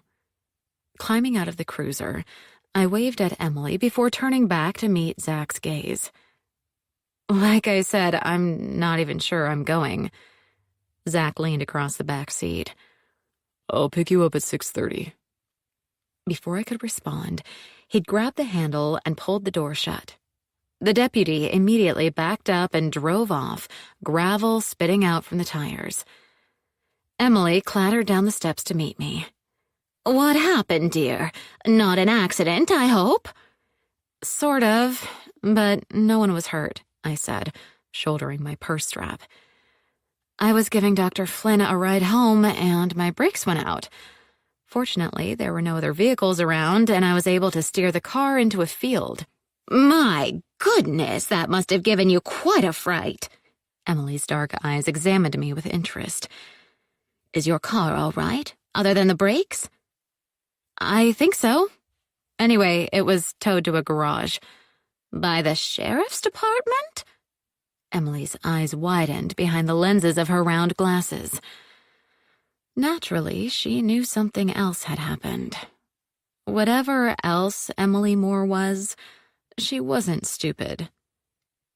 And, I thought, with a brief twitch of my lips, she's probably had a few dealings with the law in the past. "They came to help, along with some police officers from Harburg," I said. "I called 911 and that's who showed up." "I see. But it was just an unfortunate accident, right?" Emily's suspicious expression told me she wasn't fooled by my nonchalant attitude. "Uh-huh," I muttered, not wanting to share any details. I trusted Emily, but there was no point in involving anyone else in the mess I'd made. Don't drag her into this trouble, I told myself. Bree and Christine and even Zach may already be in danger. Emily doesn't need to be added to the list. "Would you like to come in for a drink?" Emily asked. "Sometimes it helps to settle your nerves." "Thanks so much, but I think I just want to collapse on my sofa and watch bad TV. I would love a ride to Clarion tomorrow, though. If you're going in, that is." Emily reached out and clasped my hand. "I can do that regardless. Let's just plan on me taking you to work and bringing you home until you get your car back." I squeezed her fingers and pulled my hand away. No, that's asking too much. You don't need to go into work every day." "There's always something I can do in the office," Emily smiled. "Right, if nothing else. Maybe it will get me started on some new poems. I get lazy sitting at home." "All right then, I'll take you up on your very generous offer." I arranged the time to meet in the morning, then thanked her again. She headed back inside her house as I entered the guest house. Although I was always careful to lock the door behind me, I checked it twice that evening. The text message I'd received had frightened me more than I'd initially realized. The Harburg police had taken charge of the text, cloning the message from my phone so they could attempt to discover who'd sent it. But they'd also warned me that they might not be able to track down the sender. "It was probably a burner," the officer in charge had told me. I greeted Ash, who spent several minutes complaining about my tardiness, even after I checked that she had plenty of water and kibble and had given her a special treat. She only calmed down when I slumped onto the sofa with a glass of wine. Jumping up to snuggle next to me, her meows finally morphed into a rumbling purr. "Girl, you have no idea what kind of day I had," I told the cat. It made me wonder if maybe I have 9 lives like you, which wouldn't be bad, the way things are going right now. Ash responded with a louder purr. I absently stroked her silky fur while I sipped my wine and contemplated calling Bree and Christine. I needed to do that as soon as possible, I realized, since they might also be targeted by whoever sent the text message.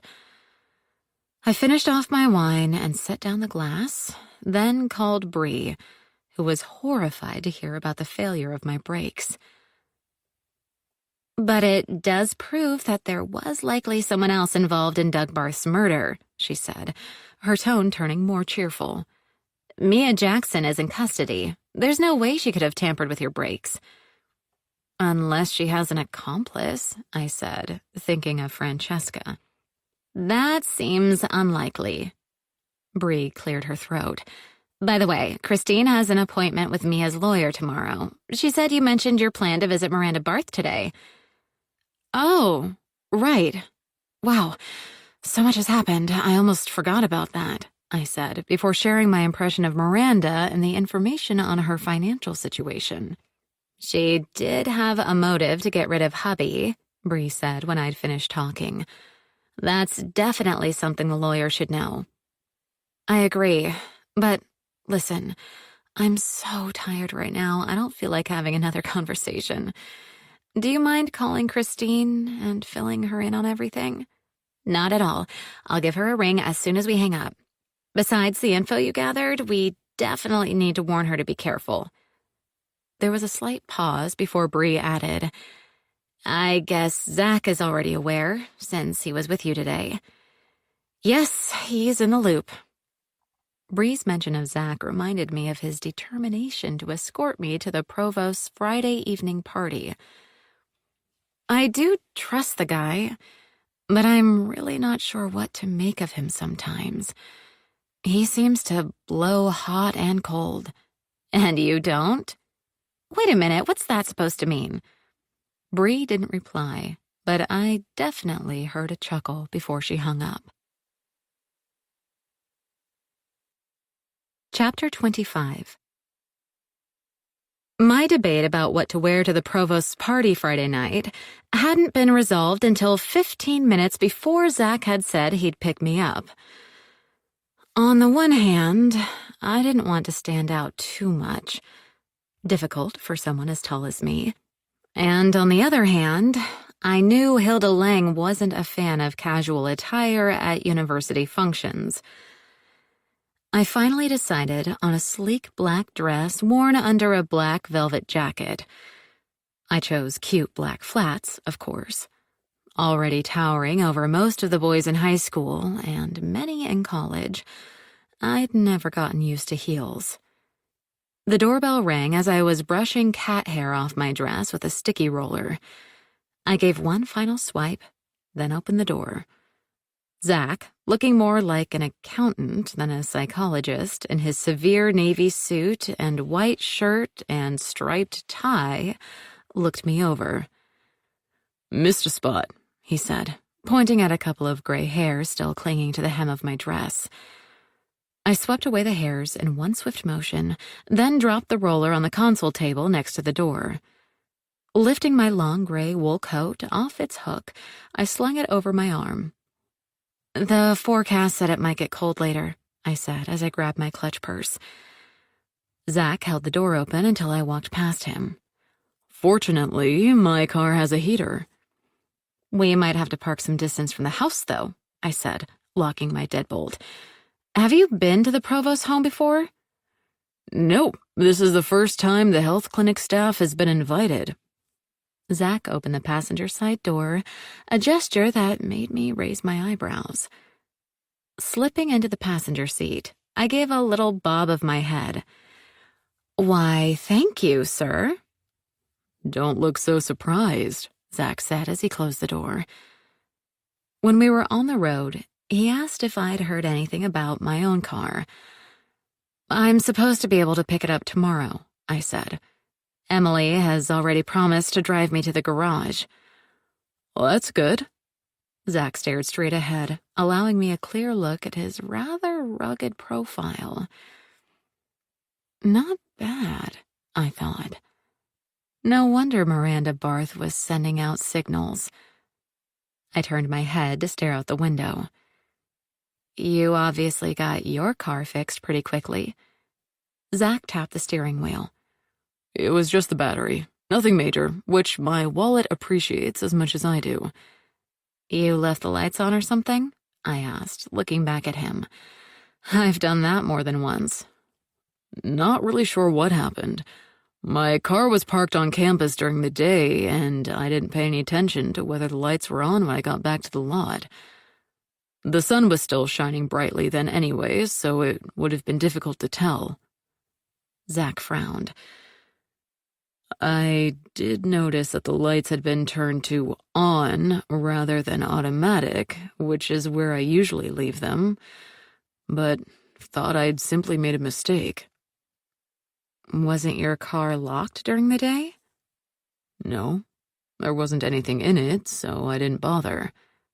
Well, that was stupid, I said without thinking. Zach cast me a raised eyebrow look. Blunt as always. I felt heat rise in my cheeks. Sorry, I guess I've been so trained to always lock my doors, car, house, or whatever, that I can't imagine not doing so. But maybe that's a female thing. Not a bad habit. Zach glanced at his GPS. It seems Dr. Lang lives closer to Taylorsford than Harburg. We're almost there. It's a mountain cabin. Well, not exactly a cabin, although it is built of logs. It's more like a lodge, I suppose. I tucked my hair behind my ears, exposing my dangling gold earrings. I've only been there once, but it was pretty memorable. You'll see what I mean. Zach turned on a paved driveway that meandered through a thick grove of pines and hardwood trees. The house came into view after a final curve. A magnificent two-story structure with covered timber porches wrapping both levels. Built of chinked logs, it matched its wooded lot perfectly, although it did look more like a mountain lodge than a single-family home. I had no idea being a provost paid so well, Zach said dryly as he parked at the far end of the expansive circular drive in front of the main entrance. It doesn't. Lang inherited a good chunk of change from her late husband, or so I hear. I unbuckled my seatbelt and leaned over to pluck my coat from the back seat. Not waiting for Zach, I opened my door and got out, the coat draped over one arm. I didn't need it yet, but the bite of the wind told me I'd be glad to have it to slip on when we left. Lock the doors, I told Zach. I already did, he replied, holding up his key fob when he joined me on the pathway that lined the perimeter of the parking circle. As we set off toward the brightly illuminated front doors, another uneasy thought wafted through my mind. What are people going to think, us coming to the party together? Whatever they please. Why would you care? I wouldn't want anyone to get the wrong idea. I paused for a second. Zach stopped short. Which is what? Turning to me, he tapped my pursed lips with his forefinger. Aren't we friends? Or is that too embarrassing for you to admit? It's not embarrassing, I replied, taking a step back while keeping my gaze locked with his. But when a man and woman claim to be friends, especially if they're both unattached, rumors start to fly. Do you really care about such childish behavior? Zach's expression betrayed an amusement I found more infuriating than any of his criticisms. Not everyone has reached your state of zen. I just don't want gossip to link us together romantically, for your sake as well as mine. I started walking again. It won't help your dating prospects if the entire campus thinks we're an item. Striding briskly beside me, Zach let out a bark of laughter. That's the least of my concerns, he said, turning to face me as we stepped onto the front porch. Seriously, Jen, it seems we've tumbled into some sort of criminal conspiracy and have even been targeted by a murderer. Random opinions on our relationship are a fairly minor concern considering all that, don't you think? I met his bright gaze with a wry smile. I suppose. At that moment, one of the double front doors swung open, revealing a young woman who I assumed was a student drafted to help with the event. Zach and I strolled into the wide, two-story foyer. At least there aren't any animal heads, Zach said, sotto voce, as the student directed us toward an alcove holding a coat rack. I hung up my coat, while Zach continued to gaze around the space, obviously bemused by the timber columns and the rough-hewn branches that created the railing for the second-floor balcony.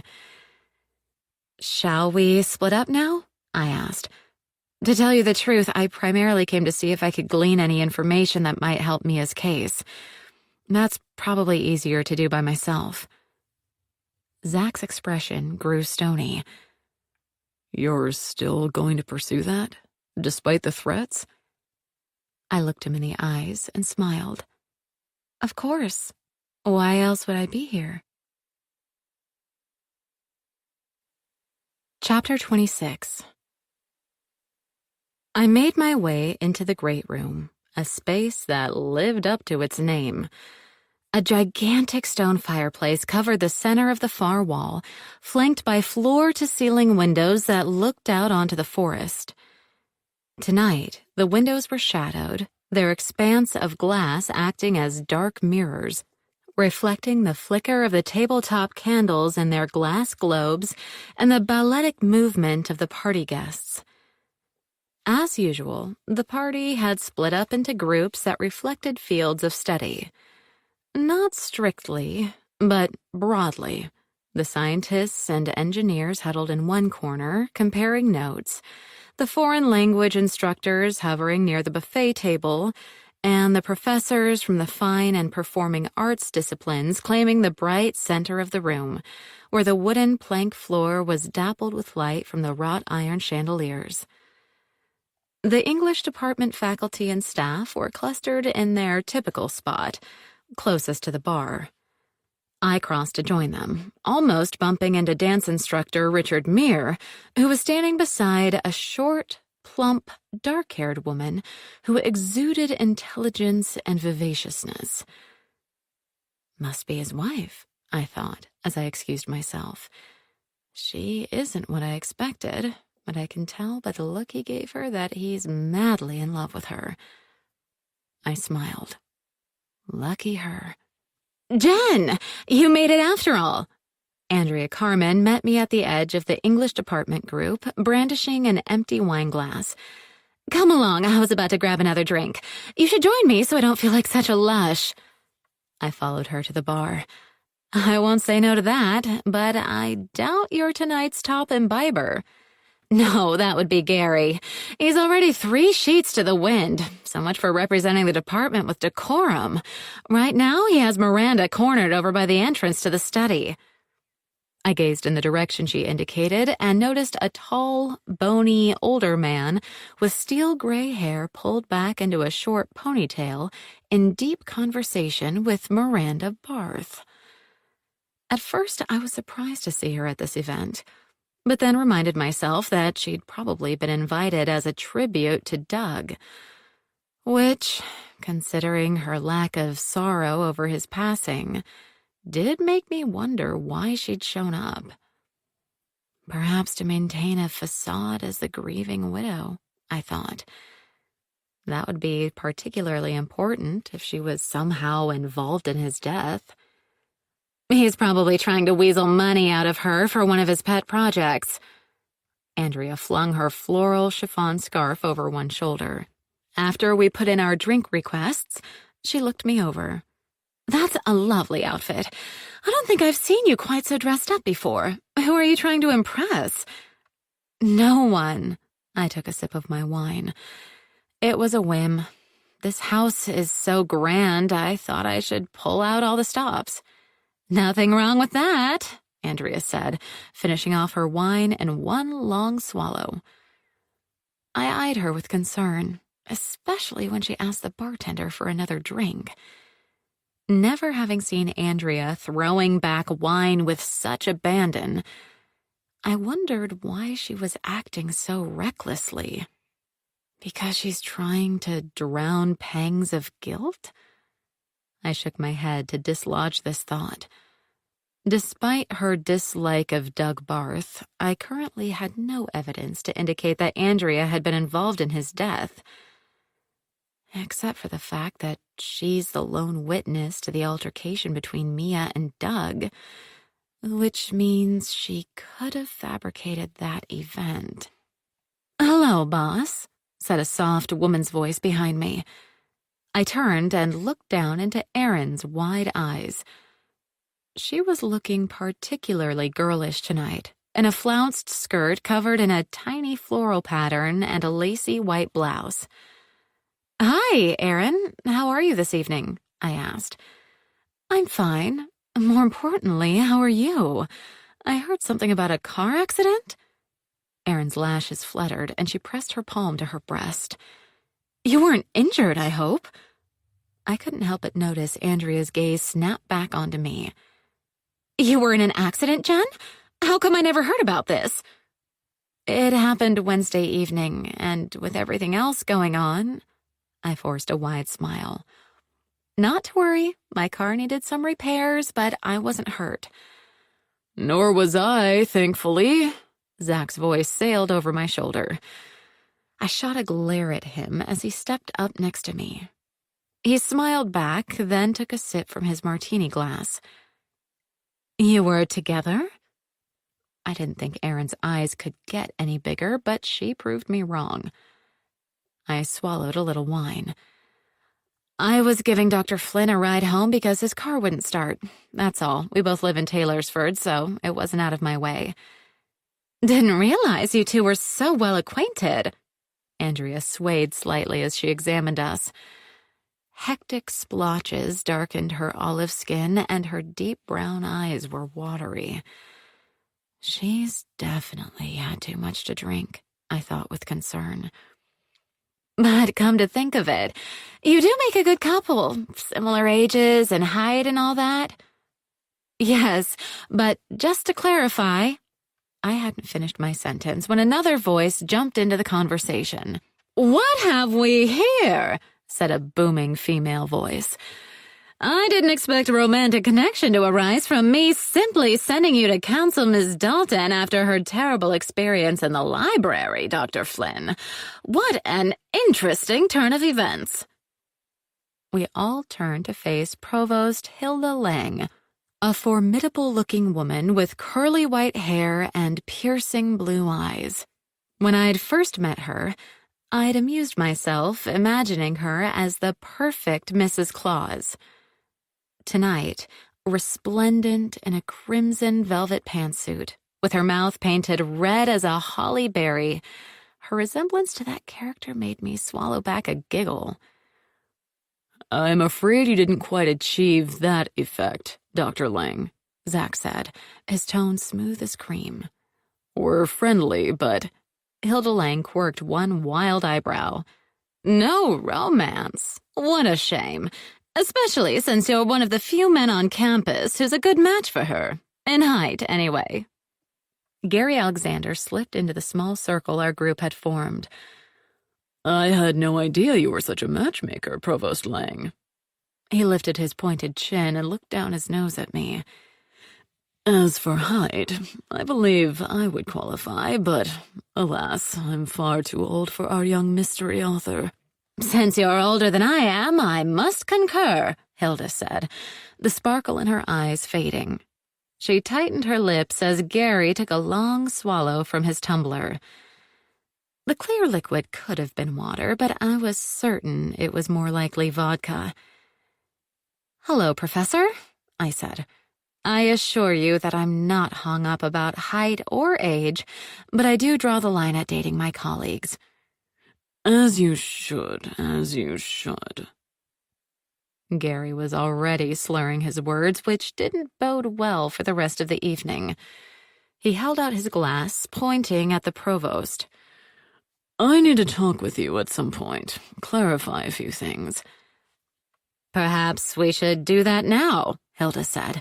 Let's find a quiet corner, shall we? Her smile broadened until she resembled a slightly frightening clown. Excuse us. She swept off with a rolling-gaited Gary Alexander trailing in her wake. I think I'll follow them, Andrea said. If they're going to talk department business, someone needs to keep Gary in check. After she disappeared into the crowd, Erin shook her head. I'm not sure Andrea's in the best shape either, so I'm going to steer clear of that convo and join a more cheerful discussion. She wandered off. Looks like it's just you and me, kid, Zach said, affecting a surprisingly decent Humphrey Bogart accent. Two little people in this crazy world. Whose problems don't amount to a hill of beans? I asked with a lift of my eyebrows. Is that what you think this is? My little group's attempts to ensure justice and any help I've asked of you, simply a lost cause, a flattened and scattered hill of beans? He clinked his glass against mine. No, I think it's the beginning of a beautiful friendship. Chapter 27. I was sure skepticism was written all over my face, but I took a drink anyway. Being friends was fine with me, if that was all Zach was looking for. "Just the person I was hoping to find," said a familiar voice. I turned to face Christine, who was wearing a white chef's jacket and holding a tray of hors d'oeuvres. "How did you get roped into working this party?" "I volunteered," Christine said. "It's great money for very little work." Zach said hello and wandered off, obviously sensing that Christine wanted to talk with me privately. "Want to join me over near the kitchen?" Christine placed the tray on an empty cafe table. "There's a little convo going on in the hallway that you might find interesting." That sounds intriguing. I set down my empty wine glass and followed her. "I guess Bree shared our latest findings with you?" Christine nodded. "She did, and then I passed all that along to Heidi, who was very grateful. She's going to have her legal team look into Paige and Miranda, as well as a few others." Christine threw out her arm as we approached a hallway near the kitchen. "Stop here for a minute," she added in a low voice. "The few others are huddled at the end of the hall." I peered over her shoulder, observing a trio of people clustered in the shadowy recesses of the wide hallway. Andrea Carmen, Gary Alexander, and Hilda Lang were engaged in what looked to be a heated conversation. Hilda threw up her hands. "It's impossible to have a civil conversation with the two of you tonight. Logic has been drowned by your drinking, so I'll leave you to fight among yourselves. We'll discuss structural changes to the department another day." She stalked off around a corner that obviously led to a connecting hallway. "This is what all your complaints lead to," Gary said, his words as acidic as the lime floating in his drink. "Structural changes. You know what that means. Both of us could be out of a job." Andrea took a swig of her drink before replying. "Changes are needed. You want to keep everything the same as it was when you were in college, back when dinosaurs roamed the earth." She spat out this insult with an accompanying swig of her wine glass, scattering droplets of wine across the wall behind her. "No class, no talent, no art," Gary said. "That's what it all comes down to. You'd teach courses on creating text for comic books if you had your way." Andrea squared her shoulders and stared up into his furious face. "And why not? It's a perfectly legitimate form of writing, in my opinion." I leaned over to whisper to Christine. "I'm going to jump in. You might want to sneak away to avoid the shrapnel." She grinned and hurried off toward the kitchen. I walked up to Andrea and Gary, trying to act oblivious to their mutual fury. "Oh, hello. I hope I'm not interrupting anything." "Nothing important." Andrea curled her lips as she continued to stare at Gary. "We were simply discussing some new ideas. Oh, wait, that isn't quite right. It's more like I was proposing new ideas and Professor Alexander was shooting them down." She pantomimed a gun with her free hand. "Bang, bang, bang." Gary snorted. "No use wasting breath on such foolishness. Doug Barth had it right. You're nothing but trouble for our department, Miss Carmen." "Dr. Carmen," she said coldly. "Well, PhD or not, I should have followed Doug's advice and gotten rid of you long before you started your tenure process." Gary fixed Andrea with an icy glare. "But you know, one of the last things Doug told me was that it wasn't too late. Said he had the goods on you at last, Dr. Carmen." Gary wheeled around, bumping my shoulder as he strode back to the great room. Andrea and I stood in silence for a moment before she broke into laughter. Good heavens, what a desiccated dinosaur he is! Andrea pulled a linen handkerchief from the pocket of her emerald green dress and dabbed at her watery eyes. Such a display. Forgive us, Jen. I smiled wanly in response, my mind still processing Gary's claim that Doug had some dirt on Andrea. Enough to get her fired, even though she's almost achieved tenure? I bit my lower lip. If there was any truth in Gary's words, had it also been enough to compel Andrea to silence Doug permanently? Don't worry about it, I said. I know you two don't see eye to eye. Understatement of the year. Andrea rolled the stem of her wine glass between her fingers. I heard something about Doug Barth, and that reminded me of a question I had, I said, deciding to jump in feet first. Has anyone said anything about filling Doug's position? I'm sure it's too early, but we're all covering his courses right now. Not sure when anything will be posted or if it will be, honestly. Andrea stepped closer to me and looked up, her slightly unfocused eyes searching my face. Are you asking for Erin? I know she's wanted to join the department full-time for a while now.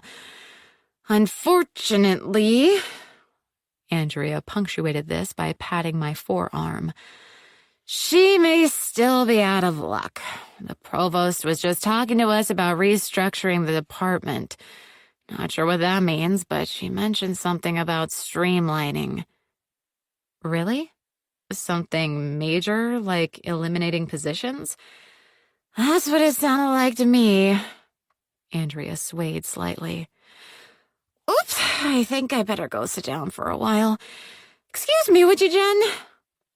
Of course. I moved aside to allow her to stagger past me. I waited until Andrea disappeared into the crowd before I walked down the hall and peered into the kitchen. Spying Christine instructing a student waiter on the finer points of serving hors d'oeuvres, I waved. Find out anything interesting? She asked when she joined me in the hall. I told her about Gary and Andrea's conversation.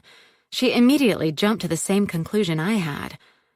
Whatever information Doug had supposedly collected to use against Andrea could have driven her to kill him. I'll share this with Heidi tomorrow, she said, straightening the lapels of her jacket. For now, I'd better go back out on the floor and check on the condition of the buffet. I thanked her and accompanied her back into the thick of the party. Seeing Zach talking with a young female instructor from the chemistry department, I marched up to him and linked my arm with his. Hey there, I said, adopting a cheery tone. How about you accompany me to talk to the provost? I want to thank her for such a lovely event before heading home. Are we heading home? Zach asked with a lift of his eyebrows. It was a comment that sent the woman he'd been chatting with scurrying off while earning an elbow in the ribs from me. You could have phrased that better, I said when he shot me an aggrieved look. I think I need to counsel you about your tendency to resort to physical violence, he replied, dropping my arm to rub his side. I pursed my lips. Sorry, but you deserved that. Rumors are going to be spreading like kudzu after that little comment. Anyway, I tossed my head. I do want to talk to Hilda Lang.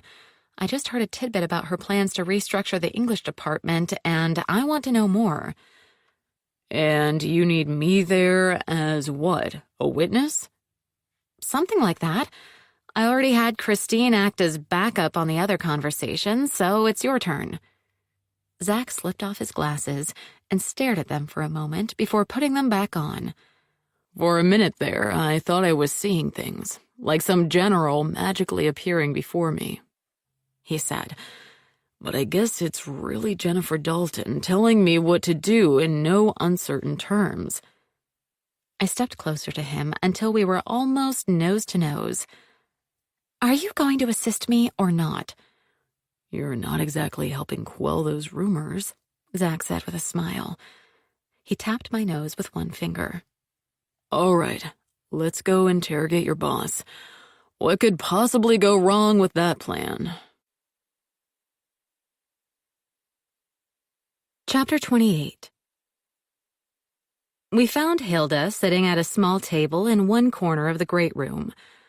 I was surprised to see that she was alone, but not wanting to argue with my good fortune, I immediately sat down in the chair across from her. "It's a great party," I said when Hilda turned her piercing gaze on me. "Thanks so much for hosting us in your home." Hilda leaned back, lifting the front legs of her chair off the floor. "I'm delighted to do so. A house this large should be filled with people from time to time, don't you think?" It does provide the perfect layout for social functions, Zach said, as he settled in the chair next to mine. Although I think I might feel a little lost living here when all the guests have gone home. Hilda dropped down the chair legs and cast him a sardonic smile. "Ah, Dr. Flynn, analyzing me now? Truth is, I do feel like a pebble rolling around in the Grand Canyon sometimes." Her smile faded. "My husband chose this house. He was a high-level executive with a pharmaceutical company in Maryland." "So you lived here before you took the job at Clarion?" Zach asked. "Not full-time. When Jasper was alive, we both worked near D.C., so we owned a townhouse in Alexandria and only came out here on weekends or holidays." A shadow flitted over Hilda's face. She's still mourning her husband, I realized. Glancing at Zach, I could tell he was thinking the same thing. "This was primarily a vacation home then," I said. "That's right. But after Jasper passed, I started looking for a job in this area and was fortunate enough to end up at Clarion." The wisp of a smile twitched Hilda's lips. "I sold the townhouse and moved out here. It's a better place to host the kids and grandkids, and it does work well for events like this one." I leaned forward, resting my arms on the table. "It must feel like a big change, but I guess you weren't adverse to that." "Change? Not at all." Hilda's smile broadened. "I actually revel in it, which is why I'm committed to achieving some restructuring of our academic departments. I suppose you've already heard rumors about that, Miss Dalton?" I returned her smile. "I have. Gossip and some grumbling, I'm afraid." "Many people are resistant to change," Zach said. "It's a problem I deal with quite often." "I'm sure. It's always easier to continue to do the same thing over and over, even if it isn't allowing individuals or institutions to reach their true potential." Hilda rested her elbows on the table and cradled her chin in her clasped hands. "I'm making plans that may shake things up at Clarion, but it's all for the good, I hope. At least in terms of benefiting the students, which should be our top priority, don't you think?" Zach nodded. "Absolutely." "Well, you see, that involves streamlining some reporting structures and shifting money from bloated administrative salaries to services that actually assist the students. Things like the writing center," she added, giving me a wink as she sat back in her chair. "How about that? Now the truth comes out," said Gary Alexander as he strode up to the table. "Professor, this probably isn't the time and place." Hovering behind Gary, Aaron appeared distraught. I briefly wondered why Aaron was trailing Gary, but chalked it up to her ongoing efforts to ingratiate herself with the department chair. "Aaron's right. This is a social occasion, after all." Gary slammed his fist on the table, causing all of us to jump. "Time and place have nothing to do with it. I overheard your talk about restructuring and streamlining and whatnot, Madame Provost. I know that's just code for eliminating those of us who've been at Clarion the longest. The very people who built the university into what it is today." "I have no intention of eliminating anyone," Hilda said, both her tone and expression mild as a late spring day. I simply think we need more professors back in the classroom rather than sitting on their duffs in administrative offices. Gary wiped a bit of spittle from the corner of his mouth. You're probably glad that poor Doug Barth is dead, aren't you? Hilda reared back and fixed him with a disdainful glare. Why would you say that? Because he supported me and others who don't approve of your drastic plans for change. Gary crossed his arms over his chest. He was popular and had the ear of the students, so his opposition might have dashed your dreams. Zach rose to his feet and faced off with Gary. Listen, Professor Alexander, I think you should reconsider your words and actions tonight. It seems that you may not be in the best mindset to discuss such important matters. Who are you? Gary looked down his nose at Zach. Dr. Zachary Flynn, psychologist. Zach extended his hand. Gary batted it aside. Never heard of you. Nevertheless, I believe you've been drinking too much to talk about anything substantive with the provost, or anyone else for that matter. Zach said equably. I agree.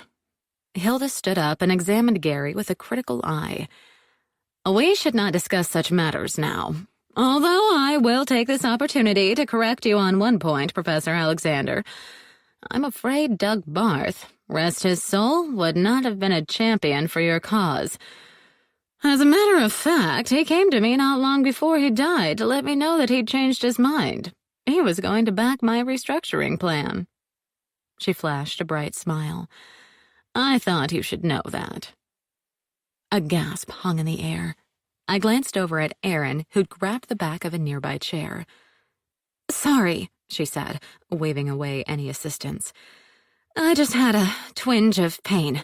Sciatica, she added with an apologetic smile. As Jen knows, I suffer with that from time to time. This was true. I'd noticed her flinching and grimacing in the writing center when the condition flared up. I offered her a smile. Sorry you're dealing with that again.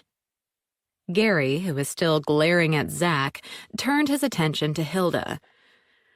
I seriously doubt Doug ever changed his mind or told you he'd support your plans, but carry on with your little charade if you wish. He turned on his heel and stormed off. I should probably reconsider serving alcohol at these events. The twinkle was back in Hilda's eyes. Nice speaking with you, Ms. Dalton and Dr. Flynn, and... She looked expectantly at Erin. I'm Erin McHenry, the assistant director of the Writing Center, Erin replied stiffly. Ah, yes, we've spoken a few times. Hilda bent her head to acknowledge all three of us. I'd better get back to circulating among my guests. Enjoy the rest of the evening. As Hilda walked away, I glanced at Erin, noting her peeved expression. She's probably upset that the provost didn't know her by sight, I thought, with a shake of my head. I suppose I should mingle as well, Erin said. That's what these parties are for, after all. She flounced off without saying goodbye. Zach pushed his glasses back up his nose. I sense anger and resentment emanating from your assistant. I met his gaze and smiled. How perceptive. Perhaps you should consider a career in psychology. I'll take that under consideration, he said with an answering smile. Chapter 29. On the ride home, I shared the information I'd gathered at the party and elaborated on my thoughts concerning Andrea Carmen's possible involvement in Doug Barth's death. Then there's Gary Alexander. I didn't think he had any plausible motive, but now we know Doug was going to support the provost's plans. Considering his anger over such a betrayal, I think Gary should be considered a suspect as well. Alexander didn't know about that, though, Zach said, his gaze focused on the shadowed road ahead. Or did he? I leaned my temple against the cool glass of the passenger side window. If he discovered Doug was a traitor, he may have confronted him in the library, and then... I thrust my arms out as if pushing someone away. It's possible, especially considering his volatile personality. But if Barth really did have some information that could force Andrea Carmen to give up her professorship... Zach lifted his right hand off the steering wheel. I believe that's the stronger motive. You're right, of course, I said glumly. Slumping in my seat, I absently drummed the fingers of my left hand against the center console. I know you don't want to contemplate a friend being a killer. Zach laid his hand over my restless fingers. But if you're going to play amateur detective, you have to play fair. Anyone with a motive must be considered a suspect. I froze, trying to decide whether to whip my hand away. In the end, I let it be. I realize that. Even Mia, as much as I'm fighting to clear her, could still be at fault, if only by accident. Zach sent me a sideways glance. Glad to hear you're not letting your emotions totally cloud your judgment. He lifted his hand and placed it back on the steering wheel. I know it's hard to keep an open mind when personal feelings are involved. Are you always so pragmatic? I asked. The darkened passenger side window reflected both of us, which was, I realized, a useful way to watch Zach's expressions without looking at him. Hardly. I have plenty of my own foibles. A little smile played over his lips. Like being intrigued by certain individuals, even if they don't seem inclined to get to know me better. Intrigued? In what way? As a psychological study or experiment? Zach's smile fell away. No. I try to keep my personal and professional life separate. Despite what people might think, I'm not constantly analyzing everyone I meet. You aren't trying to figure me out right now? I asked, keeping my tone light. Actually, I'm trying not to. Zach glanced over at me. You're watching me in the glass, aren't you? I shifted in my seat and looked straight ahead. You caught me. Sorry. It's fine. I suppose you're trying to figure me out as well. But I must warn you, I've been told it's a very difficult thing to do. I shot him a questioning glance. By whom? Your former girlfriends? Among others, he said, meeting my gaze for a second. Ah, a man of mystery. I scrunched up my face at him. Not quite that glamorous, he replied, looking back at the road. But I've done enough self-reflection to know I can be challenging.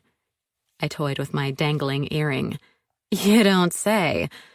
This earned me a chuckle. Zach only spoke again after a short stretch of silence. To be honest, I don't always think it's a bad thing, being difficult to understand. It means there's always more to learn about a person. And to be fair, I prefer the company of people who challenge me. We'd reached Taylorsford's main street. I buttoned up my coat and closed my fingers over my clutch purse. You appreciate a battle of wits. I think I've learned that much, I said, keeping my gaze lowered. It's true, which is one reason I like you, Jen. I glanced over at him from under my lowered lashes. Are there more? Zach pulled into Emily's driveway and parked the car before replying, Of course. Let me count the ways. He unbuckled his seatbelt and turned to me. Ha, that old line. I need to introduce you to some new material, I said, right before he leaned in and kissed me. I have to tell you, Ash, I think I'm in trouble, I told the cat, who simply blinked her golden eyes as she stared up at me from her position on my lap. I really don't have time to deal with any sort of relationship right now. especially not one that demands a lot of attention. I frowned and leaned back against the sofa cushions, staring up at the ceiling. The kiss had taken me by surprise, not only because I wasn't expecting it, but also because of how I'd responded to it. I'd meant to remain cool and collected, but that didn't happen, I told Ash, not bothering to elaborate on what had transpired. A deep sigh rattled my chest. Then afterwards, I just said thanks and jumped out of the car. Classy, huh? Ash nudged my hand with her head. All right, I'll pet you some more. Then I need to go to bed and get some sleep. Or try to get some sleep, I added, aware that I'd probably be agonizing over my schoolgirl behavior all night. I just ran away like a 15-year-old on her first date, I said, shaking my head. My phone, set on vibrate, skittered across the side table. Ash meowed and leapt off my lap as I reached to grab it. There were 2 text messages. One was from Bree and only said, "Call me." The other was from Zach. It said, "You're welcome." That man, I said, one hand fanning my face as I called Bree. As soon as she answered, Bree told me to sit down. I'm already seated, I said. Good, because what I'm about to tell you will be a shock. Bree cleared her throat. I just got off the phone with Christine, and she said something major happened at the provost party after you left. Skinny dipping in the fountain out back? I asked, remembering that a few students had engaged in that activity at a welcome party in August. Nothing so innocent, I'm afraid. This is something else entirely. Okay, you have me hooked. What's this all about? Someone died, Bree said flatly. What? I jumped to my feet, sending Ash dashing across the room to a protected spot under the kitchen chairs. Who? And how? The how is falling off the top balcony at the back of the house. The who? Bree exhaled a gusty breath. Is Professor Gary Alexander. Chapter 30. My shriek sent Ash scurrying from the kitchen into my bedroom. An accident, I presume? I asked once I could speak. That's the assumption, Bree said.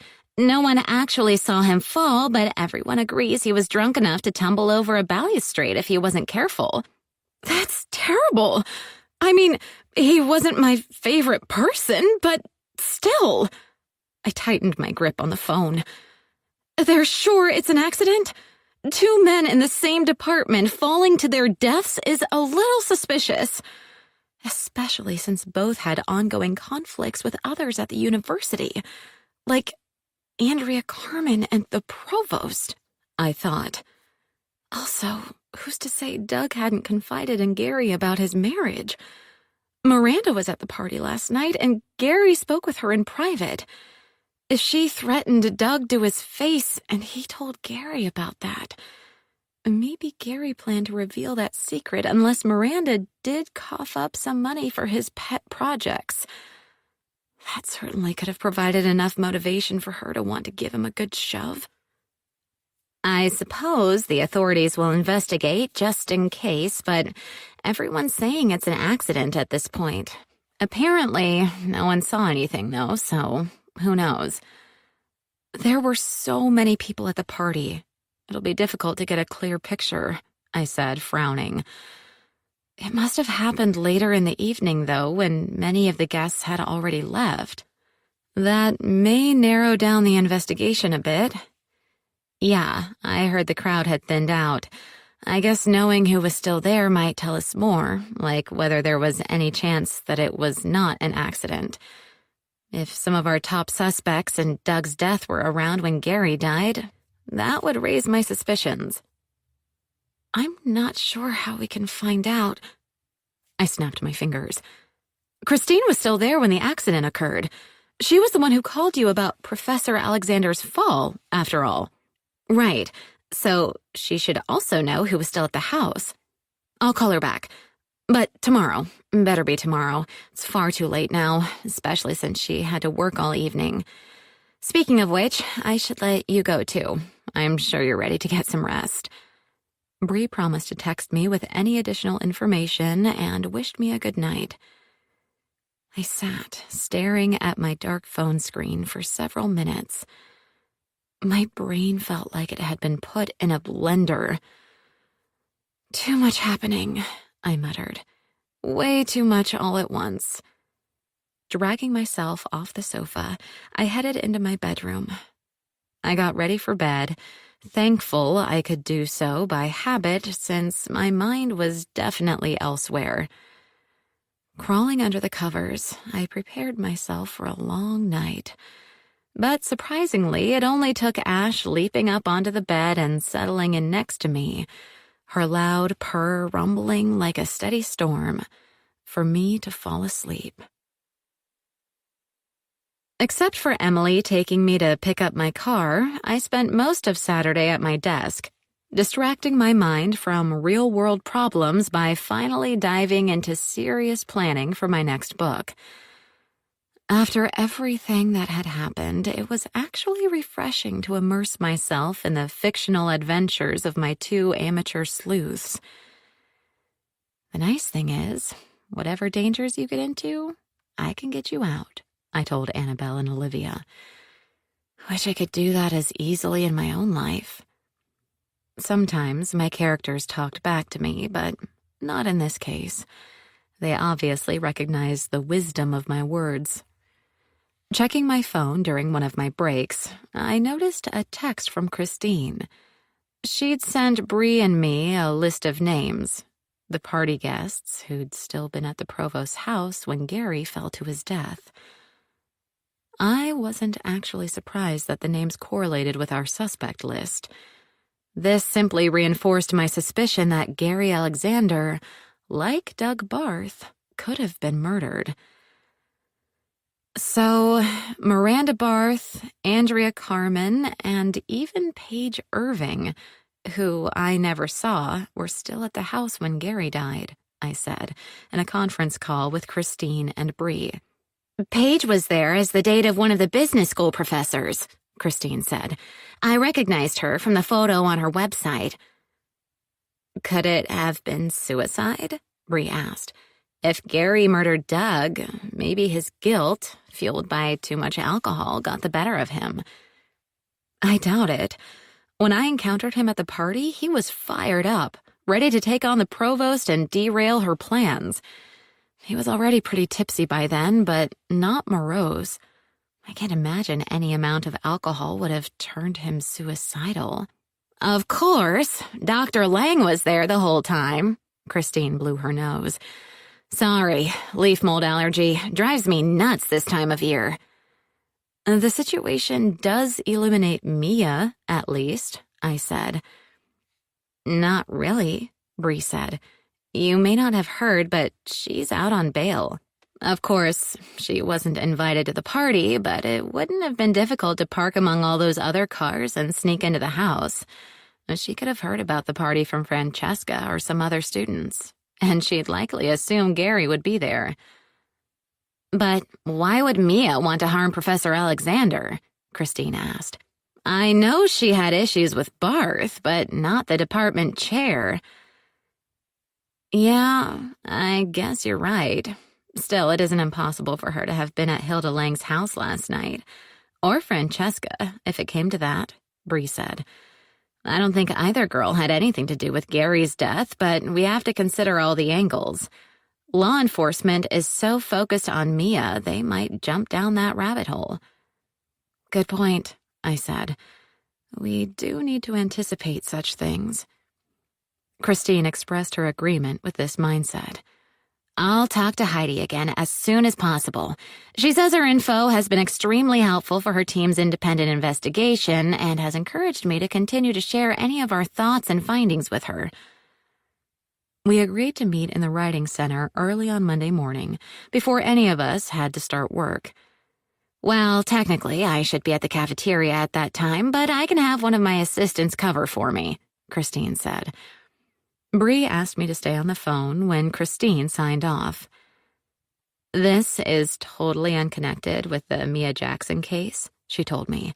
I just keep forgetting that I want to invite you to an exhibit opening at the art department gallery next Friday evening. Okay, I said dubiously. But why do you need a date? Isn't Rachel coming home on Tuesday?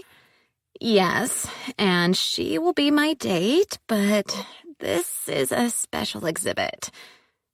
Bree's voice quivered.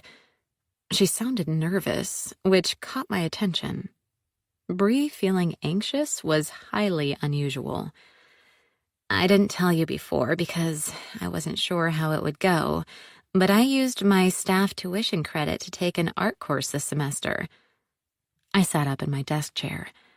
Wait, do you have artwork being displayed in this exhibit? I do. There was no mistaking the pride in Bree's tone.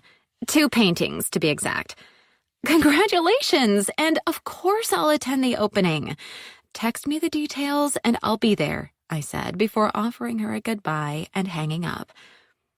There was another text on my phone.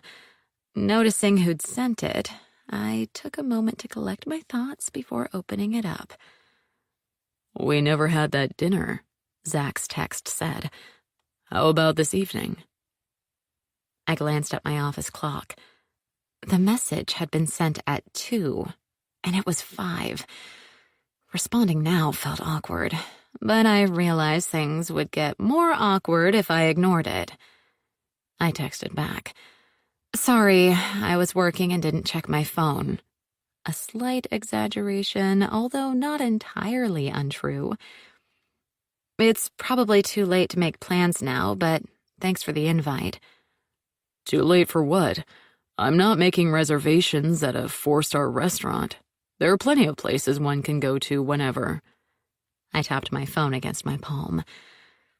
It would be easy to claim I had a headache, or that I needed to work on my book, or any number of other excuses.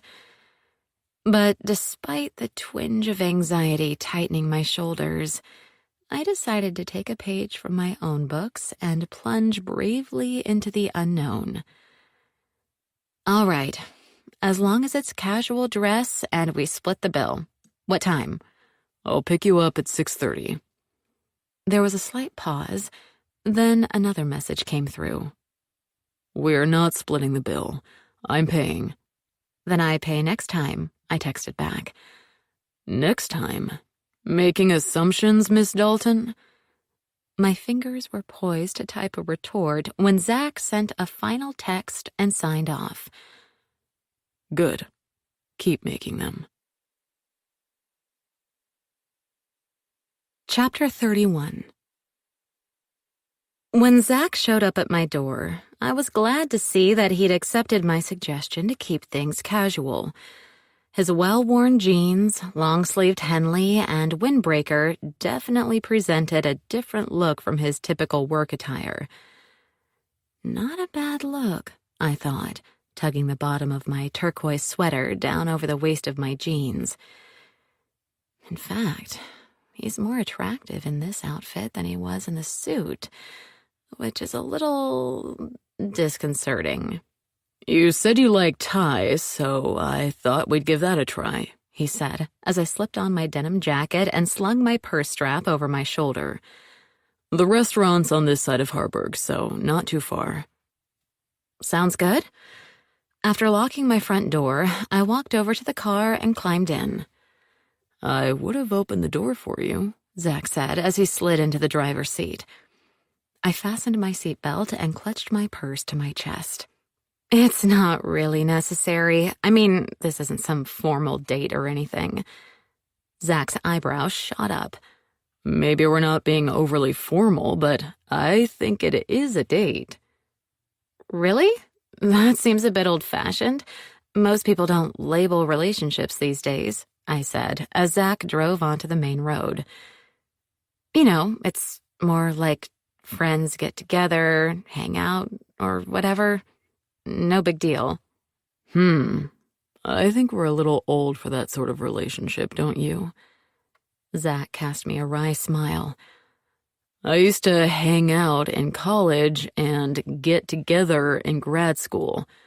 Now I prefer to date. I sank back in my seat. Call it what you want. I was simply trying to lighten the mood and keep things fun. Zach side-eyed me. I assume you've had relationships in the past. Is that what you've always done? Kept things light and fun? Well, I squirmed in my seat. Of course I'd had relationships in the past, some of which had lasted for a decent amount of time. Were they all as superficial as Zach seemed to be implying? I gnawed on the inside of my cheek. Maybe. Is there anything wrong with that? No, I'm simply curious. Zach shrugged. I was just wondering if you'd ever had what you'd call a serious relationship. Have you? I shot back. Once, he said. Obviously, it didn't work out, I said, then slapped my hand over my mouth. Zach appeared unfazed by my rude comment. It did not. The truth is, she was entirely too sweet. You mean she didn't enjoy going toe-to-toe with you? Exactly. I often upset her without meaning to, Zach said. Hardly surprising, I muttered. From the grin Zach cast my way, I could tell he'd heard me. I sat up and swiveled to view his profile.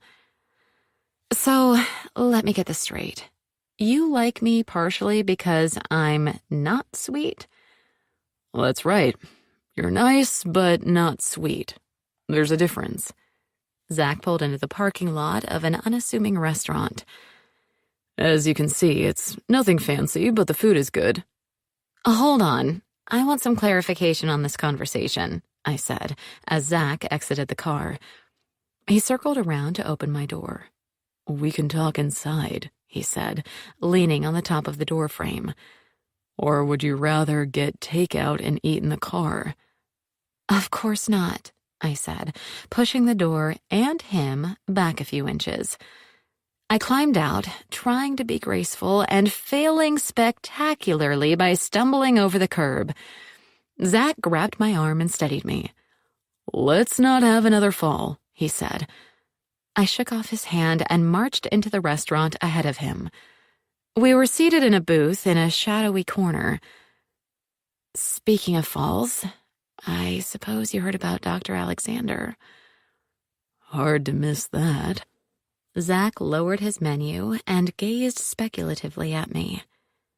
Don't tell me you and your merry band of sleuthers have decided Alexander was murdered as well. Okay, I won't tell you, I said, keeping my eyes glued to the menu. Hello, I'm Kim. I'll be your server tonight. What would you like to drink? Asked the young woman who'd appeared at our table with 2 water glasses. She looked vaguely familiar. I knew a lot of students from Clarion worked in area restaurants, so I suppose that wasn't too surprising. I'll have a gin and tonic, Zach said, as Kim set down the water tumblers. Kim nodded and turned to me. Ms. Dalton, she said, her eyes brightening. How are you? I never did thank you, but that assistance you gave me on my history paper was really great. I was totally lost until you showed me how to cite facts and quotes and all that. I'm glad I was able to help, I said. I'll have a house Chardonnay, please. You know, Kim said, leaning in as if sharing a secret. I always made sure you were in the writing center whenever I came in. No offense to the student assistants or whoever, but I knew you were the one who could really help me. If you weren't there, I'd just walk out again. I frowned. It always upset me to hear that students were dissatisfied with the center. Did you have a problem with how anyone treated you? You should have let me know. Kim shrugged. It wasn't a big deal. I also wanted to avoid Ms. McHenry, to be honest. I mean, it wasn't her fault. It's just that I took her poetry class and totally tanked it. So I felt kind of embarrassed to ask her for help. Leaning against the wooden back of the booth, Zach crossed his arms over his chest. You think she would have held that against you? Not really. It's just that I felt so stupid in her class. She used all these allusions and metaphors or whatever right away. I was confused from the start and never really caught up. Sorry to hear that, I said. Kim tossed her long dark braid behind one shoulder. Anyway, let me put in your drink orders and I'll be right back to get your food order. As she walked away, I noticed Zach seemed lost in thought. What is it? He met my gaze with a smile. Nothing, really. Wondering how well you know Aaron McHenry, that's all. We've worked together for 4 years. I ran my finger around the rim of my water glass. But honestly, I don't think I know her very well. She's very self-contained. She doesn't talk about personal matters? Zach paused to thank Kim when she set down our drinks. He waited to speak again until after we put in our food orders and Kim left the table. As I mentioned the other evening, Miss McHenry projects a lot of anger and resentment. Do you know why? I think it's because she's frustrated with her career. I took a sip of wine as I organized my thoughts. The thing is, she's always wanted to be a full-time instructor, tenure track preferably. That's her dream. Right now, she only teaches one course. She's been waiting and hoping that a position would open up in the English department, but it hasn't. Zach rattled the ice cubes in his drink. Interestingly, it will now. I stared at him, opening my mouth and snapping it shut again without saying anything. Has your Scooby Gang looked into her, by any chance? Zach asked.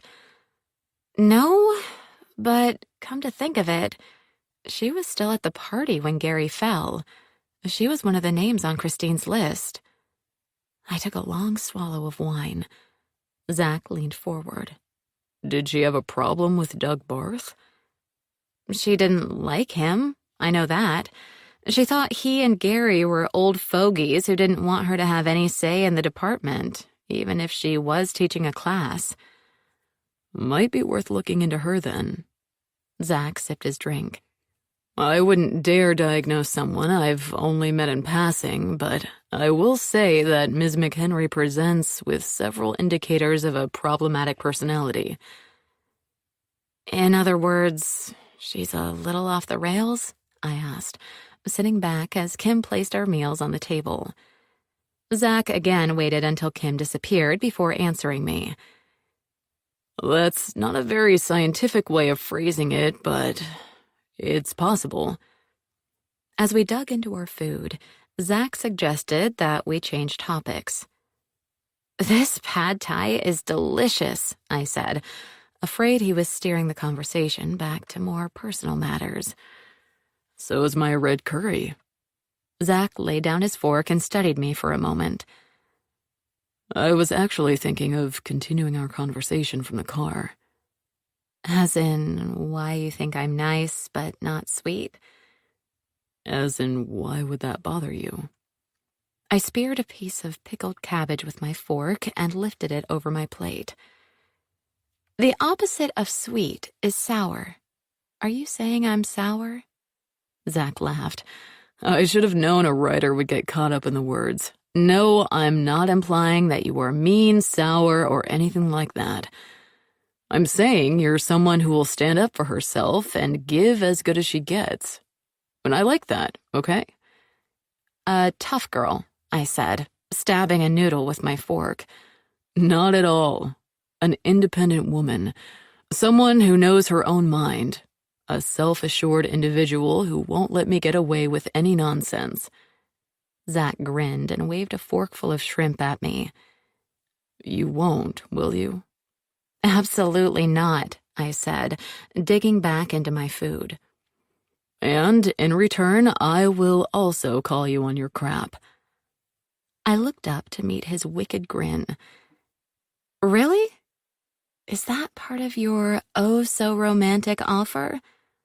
Absolutely. It's the only way people like you and me can get along. Besides, I believe in equality. You believe in getting the last word, I said, earning another laugh. Chapter 32. On Monday, I got to work early to meet with Bree and Christine before the writing center opened. It seems we really have 4 major suspects, excluding Mia, Bree said. Andrea Carmen, Miranda Barth, Paige Irving, and Hilda Lang. Interestingly, all women. I settled back in my office chair. I don't know about including the provost on that list. She has enough power to override the objections of professors and even department chairs. I can't see her murdering either Doug or Gary simply because they opposed her plans. Yes, but if we assume that Doug's death happened in the heat of an argument, that could have involved her. Bree paced around my office. That death would be manslaughter or second-degree murder since it wasn't planned. But then, think about it. What if Gary saw something or somehow put 2 and 2 together from things Doug told him? Hilda would have had a reason to get him out of the way, too. Christine, who was sitting in the office guest chair, primly crossed her legs at the ankles. I don't know. That sounds pretty far-fetched to me, too. I kind of think Miranda Barth should be at the top of the list. She had the most to lose, and since Jen saw Gary having a heated conversation with her at the party, it's possible he was blackmailing her. That's motive enough in my mind. Then there's Paige Irving. I drummed my fingers against the arm of my chair. She certainly may have been furious with Doug for taking all the credit for their shared book. When Bree and I spoke with her, she acted like she didn't know anything about Doug's deceit, but she could have been acting to protect herself. Yeah, but why would she then murder Gary? Bree halted her pacing and faced us. Unless he did witness Doug's death, I can't see any connection. That's assuming it was the same killer both times, Christine said thoughtfully. I switched my focus to her. You're right. We don't know that for certain either. Good point. Great point, actually. What if Gary and Doug argued over Doug's betrayal? I mean, Doug siding with the provost's ideas about— Allow the music to steady your thoughts and soften your emotions as we prepare to return to the narrative.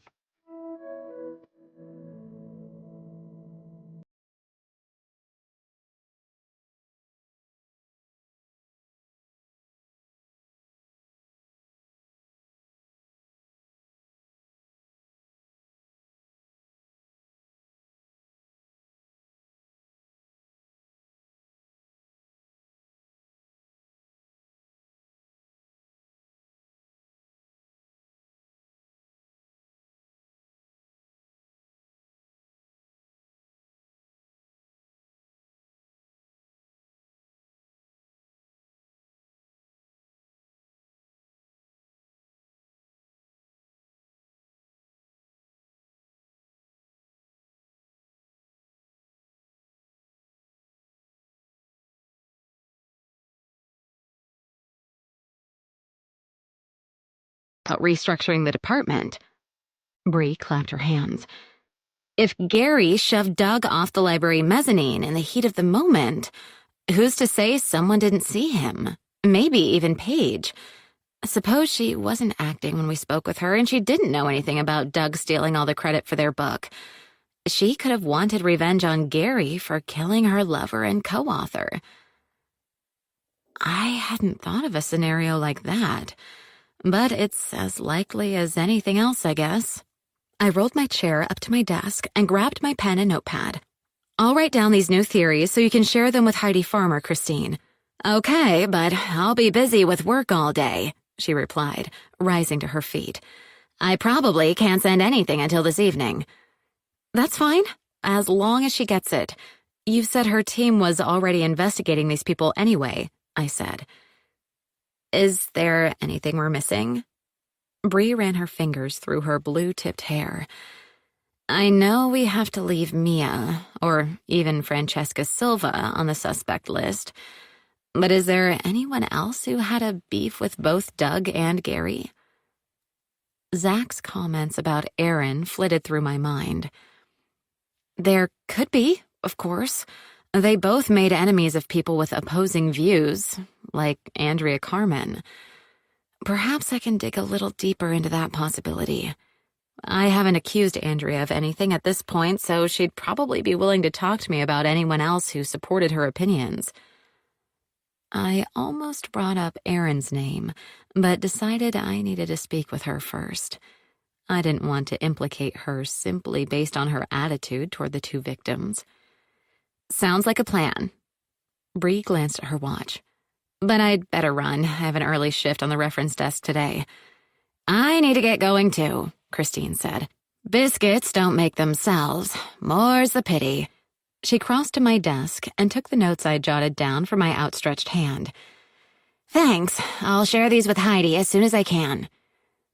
After they both left my office, I sat and doodled on the notepad, my thoughts circling around the possibility of Aaron being involved in the murders. It seemed unlikely, given the fact that she'd been at a planned appointment off campus around the time Doug had been killed.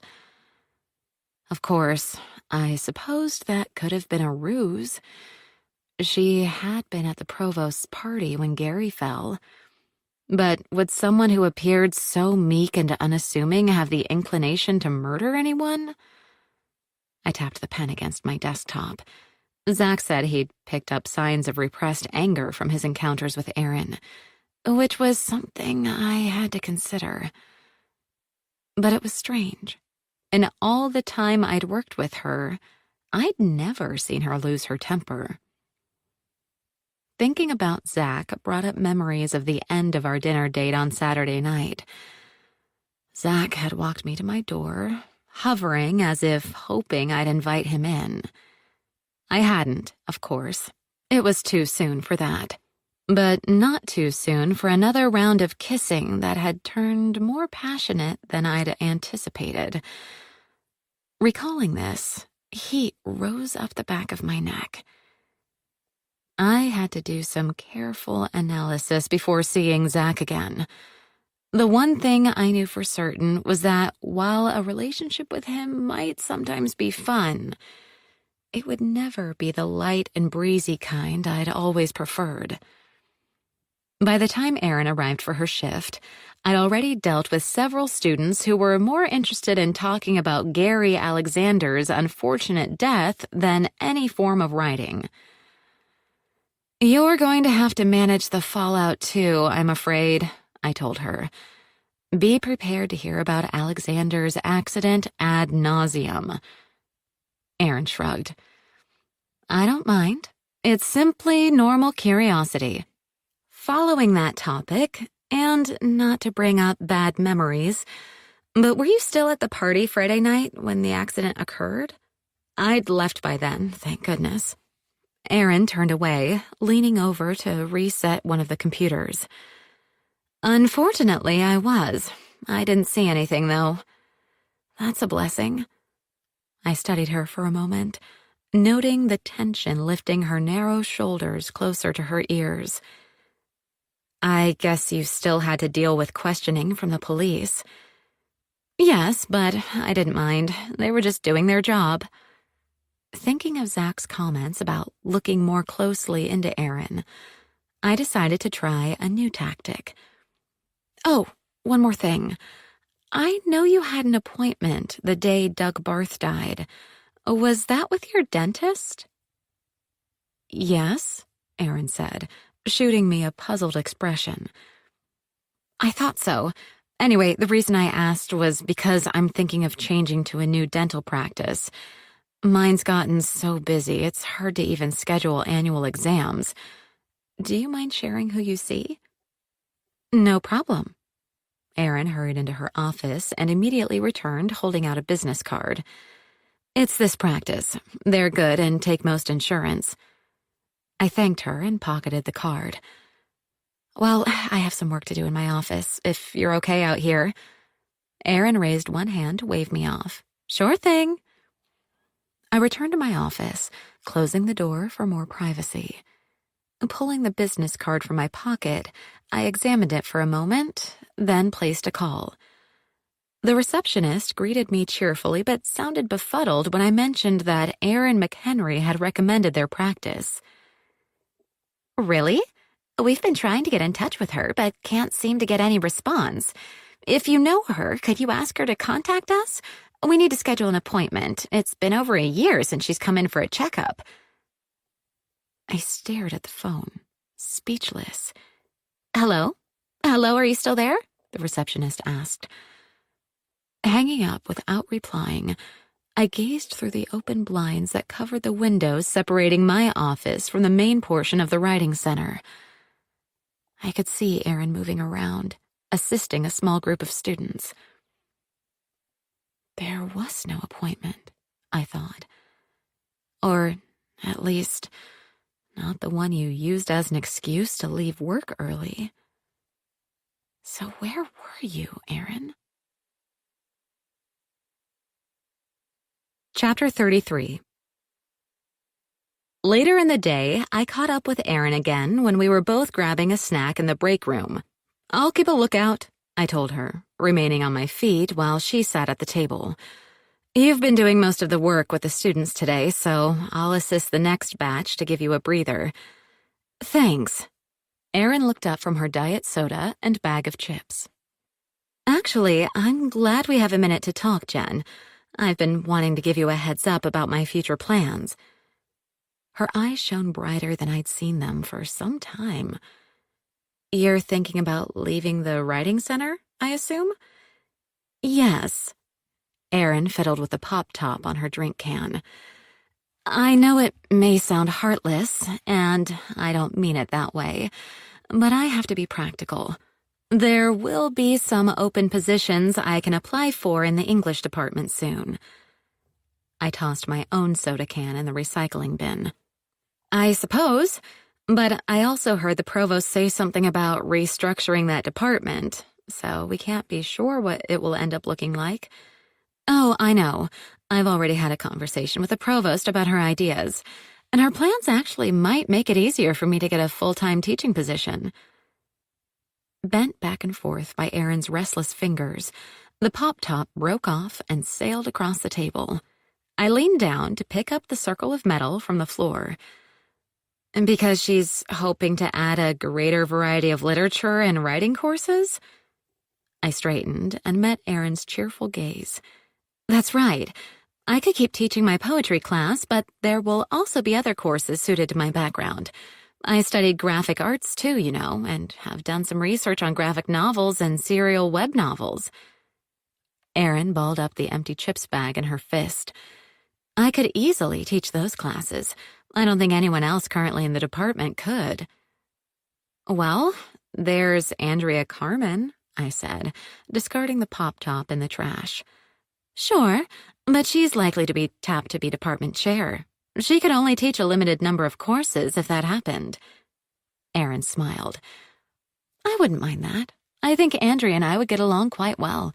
We could work together to make some substantive changes in the curriculum. I see, I said, my mind racing to process these comments. This information revealed a motive for Erin to eliminate Doug and Gary, but could also further implicate Andrea. If both of them knew this, if they'd had serious conversations with the provost before the deaths, maybe they even colluded to murder the two men who stood in their way. I thought you should know, even though it may seem a little too soon to discuss such things, Erin said. I didn't want you to feel blindsided later. I appreciate that, I replied automatically. Okay, speaking of Andrea, I'd better get back to work on that presentation for her mystery and thriller writing course. You take your time, though. I can keep an eye out for any students from my office. Thanks. In that case, I think I'll take a short walk outside, get a little air and sunshine while I can. Erin pushed back her chair and stood, stretching her arms over her head. She's small but wiry, I realized. There's definitely some muscle in her arms.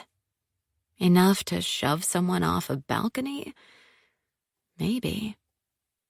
Back in my office, I waited until Aaron left the center, then called Andrea.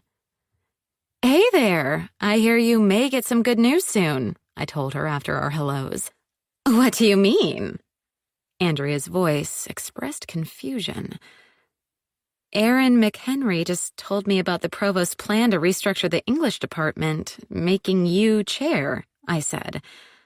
"Say what? I don't know anything about that," Andrea replied. "Really? Aaron implied that you'd both spoken with the provost concerning some major changes in the department." Andrea huffed. "Maybe she did, but I wasn't involved. Of course, there will be changes, but nothing has been decided. Certainly not anything concerning the position of chair, at any rate." "I see. Interesting. She seemed so sure. In her own head, maybe. She's a bit imaginative, I guess you could say. She seems to think she's guaranteed a teaching position in the department now that we've tragically lost 2 faculty members. But that may not be the case." Andrea audibly exhaled. "It's a little creepy, if you ask me. I even saw her cozying up to Miranda Barth at Doug's funeral. I can't imagine why, unless they were commiserating about how badly Doug treated them both." "Treated them badly?" I asked, trying not to sound too excited. "I know about Miranda's situation, but I wasn't aware that Doug had specifically done anything to Aaron, other than look down on her and ignore her, I mean. Oh, it was more than that. He did everything in his power to keep her from getting a tenured position in the department. He actively blackballed her. Apparently, it was based on some old feud between them," Andrea said. "You mean before Aaron ever came to work at Clarion?" "Yes. The story I heard was that Aaron was doing book reviews for one of the trades when Doug brought out his book about the works of Henry James. Aaron trashed him in her review, even claiming that he'd plagiarized some sections. Well, you can imagine how Doug felt about her after that." "There was bad blood between them then," I said, my thoughts spinning. "Definitely. Doug hated Aaron and shot her down every chance he could. To tell you the truth, I think it was the reason he supported Gary's opposition to the provost's plans. Gary was totally resistant to change, but Doug was actually more open-minded. If he hadn't wanted to stick it to Aaron, who thought she'd have a chance at a full-time position if the department was restructured, he'd probably have been on the provost's side." According to Hilda Lang, Doug had changed sides right before he died, I recalled. No one but Hilda seems to have known that, though. Not until Hilda mentioned it at her party. "That does explain some things," I said. "Sorry I was misinformed about the chair position, but I bet you will be up for it eventually." I wished her a good afternoon and hung up. I wanted to immediately pursue this new line of inquiry, but I did have to complete prepping for the presentation to Andrea's class on Wednesday. My questions about Aaron and the rest of the suspects on my list would have to wait. When I got home Monday evening, I was still filled with nervous energy. "I think I'll take a walk," I told Ash as I changed into sweatpants and a t-shirt. Ash, who was content now that I'd fed her and given her some attention, opened one eye, then went back to sleep on my bed. It was a reasonably warm fall day, so I simply threw on a hooded sweatshirt and headed out. I strode down the sidewalk, brick-paved in keeping with Taylorsford's historic status. The red and gold leaves of the tree shading the sidewalk rustled overhead, and the sky was threaded with scarlet ribbons that announced the impending sunset. Keeping up a brisk pace, I walked to the edge of the historic portion of town where an old mill had been converted into a rather overpriced restaurant and inn. On the way back, I paused in front of the public library. It was a lovely stone building, with a small front lawn shaded by maple trees. "I really need to stop in and visit someday," I said, talking to myself. "Yes, you should," said a familiar voice. I spun around and came face to face with Zach. "Oh, hello. What are you doing here?" "Did you forget? I live nearby." Zach's smile took the edge off his words. Like me, he was wearing sweatpants and a sweatshirt. "Are you out for a walk or jog, too?" I asked.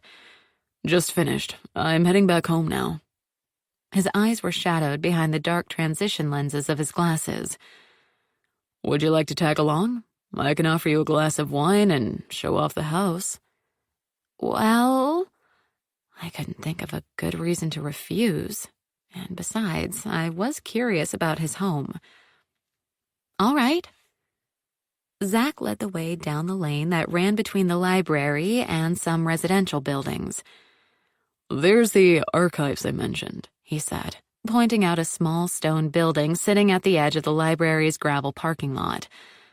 The lane connected to a narrow road that paralleled Main Street.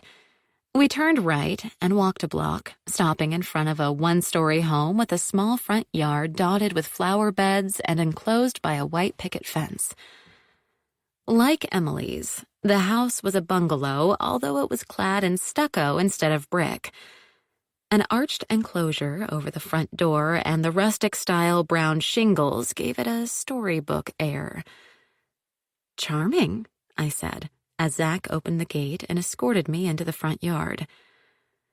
"Not what you expected, I bet," he said, unlocking the bright blue front door.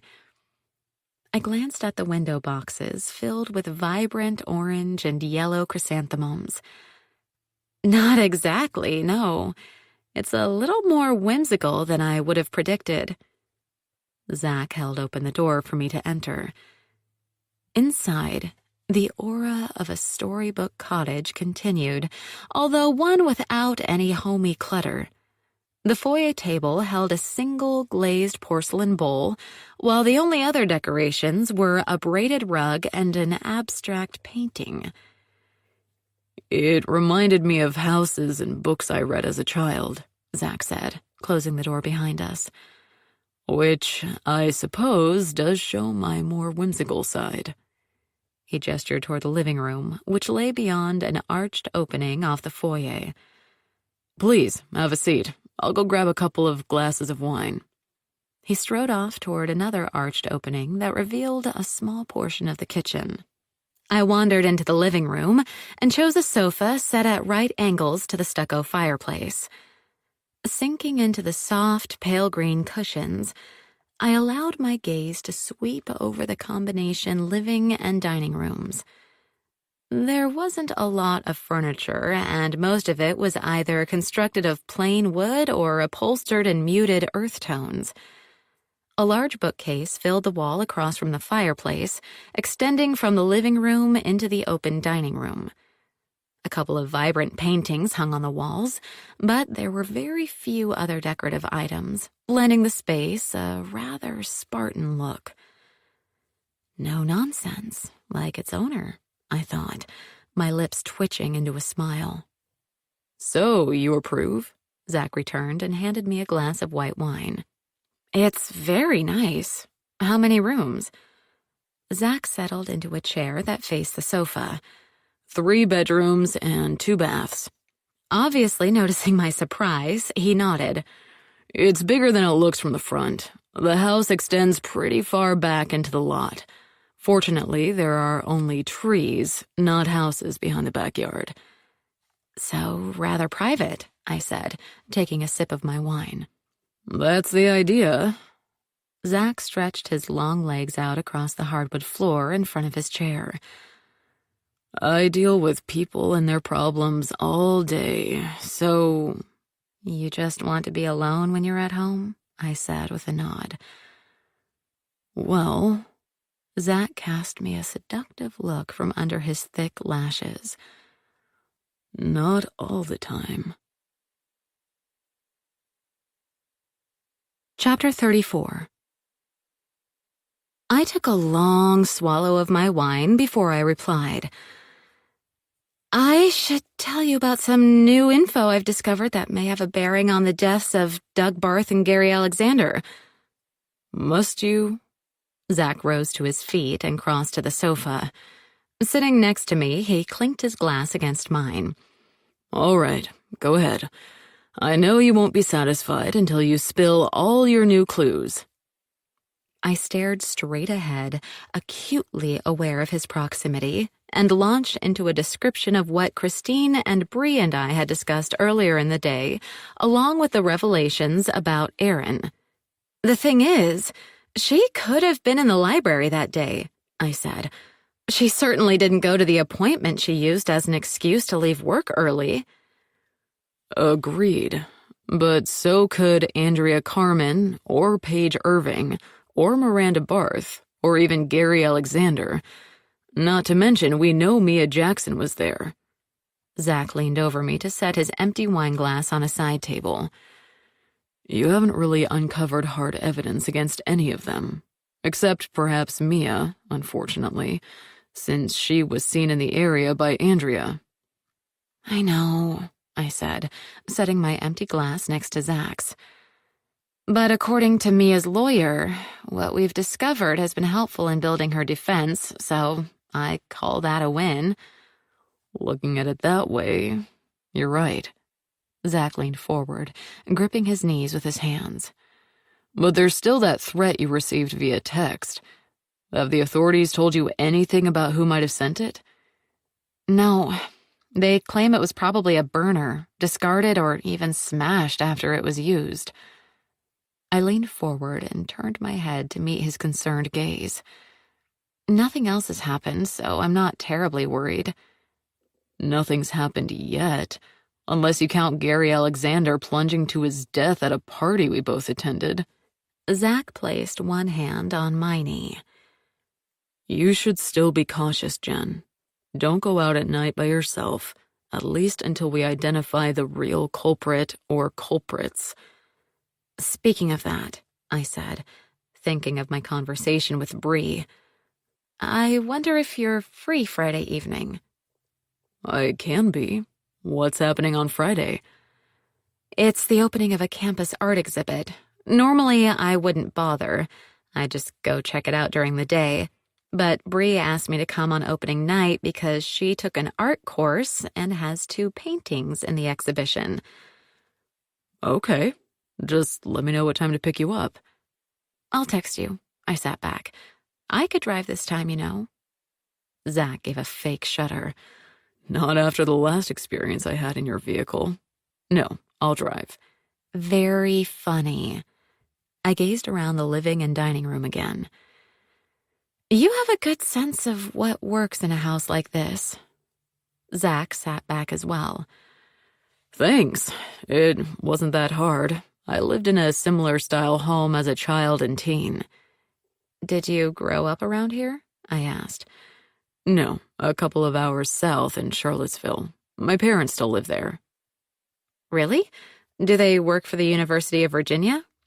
As a matter of fact, they do. Zach shifted his position on the sofa. They're both professors at the Darden School of Business. Impressive, I said. What field? International economics. He shot me an amused look. Not my thing, which disappointed them a little, I think. Hey, you have a doctorate in psychology. Surely that's good enough. You'd think. Zach laid a hand on my shoulder. What about you? Does your family live around here? I shook my head. My mom has a home near Frederick, Maryland, which is where I grew up, but she's hardly ever there. She's a travel photographer. All those beautiful resort pictures on brochures and the web, she took a lot of those. So she's a globetrotter, Zach said. Most definitely. Especially since my dad passed away. That happened when I was in college. I turned my head so Zach couldn't see my eyes clearly. This wasn't a subject I like to dwell on.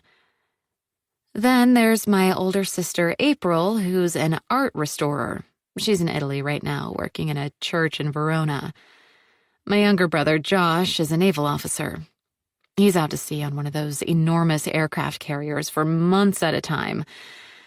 I don't get to see any of them that often, although we try to stay in touch with video chats and things like that. I turned back to meet his interested gaze. Are you an only child? Zach pressed his hand to his chest. Do I act like one? No, I actually have a twin sister. Her name's Claudia, but she goes by Dee. She lives in Charlottesville with my parents. A twin? I arched my eyebrows. That's intriguing. What does she do? Well, it was Zach's turn to look away. She's an artist when she can work. She has challenges, you see. I'm sorry, I said. Nothing to be sorry about. She's bipolar, which is no one's fault, least of all hers. She does pretty well on medication, but it has to be adjusted or changed quite often, and the side effects... Zach cleared his throat.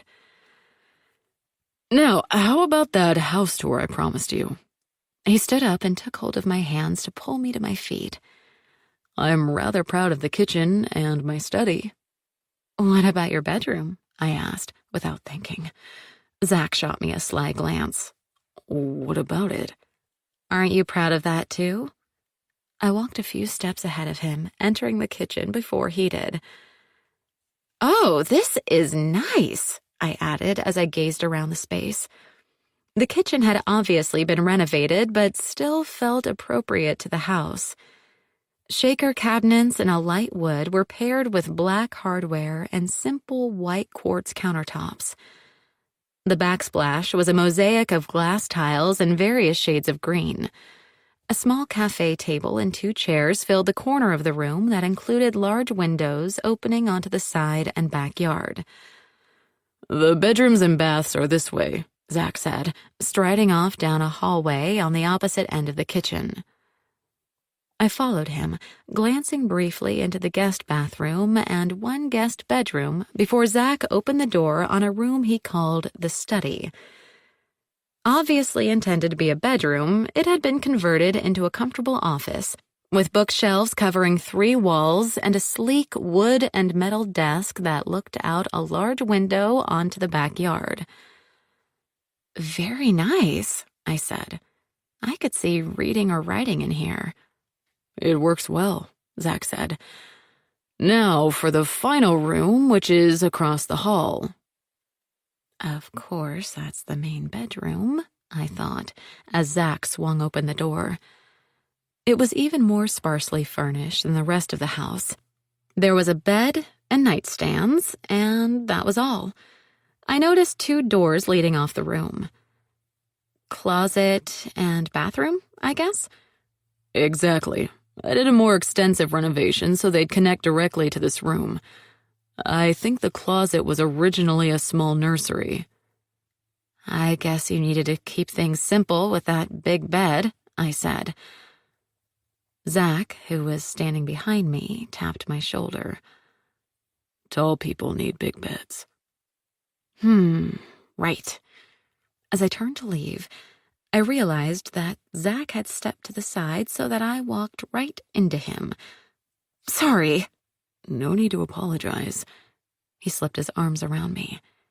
You did that on purpose, I said. Yes, I did. I'm going to kiss you on purpose, too. So you think, I said, stepping back and breaking his loose embrace. I dashed out of the bedroom, down the hall, and through the kitchen. Zach followed slowly enough that I was already standing in the living room when he caught up with me. Did I offend you? He asked, facing off with me in front of the fireplace. No, but I'm not ready to kiss you anywhere near a bed, I said, staring him directly in the eyes. Because you're worried about me getting carried away, or you? Zach asked with a lift of his eyebrows. Both. I laid a hand on his shoulder. If you want to kiss me, do it here. I soon knew I'd made the right decision. The fire that kisses lit between us was far too combustible to ignite in a bedroom. Of course, at one point, Zach made some smart remark about the sofa. Or the floor, he whispered in my ear. You wish, I said.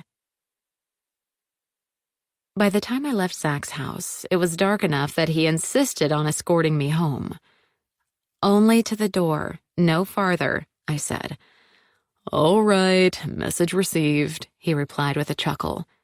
It's not that I'm a prude, I said as we walked side by side. I simply like to take things slow. So do I, usually, Zach replied. Not this time, though, which is a little unnerving to tell you the truth. I make you nervous?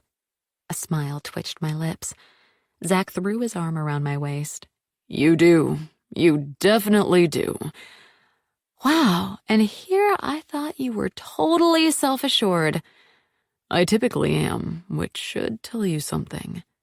Zach dropped his arm as we approached my front door. Such as what? I slipped my keys from my pocket. How attracted I am to you.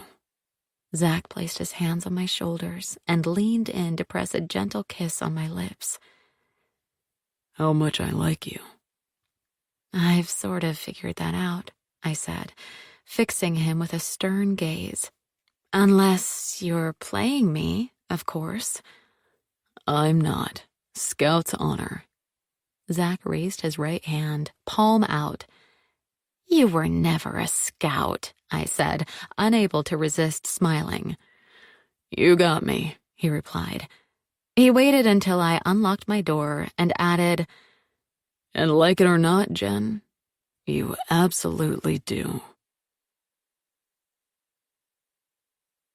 Chapter 35.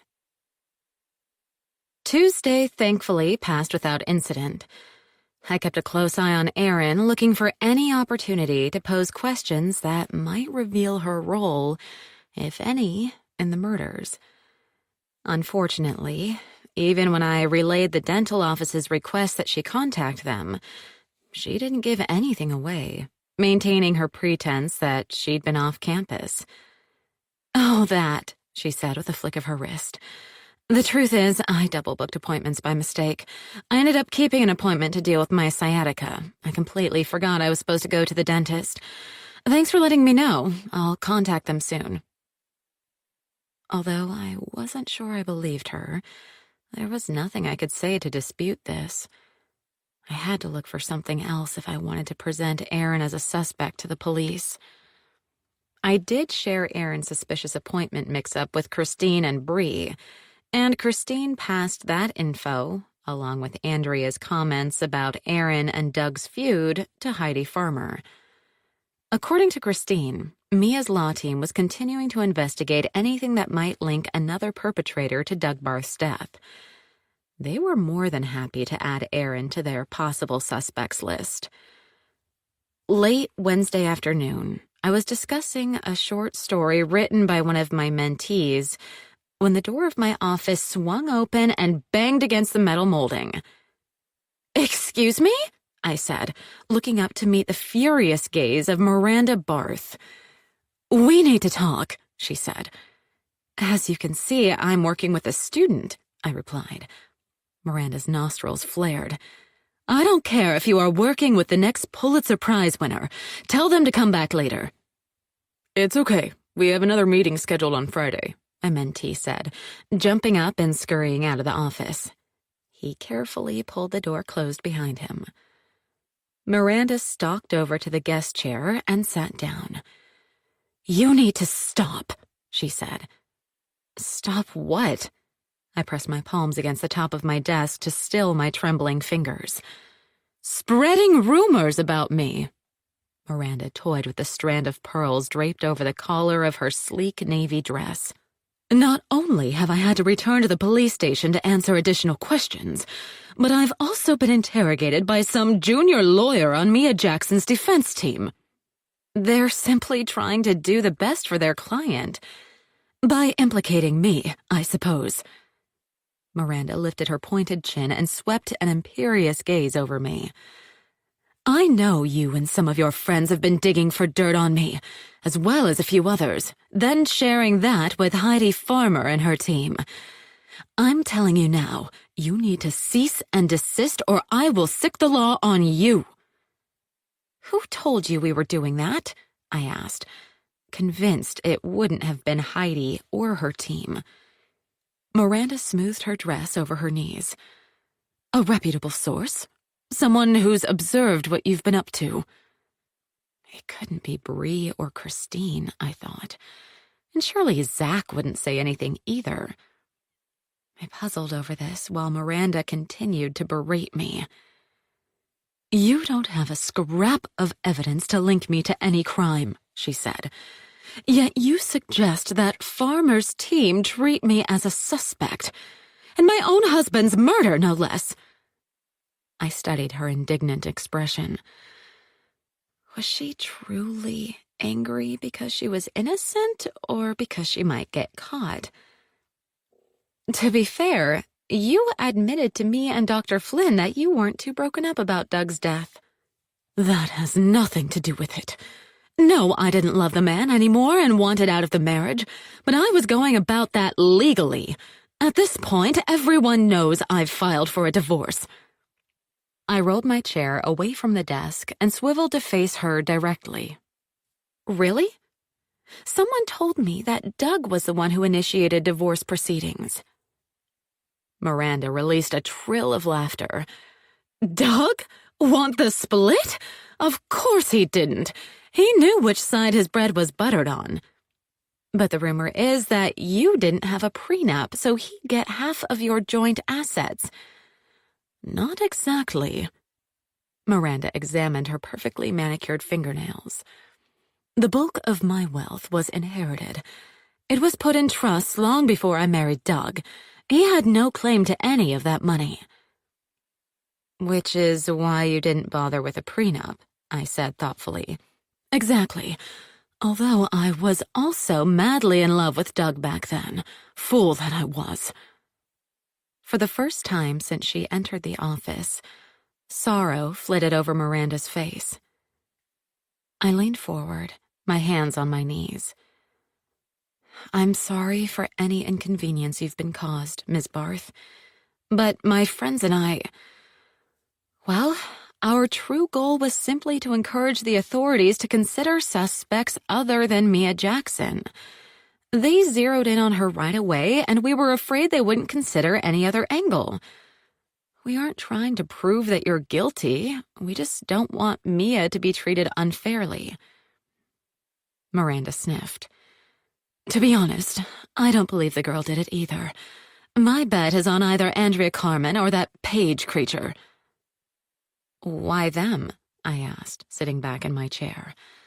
Because Doug spoke endlessly about the animosity between him and Professor Carmen. It was a subject I was heartily sick of. He swore she was out to get him somehow, and he was always trying to find something in her background he could use as leverage against her. Did he? Miranda shrugged. I'm not sure. He made some vague comments about taking evidence to Gary Alexander, but I don't know if that referred to Professor Carmen or someone else. I looked her over. Now that her anger had dissipated, she appeared perfectly calm. Were you aware that Doug was planning to cheat Paige Irving over some book they'd co-authored? I wasn't. I didn't even know he'd written a novel. Not until that woman accused me of forcing him to cut her out of the book deal. Miranda flicked an invisible piece of lint from her sleeve. Paige Irving came to you? Was that before or after Doug died? Before. Not long before, come to think of it. Miranda tapped her chin with one finger. Apparently, she'd just found out. I find that coincidence rather interesting. I rubbed my temples with my fingers. So, Paige was lying when she spoke to me and Bree. She knew about Doug's betrayal, but obviously didn't want us to realize that she knew. Perhaps because it was a good motive for murder? At any rate, I've instructed the police and farmers team that they should be looking at Paige Irving, not me, Miranda said as she gracefully rose to her feet. Or perhaps Andrea Carmen, although I believe my husband's mistress had the stronger motive. She strolled across the room, pausing after opening the door. Doug stole all the credit for that book and lied to her about leaving me and wanting to marry her. I'd have wanted to shove him off a balcony, too. I remained seated for several minutes after Miranda left. Her revelations, if true, definitely painted Paige Irving in a different light. But then again, perhaps it was Miranda who was lying. Shaking my head, I stood up and grabbed my coat and tote bag. As I locked my office, I noticed Erin, her purse strap slung over one shoulder, watching me. "I'm leaving now," I said. "Jim's here, though, so you can still take a dinner break if you want." "Good, because I made plans to meet someone. I'll be back in an hour," she told Jim as she draped her jacket over one shoulder and sauntered out the main doors. I cast a smile at Jim. "I hope it doesn't get too busy. If you run up against anything difficult, tell the student to come back later or tomorrow." "Will do," he said with an answering smile. I hurried out of the center before anyone could stop me with a question or request for help. After the encounter with Miranda, I was yearning to get home and enjoy a glass of wine and Ash's feline company. I rushed to my car, glad I'd been able to park closer to the library than usual. As I pulled out of the lot and onto one of the campus roadways, an older model sedan pulled out behind me. It was a ubiquitous white compact car, so at first I paid it no attention. But as I drove off campus and headed for the back roads I preferred, I grew a little uneasy. The white car continued to follow me, making every turn I did, but staying far enough behind my vehicle that I couldn't identify the driver. I sped up on the straightaways, but no matter how far ahead I pulled, the white car caught up with me, especially when I had to slow down on the curves. I told myself I was being foolish, but couldn't shake the feeling I was being deliberately followed. I'd almost reached the turn leading into Taylorsford when the white car accelerated and passed me on a double line. Swearing, I tried to catch a glimpse of the driver, but all I could determine was it was a woman in a voluminous hat and sunglasses. I couldn't identify hair color or any other distinguishing features. A few seconds later, the white car slammed on the brakes, forcing me to do the same. This sent my car into a skid. Trying to avoid hitting anything, I steered into the spin. My car ended up in the proper lane, but facing the wrong direction. Gripping the steering wheel like a lifeline, I turned the car around and drove into town. The white car was nowhere to be seen. Fortunately, I didn't start shaking violently until I was inside the guest house and had locked the door behind me. I called Zach after one glass of wine. I blurted out my question as soon as he answered. "Speaking of quid pro quo, would you like a tour of my house?" Chapter 36.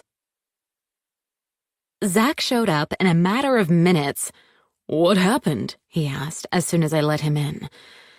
I detailed the white car incident while I carefully relocked the door. He stood, unmoving, until I finished talking, then strode forward and pulled me into a close embrace. "What about calling the police?" he asked after a minute or so. I shook my head. "I don't think it will do any good. I didn't get a good look at the person or their license plate, and the car was indistinguishable from a million others." "Did anything happen before you headed home from work?" Keeping one arm around my shoulders, Zach guided me to the sofa. "Miranda Barth came to see me." Leaning into the sofa cushions, I stared up at the ceiling and recounted my encounter with Miranda. But I can't imagine her driving an older, not very expensive-looking car. It's not her style. come to think of it. I don't believe it's Paige Irving style either, and I know Andrea Carmen drives an SUV. It could have been a rental. Zach sat down next to me. Which is why you should inform the police. They have the tools to track such things. I pressed my arm over my eyes. I suppose. I think you're in shock right now. Allow yourself time to recover, then give the authorities a call. I can understand not wanting to go to the station, but at least report it. Zach slid his arm across the back of the sofa, his fingers brushing my right shoulder. I lowered my arm from my face and reached for his hand. "Thanks for coming over," I said, squeezing his fingers. "It helps to talk about things like this." I wouldn't have a job if it didn't, Zach replied, a trace of humor creeping into his tone. I turned my head to look at him. "Are you switching into doctor mode now?" Zach, still holding my hand, dropped his arm onto my shoulder. No. Friend mode. He pulled me closer to his side. Comfort, not counseling. "I'll accept that," I said. We sat in silence for several minutes. Zach released his hold on my hand and rubbed my upper arm while I lowered my head to rest on his shoulder. "Ah, the cat," Zach said at last. "What's her name? She's eyeing me with ill intent. I think I should try to talk her out of slicing me to ribbons." I sat up and looked toward the dining table chairs where Ash huddled, swishing her tail like a saber. Her eyes, wide and unblinking, were fixed on Zach. "It's Ash, and don't worry, she likes to put on a fierce show, but she's really a big cuddle bug." Zach's chuckle made me whip around to stare into his eyes. "Don't say it." He lifted his hands. "Who, me? What do you think I was going to say?" "Never mind," I said, slumping back into the sofa cushions. "Sometimes I want to smack you." I often have that effect on women. Keeping his elbow propped on the sofa arm, Zach leaned his cheek against his fist and examined me in a way I found slightly unnerving. "You look like you're feeling better now." "I am. Thanks." I glanced over at Ash, who was still watching us, but appeared calm. "So, how about that house tour?" "You've seen most of it," I said, waving my hand through the air. "Living area, dining area, kitchen, and that's the office up there." I gestured toward the loft. "Where the magic happens," Zach said, rising to his feet. I stood up as well. "I don't know about that. It's where I write, but creating a book is hardly ever magic. It's a lot of sitting at a desk when you'd rather be somewhere else and pounding words into a shape that sort of makes sense." "So it's like regular work? How disappointing." Zach flashed a grin. "Okay, I've seen most of the house, and I assume there's a bathroom behind one of those doors in the back, but where's the bedroom?" "Back there, under the loft," I said, indicating the direction with a tilt of my head. Zach crossed his arms over his chest. "I don't get to see it. I showed you mine." Resisting an urge to make a slightly off-color joke, I squared my shoulders and met Zach's gaze without faltering. "It's a bedroom. It has a bed. It even has a dresser and a nightstand and an attached bath and closet. End of story." "I see. You're saving that part of the tour for another day." Zach slipped off his glasses and tucked them into the pocket of the flannel shirt he was wearing over a faded t-shirt. "Perhaps," I said, my lips unconsciously curling upward. "Why did you take off your glasses? Don't you need them for your drive home?" "I didn't drive. I ran," Zach said, moving closer to me. "And I wasn't planning to go home quite yet." "Well, as you said, I'm feeling better. I think I'll be all right on my own now." Zach plopped back down on the sofa. "Come sit down," he said, patting the sofa cushion beside him. "All right, but hand me my phone off the end table. I'll make that call to the police now. I settled next to Zach and took the phone from him. No, wait. It isn't the Harburg police, is it? I think the sheriff's department has jurisdiction around here. I searched for the appropriate number while Zach asked why I didn't simply call 911. Because this isn't really an emergency. Not at this point. I'm just making a report. Okay. Let's see what they say. Zach slipped his arm around my shoulders again. Don't be surprised if they ask you to go to the department tomorrow to file an official report. Which was exactly what the deputy I spoke to wanted me to do. Since I hadn't been harmed and my car hadn't been damaged, she said she would take a preliminary report, but that I should stop by the next day to provide more details and talk to the sheriff. You were right. They want me to come in, I told Zach when I completed the call. Which is going to be inconvenient since I have to be on campus all day tomorrow. He set my phone back on the end table. They probably have someone in the office 24/7. You can stop by after work. You might not get to speak with the sheriff, but you can complete the report. You're right. I wasn't thinking. I leaned into him. This is nice. Your shirt is very soft and cozy. Zach pulled me closer. At least my shirt gets some compliments. Hey now, I said, without lifting my head off his shoulder. I thought you were too self-assured to require tons of praise. No one is that self-assured. Zach kissed the top of my head. If I promise to behave, may I stay a while longer? I glanced up at him. Can you behave? Zach smiled. Of course. Besides being wonderfully self-assured, I also possess great self-control. Really? I sat up and shifted positions so I could place my hand behind his head and pull him in for a kiss. I call foul, Zach said when I sat back. That's taking advantage. And you mind? I asked. Zach didn't reply. At least, not with words. Chapter 37. I was planning to leave work a little early on Friday so I could get home and get ready for the art show opening at 7. I mentioned this to Erin earlier in the day and thought everything was set. But then around 4, Erin asked to leave, claiming she had a severe headache. Fortunately, the writing center closed at 5 on Fridays, so I let her go. Even though Zach planned to pick me up at 6:30, I figured I'd still have sufficient time to change my clothes and touch up my hair and makeup. If necessary, I could always send a text and tell him we needed to meet a little later. About 15 minutes before I needed to close the writing center, I noticed that Erin's office door was slightly ajar.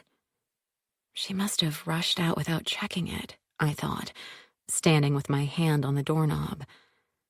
I knew I should simply pull the door shut, but my curiosity got the better of me. There was probably nothing in Erin's office that would provide clues about her connection to any crime, but it wouldn't hurt to take a quick peek. Erin's office was messier than mine. I didn't like to leave a lot of things out on my desk, but she had no such scruples. Her desk was piled with books, reports, notepads, and various printouts. Sticky notes decorated some of these items, as well as the frame of her laptop, which she'd left turned off but open. I gingerly poked through the papers, shifting a stack of books to reveal her blotter-style desk calendar.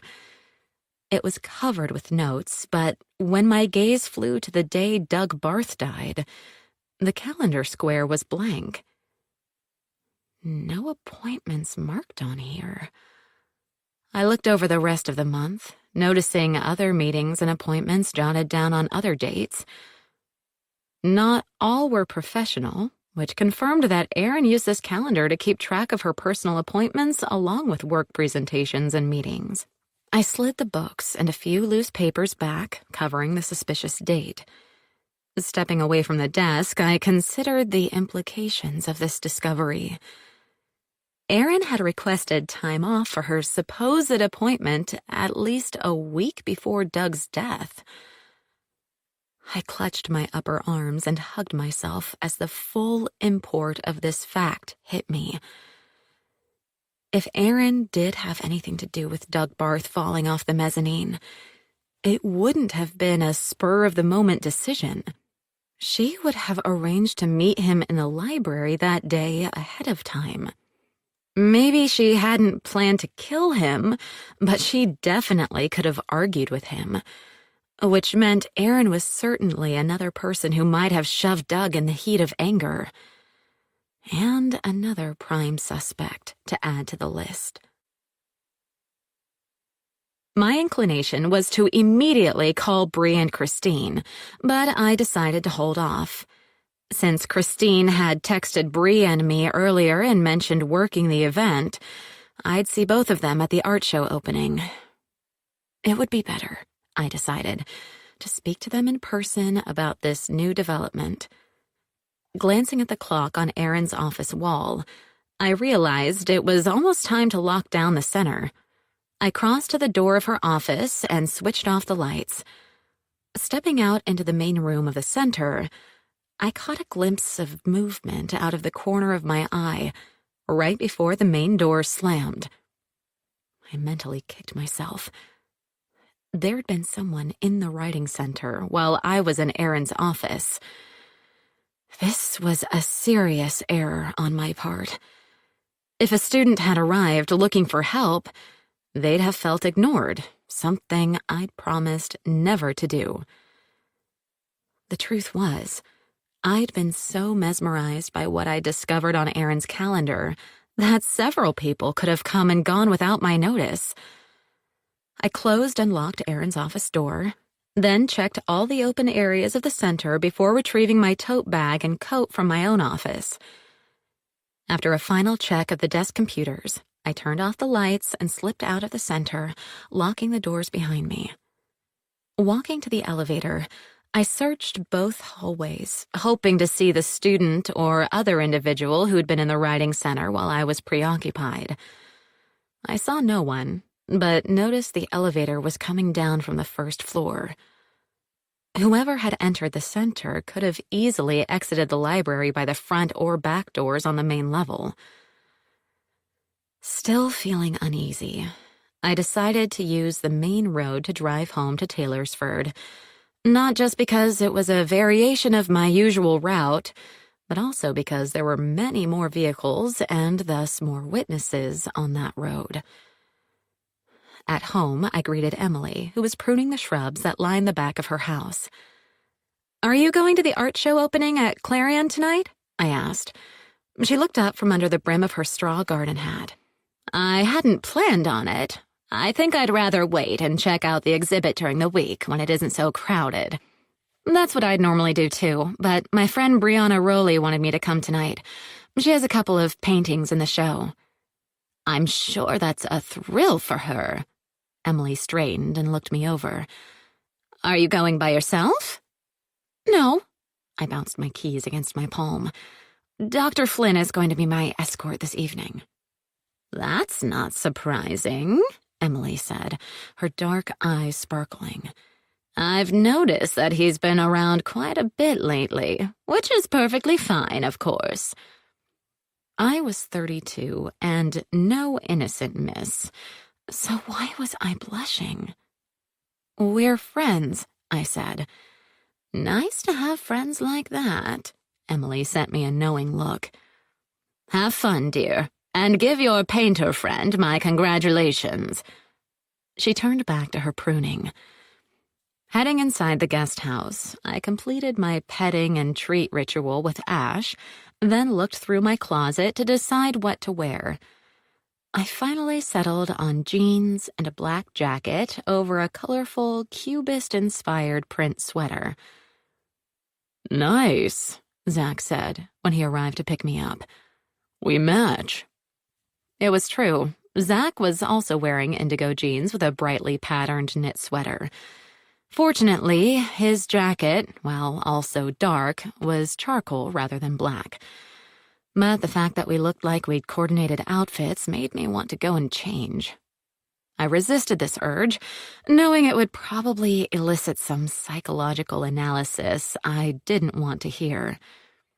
By the time we arrived on campus, Zach and I had dissected the new mystery series we were both streaming. Zach was particularly interested in my take on the plot. You're the mystery writer. Can you see where things are heading when you watch a show like this one? He asked. Usually, I said. There are certain clues, like when the camera lingers on an object or image that doesn't seem to be that important. Yet, Zach said as he parked the car. Right. When you see where the director places the emphasis, you know that image or object has, or will have, significance. Interesting. Zach waited for me in front of the car and then offered his arm. Might as well make an entrance, he said when I cast him a quizzical look. Okay, but you should know that doing so will blast any hopes you have of dating anyone else on campus. I took his arm to stroll down the brick path that led to the Fine Arts building. That's fine. Zach pulled me closer. I'm always willing to sacrifice quantity for quality. Chapter 38. I tried to ignore the stares we got when we walked into the gallery, focusing instead on locating Bree and her partner Rachel. I noticed Rachel first, which wasn't surprising. Tall and slender, she looked like a model instead of what she was, a nonprofit economist who assisted small women-owned businesses around the world. Tonight, she was wearing a sleek red dress that offered a perfect contrast to her dark skin and eyes. Ever since I'd been introduced to Rachel, I couldn't help but admire her for her beauty as well as her intelligence. She was one of the few people I knew who could crop their hair close to their scalp and still look feminine and glamorous. Beside her, Bree looked like a young, chestnut-haired Stevie Nicks in a black lace top and flounced peasant skirt, her neck and arms dripping with unique handcrafted jewelry. Although she only came up to Rachel's shoulder, her vibrant presence made her just as memorable. "Hi there," Bree said, rushing to greet Zach and me. "Look at you two. Did you get together to color coordinate?" "No," I said, while Zach tossed off a smart remark about great minds thinking alike. "Hi, Rachel. Glad to see you're back," I said, giving her a hug. I turned to Zach. "This is Bree's partner, Rachel Morton." Zach extended his hand. Nice to meet you. My official title is Dr. Zachary Flynn, but please call me Zach. Rachel clasped his hand and flashed one of her brilliant smiles. "Oh, you're the psychologist. Bree's told me a good deal about you." Zach quirked one eyebrow. Has she? "All good things," Rachel said, releasing his hand. "Putting a gloss on it then, huh, Bree?" I said archly. Bree rolled her eyes. "Honestly, Zach, I don't know how you put up with her." I give as good as I get. Zach slipped his arm around my waist and gave me a little squeeze. That's how you deal with this one. I elbowed him. "Stop it." Rachel smiled. "I see what you mean about a perfect match, Bree." I knew you had good observational skills, Zach told Bree, who grinned. Pretending to fuss with my hair, I took the opportunity to fan my heated cheeks. "Okay, why don't we go take a look at some art?" The four of us toured the gallery, entertained by Bree's insight into the art pieces she'd seen worked on in the studio. When we reached Bree's two paintings, she turned away, shuffling her feet. "They're amazing." Rachel grabbed Bree by the shoulders and spun her around to face the artworks. "I had no idea that you were hiding such talent, love." The two paintings are both still life studies of the same flowers, but one was the bouquet in full bloom, its colors lush and vibrant, dewdrops beating on vibrant green leaves. The other painting displayed the same arrangement of flowers after they'd faded. Fallen petals littered the tabletop, and the colors of the remaining blossoms were muted and shaded with the brown and black of rot. Interesting, Zach said, moving closer to the paintings. I'm sure they reveal some weird psychological quirks, Bree said with a tenuous smile for Rachel. Not at all, Zach said, stepping back to stand next to me. This is the work of someone with a very healthy mind. He cast a warm smile at Bree. You see the beauty of life and death and how they are both part of a whole. Bree blushed. Yeah, that kind of captures what I was going for. I gave Zach a sideways look. Not bad, I told him under my breath. I have my moments, he replied. A few. Here and there, I said, distracted by Bree and Rachel walking off to view the next part of the exhibit. Zach turned me to face him. Quite right. He pressed 2 fingers to my collarbone. Here, he said, then shifting the fingers to my lips. And there. I stared at him for a second before bursting into laughter. The eyes of all the people in our section of the gallery focused on us. I put my hand over my mouth but couldn't stop giggling. Zach looped my arm in his and pulled me away toward a pair of doors that opened onto an outdoor sculpture garden. I think you need some air, he said. I know I do. The night was cool, but at the moment, with the heat that had flooded my body from my bout of laughing, it felt refreshing. I leaned against one of the pillars supporting the decorative roof over a flagstone patio and took several deep breaths. Zach stood near me but kept his hands in his pockets. If I'd known how that would set you off, I wouldn't have done it, he said. I waved this aside. No, it's all right. It was just funny, that's all. Sadly, it seems my efforts at seduction are a bit ridiculous, Zach said, the amusement edging his voice, reassuring me that he wasn't being entirely serious. Don't worry, you weren't that far off the mark. I rested my back against the pillar while I looked at him. It's just that, with everything that's been happening, I guess I've been more anxious than I realized. And then what you said struck me as funny, and I couldn't hold back. A healthy response, Zach said, stepping closer. He cupped the side of my face with his hand. Do you mind if we head inside? I noticed a few colleagues I should say hello to, just to be polite. If you want to stay outside for a few more minutes, that's fine. I'd prefer spending a little more time out here, I said, glancing at one of the larger sculptures that had been set up on the patio. I'll come find you once I'm back inside. That works. Zach leaned in and kissed my cheek before walking back into the gallery. I inhaled a deep breath, enjoying the faint aroma of smoke that drifted on the breeze. Somewhere, someone had built a fire, I thought. There was also an acrid scent rising from the tall boxwoods that created backdrops for many of the larger sculptures in the garden. Raised voices broke through the peaceful evening air. I turned and peeked around the column. It was you, wasn't it? Miranda Barth, wearing an ankle-length gray wool coat and black leather gloves, faced off with another woman in front of a polished marble sculpture.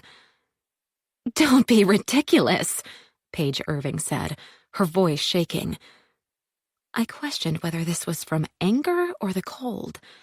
Her short, sleeveless purple dress, while flattering to her lovely figure, wasn't suitable for an autumn evening. She clutched the front edges of her lilac cashmere shrug together with one hand. Why would I want to murder Doug? How would that benefit me? You could claim the book for yourself, Miranda said. Besides, I doubt you planned to kill him. I imagine you shoved him in the heat of an argument. Paige tossed her blonde hair. I was nowhere near that library the day Doug died. Can you say the same? Of course. Miranda clasped her gloved hands together. I've given the police a full accounting of my movements that day. As soon as they confirm my statement, no one will be able to accuse me of such nonsense again. They can prove I was elsewhere, too, Paige said. So where does that leave us? Miranda looked her up and down. Anyone can say that. I haven't heard that the investigators have come to any conclusions, so I'm not convinced. After all, you were able to conduct a clandestine affair with my husband, so why should I ever believe you're telling the truth? I don't have to listen to this. Paige turned and stalked off, heading deeper into the shadows of the sculpture garden. Wait a minute. We're not done here, Miranda said, hurrying after her. There's still the matter of who gets what from the book deal. I curled my fingers into my palms in frustration. Zach would be expecting me to show up soon, but I wanted to listen in on more of the conversation between Paige and Miranda. It might be my only chance to either eliminate them as suspects or find proof that one of them was the culprit. I decided to follow the two women. This was my opportunity to prove that I could reveal important clues in a real-life mystery, as well as in my books, and I wasn't about to miss out. Chapter 39. I'd walked through the art department's sculpture garden before, but always in the daytime. At night, it became a different place. The various sculptures and manicured shrubs taking on a fantastical appearance. There were a few scattered solar-powered lights, but most of the garden remained in shadow. Paige and Miranda's voices rose and fell like the tide. I couldn't understand what they were saying, but the prospect of hearing more of their conversation drove me on. Walking deeper into the garden, I remained focused on my sense of hearing, passing various large-scale sculptures without giving them a second glance. Following their voices to track the women, I soon discovered that the interference of oversized metal or stone objects made this almost impossible. Sound bounced off the surfaces of the sculptures and was absorbed by the dense leaves and limbs of the boxwoods, to the point where I couldn't tell if Paige and Miranda were in front of me or behind me. Pausing beside a sleek metal sculpture shaped like two radio telescopes set back to back, I zipped up my jacket as I strained to hear any voices. But it seemed the two women had fallen silent. Or perhaps, I thought, they've already circled around and gone back inside. The garden was also only a few buildings away from the main parking lot. Either women, or both, could have decided to call it a day and already headed home. As I moved forward, hoping to reach one of the garden's boundaries, the irregular placement of the boxwoods and sculptures made me question whether I was walking in circles. The garden had been designed to function somewhat like a maze, so it was difficult to determine where I was headed and where I'd already been. Should have paid attention to those sculptures earlier, I thought. The garden was not laid out on a grid, so I'd had to follow grass paths that twisted and turned.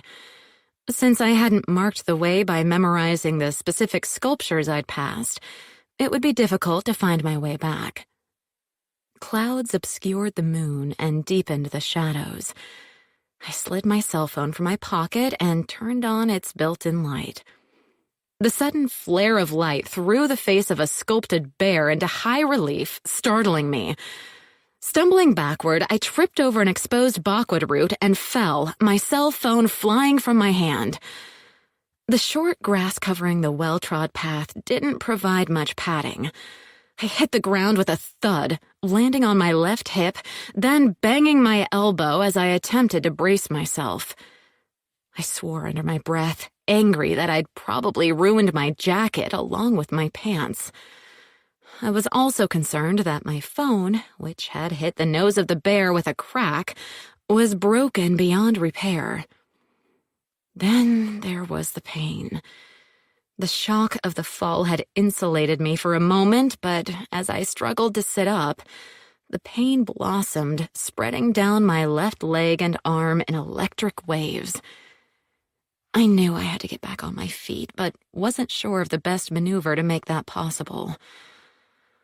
Finally, after attempting to rise up using my right arm as a brace, I dropped forward on my knees and used my hands to push myself into a squat.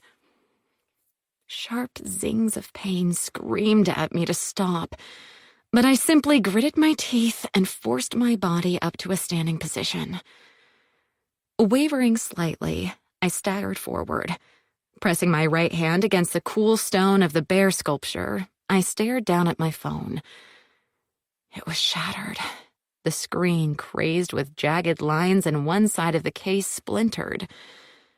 I sincerely doubted it would function, but felt I had to give it a try. I wasn't sure I could hobble back to the art gallery without falling again. I needed to call for help.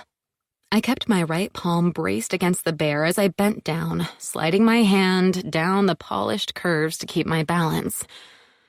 As I grabbed the battered phone and rose back up with it in my hand, the entire back panel fell off. "That's not good," I said, noticing that the on button was part of the splintered side of the phone. I tried to start the phone anyway, but it was completely dead. Shoving it into the pocket of my jacket, I encircled the sculpted bear's neck with my right arm and leaned against its bulky shoulder, breathing heavily. I had no idea whether anyone would come looking for me. I hadn't said anything to Zach about wandering into the sculpture garden, so he might look for me inside the gallery for quite a while before even considering that option. I had to make it back to the gallery. I simply had to. Straightening, I slid forward a few steps.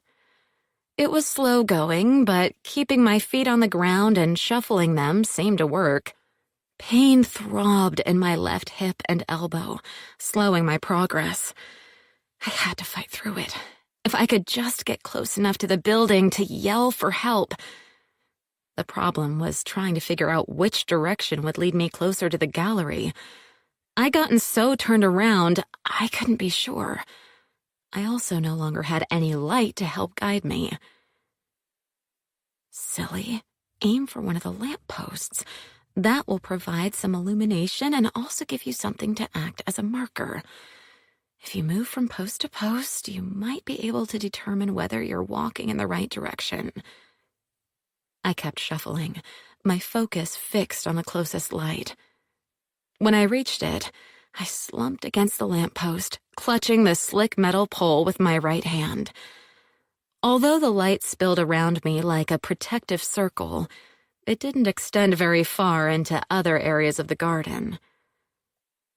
A shadow fell across the circle.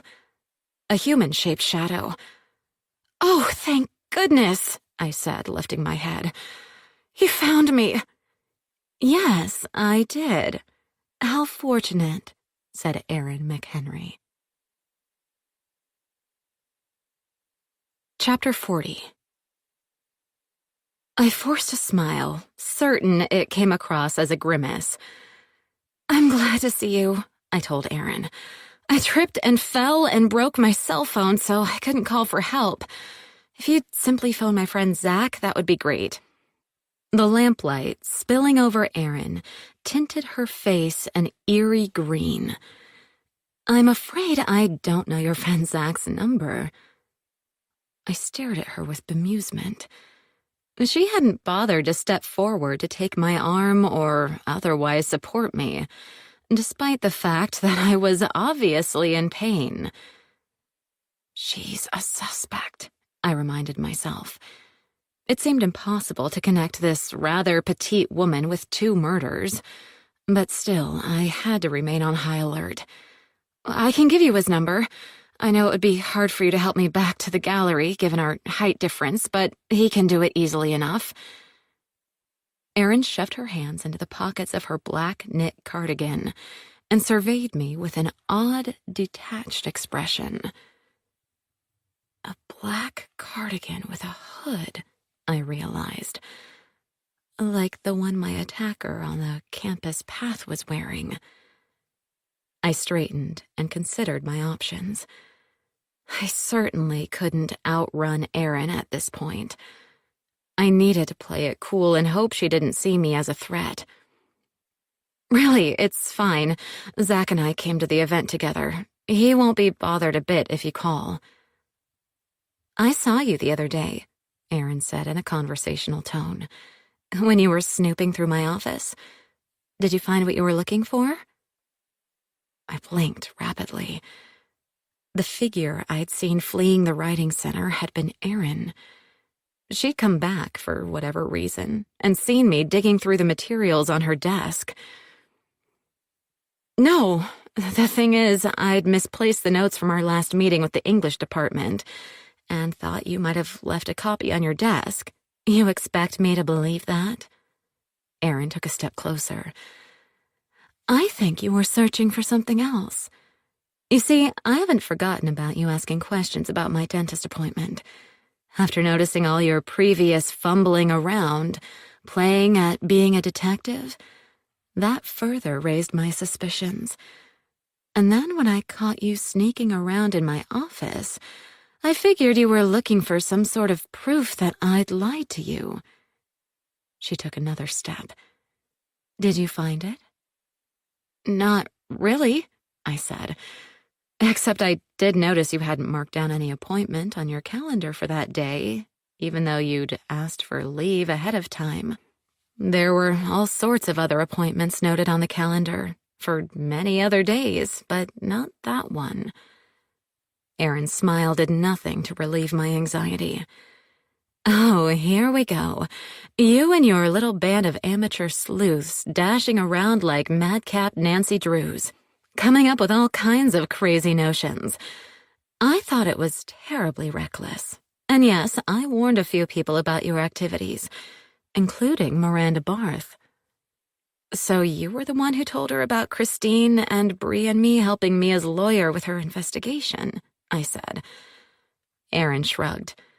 "I thought she should know, if only to protect herself.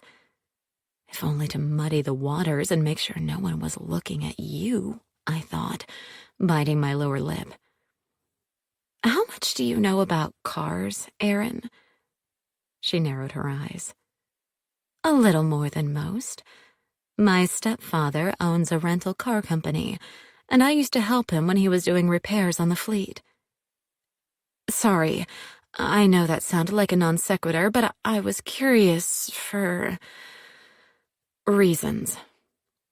I was treading on thin ice, but as long as we were playing the game where Erin pretended not to know what I was getting at, and I pretended not to notice her pretending. "You need an opinion on a mechanical problem related to your car?" Erin asked with a sneer. "No, it's just that I've had some bad experiences involving vehicles lately. Someone chasing me down in an old white car, and brake lines being tampered with, and things like that. I mean, the brakes thing, well, someone would have to know something about mechanical systems to pull off something like that, don't you think?" Erin stared at me, a little smile playing over her lips. "Oh, Jen, you've always thought you were so smart, haven't you?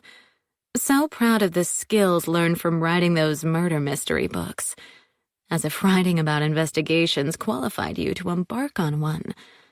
The truth is, you simply wanted to pin Doug Barth's death on anyone but the person who was obviously the culprit." "You mean Mia Jackson?" Slipping one hand into my jacket pocket, my fingers grazed the sharp edges of my broken phone. "It seems, like the authorities, you're determined to pin Professor Barth's death on her. She's the one with the strongest motive. Erin pulled her hands free of the cardigan's pockets, revealing a short piece of metal pipe clutched in her fist. Doug humiliated her more than once. They were even seen arguing in the library before he died. And then he'd given her a C- on one of her short stories, the one found by his body. I'm sure that must have been the final straw. No writer likes to be told their work is crap. I swallowed back a yelp. I never mentioned the exact grade on that paper, I thought, fear washing over me like a rogue wave. While I'd seen the papers by Doug's body, no one else but the police had, and they'd immediately collected that story as evidence. The only people who could have known that Doug had scrawled a C- on the title page of Mia's story were Doug, Mia, and me. And the person who'd stood facing Doug on that mezzanine, who'd been there when Doug had picked up the story Mia must have thrown at him and held it, dangling from his fingers. The person who had killed him. Chapter 41. Erin had murdered Doug. She decided ahead of time that an accident could easily be arranged if she met with him on the library mezzanine. She must have set up that fake dentist appointment as an alibi, then asked him to meet her on the top floor of the library. Perhaps she'd even told him she wanted to discuss their old feud and make things right by publicly retracting her original claims about plagiarism. And Doug might have desperately desired that vindication, especially before the publication of his novel. And that was probably why Doug had suggested that he and Mia take their discussion up to the mezzanine. He was already planning to meet Erin there and wanted to be in the right place. I could only imagine that he'd intended to finish his talk with Mia and send her on her way before Erin appeared. Which was exactly what happened, I realized. Mia exited using the stairwell, but then decided to return to take back her story. In the interim, Erin arrived. Perhaps she'd even been waiting in the shadowy stacks on the mezzanine until Mia left. She must have shoved Doug over the railing almost immediately. Again, it didn't happen accidentally during an argument. It was planned. Erin had killed Doug, and she probably wouldn't hesitate to murder me. But had she shoved Gary Alexander off the provost's balcony? On that point, I couldn't be sure. But there was no time to try to determine her guilt in Gary's death. Erin was obviously aware that I knew her secret and was planning to silence me one way or another. After all, she'd already tried by tampering with my brakes. I had no doubt she was also the driver of the white car. Although she may have hoped for more, those events had only ended up being warnings. But she'd even taken advantage of that, as evidenced by the text she'd sent after the brakes incident. I gritted my teeth. She had to have been following us at a distance then. Or how would she know when it happened and that we'd survived? You are pretty cool and inventive under pressure, I told her. Surprisingly so. Because you've always seen me as weak and ineffectual? Erin gently tapped the metal pipe against her opposite palm. Admit it, ever since you were awarded the director position over me, you felt you were my superior in all ways. Better than me as a writer, too, simply because you wrote some silly books that have sold enough to make your publisher happy. I swallowed. There it was. The animosity Erin had been bottling up for years. I never looked down on you. That was all in your imagination. Whatever you say. Erin thumped the pipe harder. I had to get away. Shifting my weight, I tested my ability to move. My hip and arm still ached, but I could move them, which meant nothing was broken. If I could fight beyond the pain, I had a chance to escape. You have to, I told myself. This is life or death. Aaron eyed me, obviously cataloging my injuries. It's nice of you to do some of my work for me. You're already in bad shape. One good hit, she held up the pipe, and your Little Miss Marple act will be over. This isn't very clever, I said. I can see how you'll probably get away with murdering Doug and even shoving Gary off that balcony. But no one will buy that it's an accident if I'm walloped with a pipe. First of all, I never touched Gary Alexander. But more importantly, all evidence of the blows from my little pipe will be obliterated if I tip one of these marble sculptures over on you. They aren't all fastened to their platforms, you know. Everyone thinks they're too big to move, so they'll never fall. Erin lifted her chin and fixed me with a haughty glare. But I have a crowbar hidden nearby, and I know how to use it to topple heavy objects. It's a matter of leverage, you see. Keep her talking, the logical part of my brain told me. Keep her from taking any action. So somehow, out of the blue, one of the statues is supposed to jump out and smash me flat? That doesn't seem too likely. Oh, I don't know. It's happened before, in graveyards and other places with large monuments. Anyway, there's nothing to link me to your death. I came into the garden from the parking lot, so no one at the art show has seen me. I used a rental car to drive here so I can prove my own car never left my house, which means I'll easily be able to claim I was home, nursing my headache all evening. Erin moved forward until she was only an arm's length from me. I'll scream, I said, shoving my hand back into the pocket holding the broken phone. A shard of glass nicked my thumb. I tightened my lips to prevent any expression of pain. Go ahead. I doubt anyone will hear you, Erin said. Besides, we're on a university campus on a Friday night. They'll just think it's kids out partying. Sadly, she had a point. I whipped the broken phone from my pocket and hurled it right at her face. Erin's shriek might be heard by someone, I thought hopefully, as I stumbled away from the light and slipped behind the nearest boxwood. I knew I'd only bought myself a little time, but if I stuck to the darker paths and kept moving, I might be able to hold out until someone came to my rescue. Come look for me, I told Zach in my head. Use that big brain of yours and figure out where I must be. I crept from boxwood to boxwood, ignoring my injuries even though they were screaming at me. I couldn't give in to the pain. I had to send my mind to a place where it was irrelevant. To distract my thoughts, I puzzled over why Erin refused to accept any involvement in Gary's death. She'd basically admitted to killing Doug, so why claim she hadn't touched Gary? Was his death truly an accident? Or was there yet another killer in the area looking to get away with murder? Or is she lying? Asked my logical brain, while I scrambled over a plinth holding up a whimsical assemblage of old machine parts that had been worked into something resembling two figures locked in an embrace. There you are. Light flooded my vision. I blinked, trying to adjust my eyes to the glare of a cell phone flashlight. Looking up, I saw Erin looming over me.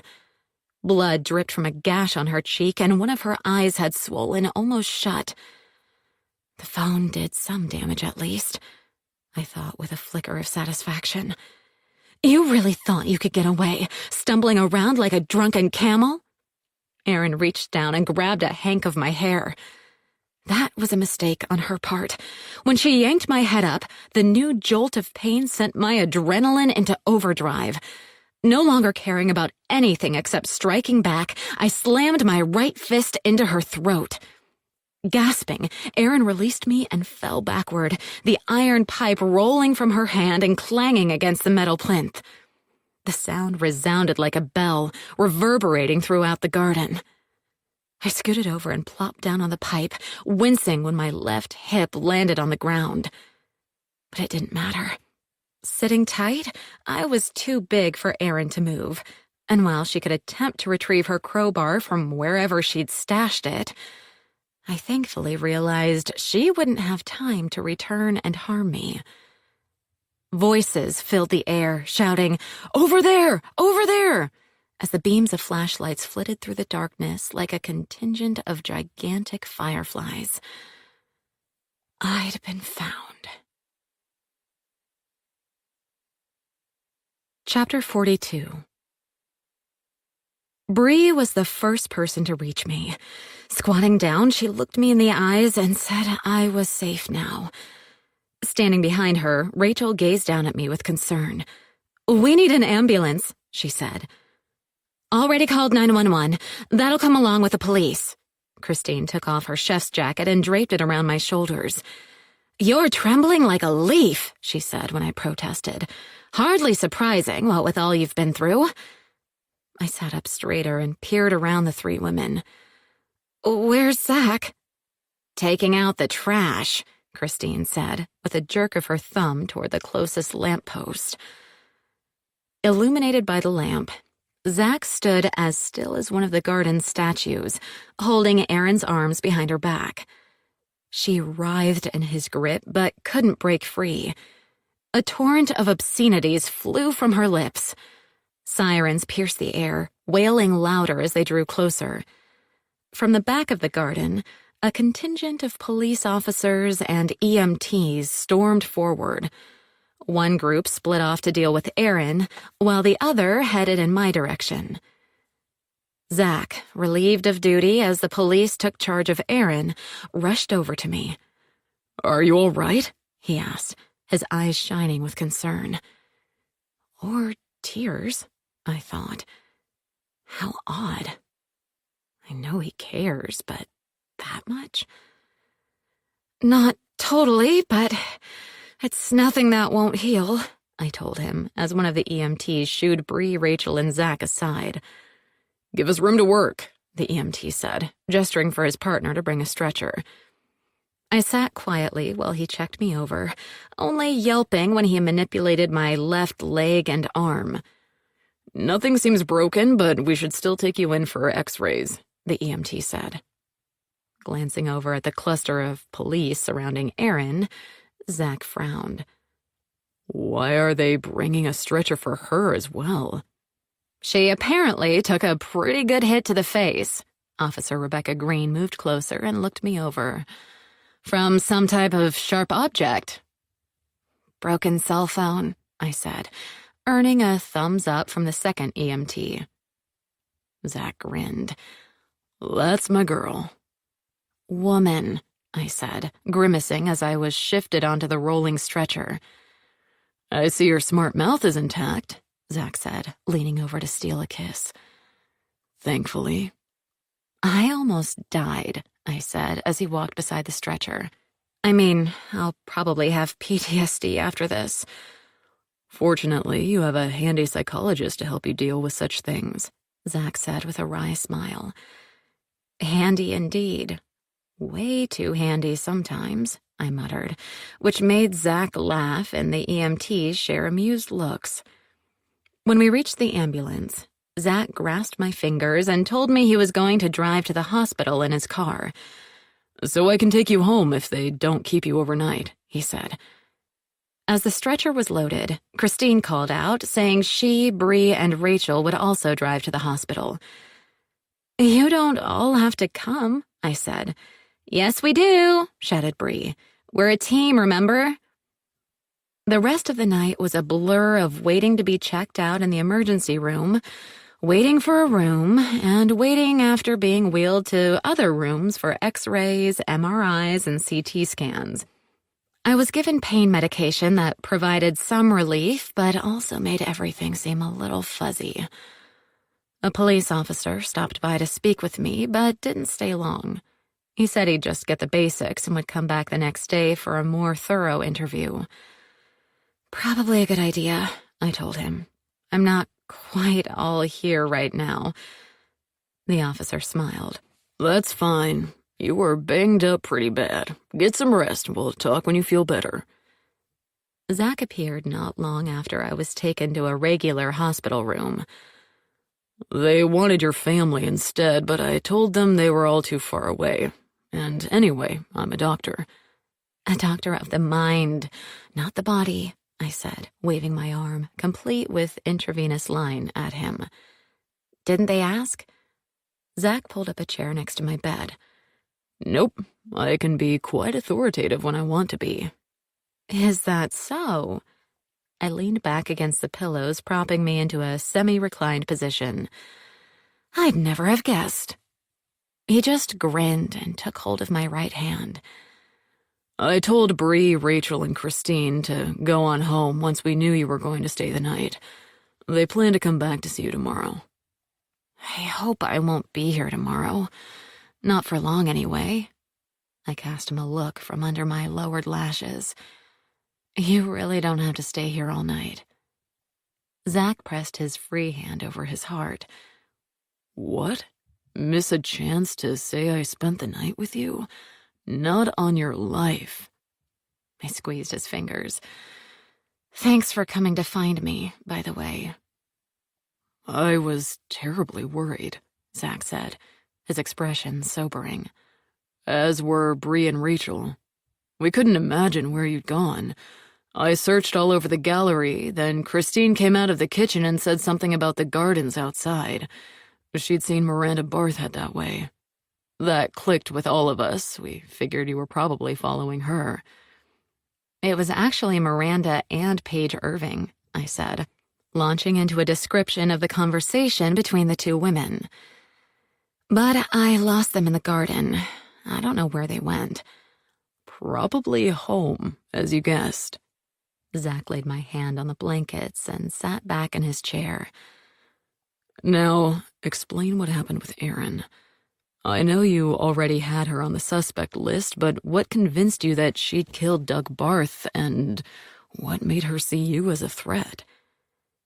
I explained how I'd added up all the clues, with Erin's mention of the C- grade on Mia's story being the final piece of the puzzle. I don't know when she started suspecting that I knew too much.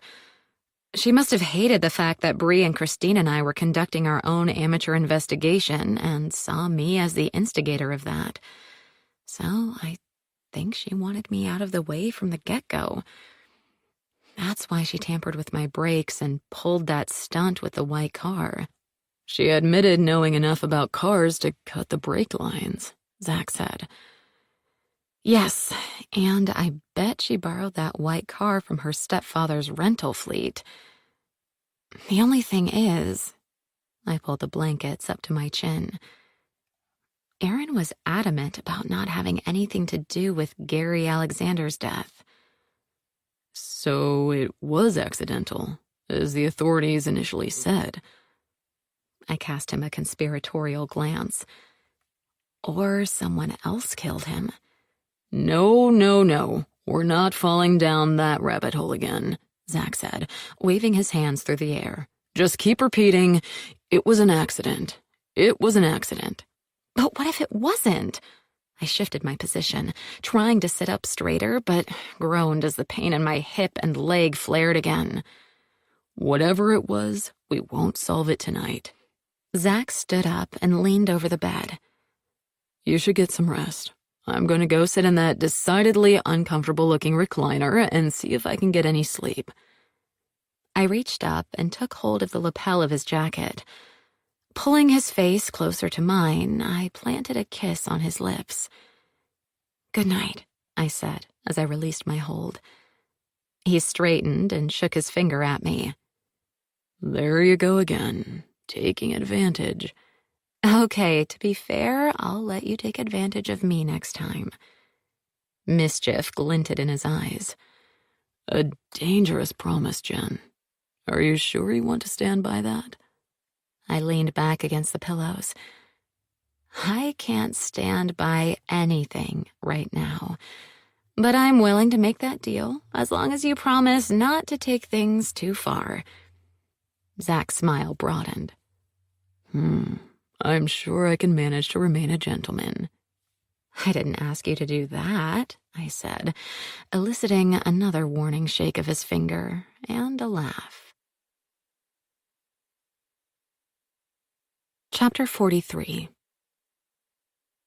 Although I was told I could leave the hospital the next day, the discharge process took hours, which allowed plenty of time for Bree and Christine to stop by for a visit. Rachel sends her best wishes, Bree said. She had a meeting at the main office in D.C. today, so she had to leave home early. Propped up to a sitting position, I rolled my eyes. On a Saturday? That's devotion. Yeah, and the MARC trains don't run on the weekends, so she had to take the car. Bree sighed. I hate it when she has to drive into the city. It always makes me nervous. Christine settled in the recliner. She travels all around the globe, and driving into D.C. makes you nervous? Have you tried it recently? Bree pulled a comical face. Seriously, those drivers are nuts. Heck no. If I'm going into the city, I drive to the nearest metro station, Christine replied. I suppose Rachel could have done that, but she said she had too many sample items to transport. Bree, sitting on the chair next to my bed, met Christine's inquiring gaze. She always brings back samples of new goods made by the businesses she mentors when she returns from a specific region or country. That sounds like an interesting and important job, Christine said. It is, but she has to travel so much. Bree shook her head. I shouldn't complain. I'm lucky to have her in my life at all. If I have to share her with the world, oh well. That's the right attitude, I said, sipping orange juice through a straw. Bree cast Christine a sly look before focusing on me. Speaking of having someone in your life, where's the handsome and charming Dr. Flynn this morning? I don't know where that person is, but Zach went to grab some breakfast, I said, setting my glass on the tray swung over my bed. Hey, I'm right here, Zach said from the doorway. I know. I wrinkled my nose at him. I saw you. He entered the room, waving Bree back down when she stood up to offer him the chair. I've been sitting for too long. I'll just stand here near the bed, nursing my pride. Bree chuckled. Sometimes I can't tell if you two are friends or foes. The jury is still out, Zach said before leaning over to kiss my temple. Speaking of juries, I'm happy to report that Mia won't be facing one, Christine said. I heard from Heidi that all charges have been dropped against her as of this morning. Excellent, I said. What about Erin? I know she's in custody, but has anyone heard any more about her? I wonder if she's confessed or still stubbornly maintaining her innocence. Heidi didn't know about that, Christine grimaced. Erin should be glad she's in custody. If I got close to her... She made a twisting motion with her hands. Come now, we don't need another murder, Zach said with a smile. Another murder. I glanced over at Bree. That's something I've been thinking about while lying here, you know? You mean Gary Alexander? The authorities have declared that an accident, Jen. I don't believe we need to look into that any further. If, despite her disclaimers, Erin was involved in Gary's death, I'm sure the investigators will figure that out. What if it wasn't Erin? I asked. 2 killers in our little community? Christine frowned. That's hard to believe. I crossed my arms over my chest. I still think we have to consider it. A knock on the half-open door silenced any response to my statement. A nurse holding a clipboard marched into the room and announced that my paperwork was finally ready. The doctor will still need to stop by and check you over before she signs off, he said. But you can go ahead and initial all the required paperwork. We should leave you to that, Bree said, standing up as the nurse handed me the clipboard and a pen. She turned to Zach. I assume you're driving her home? Yes, and I'll make sure she settles into rest, too, he replied. Good job. Christine told him as she joined Bree. "See you soon, Jen. Get some rest and don't worry about anything." "Yeah, I heard the provost sent a message out to the students to let them know the writing center will be short-staffed for a while.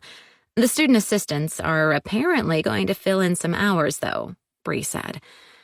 I handed the clipboard to the nurse. "Glad to hear it, but I should be able to go back to work by Monday." He shook his head. "Not sure the doctor's going to recommend that, Ms. Dalton." "We'll see," I said, waving as Bree and Christine followed the nurse out the door. "I mean, a recommendation is just a recommendation," I added, looking up at Zach. "If I feel well enough—" "We'll see," he said. As Zach left my house on Saturday evening, he opened the door on Emily. "Good. You can come in and keep an eye on her," he said. "Make sure she rests." Emily offered him a warm smile. "I'll do that." "And I'll be back with breakfast tomorrow morning," Zach called out as he exited. "He seems quite devoted," Emily said, sitting down at the other end of my sofa. Ash, who was curled up next to me, lifted her head and stared at the older woman for a second, then lowered her head between her paws and started purring again. "It's that therapist instinct," I said. "He has a need to take care of people." "I think it's a little more than that." Emily gazed at me, a smile tugging at the corners of her mouth. "At any rate, I stopped by not simply to see how you were doing, but also because I heard some news I was sure would interest you." "Oh? What's that?" "According to my source, Erin McHenry has confessed to murdering Doug Barth. She even told the authorities what drove her to do so. Apparently, she believed Doug was the one standing between her and the tenured position she wanted in the English department. She was convinced Doug was aligned with Gary to maintain a firm resistance to any of the provost's plans to restructure the department. Erin told me that she'd spoken to Hilda Lang, who'd promised to update the English curriculum, which would have then included new courses Erin was qualified to teach," I said thoughtfully. "I guess she felt Doug, who had always fought against her getting a full-time position, was supporting Gary primarily for that reason." I absently stroked Ash's back. "The irony is that Doug did change his mind, or at least that's what Hilda told us at her party. Too late to stop Erin from shoving him off the mezzanine." Emily crossed her hands, one over the other, in her lap. "It's like some Greek tragedy. Doug Barth changes his mind at the last minute, which would have benefited Erin in the long run. But she didn't know he'd done so and murdered him, destroying her life along with his." "It is sad." I cast Emily a speculative look. "What about Gary's death? It seems Erin found out about Doug's reversal of opinion at the provost's party. Gary mentioned it in front of a group that included her, and she appeared startled. After some thought, she must have been furious with him for keeping quiet about that detail until after Doug's death. Perhaps, but Erin McHenry didn't kill Gary Alexander." Emily met my quizzical gaze and held it. "My source told me that the investigators found an eyewitness who places Erin in an entirely different location at the exact time Gary fell off that balcony. She couldn't have pushed him." I lifted my hand off Ash's back. "Your source seems awfully knowledgeable. Who is this person?" "A gentleman who always seems to know everything going on in and around this area, especially when accidents or crimes are involved. I must say I trust his information. He rarely gets the facts wrong," Emily smiled.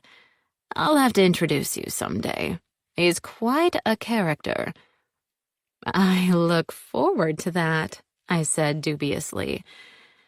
It sounded like Emily's source might not always be playing on the right side of the law.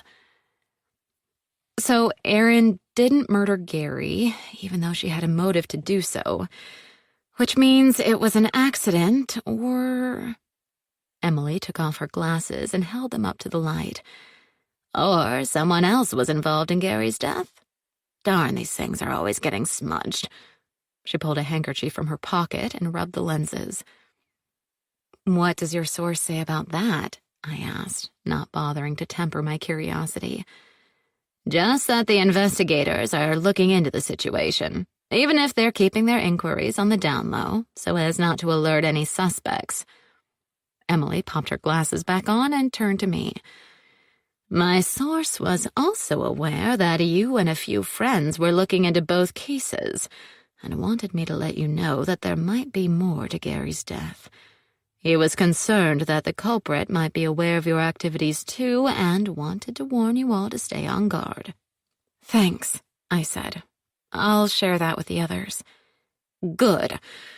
Now, is there anything I can get you while I'm here? Emily rose to her feet.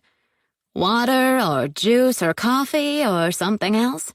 I would say wine, but I'm sure you're on painkillers, and that's not a good combination.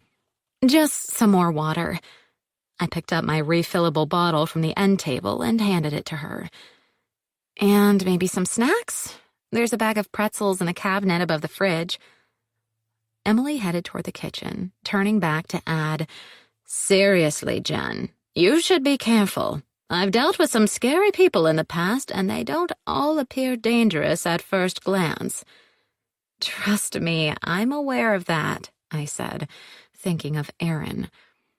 Of all the people I'd met in my life, she was one of the last I'd have pegged as a murderer, which meant I had to stay alert. A second killer could be just as difficult to identify. And, I thought, just as dangerous.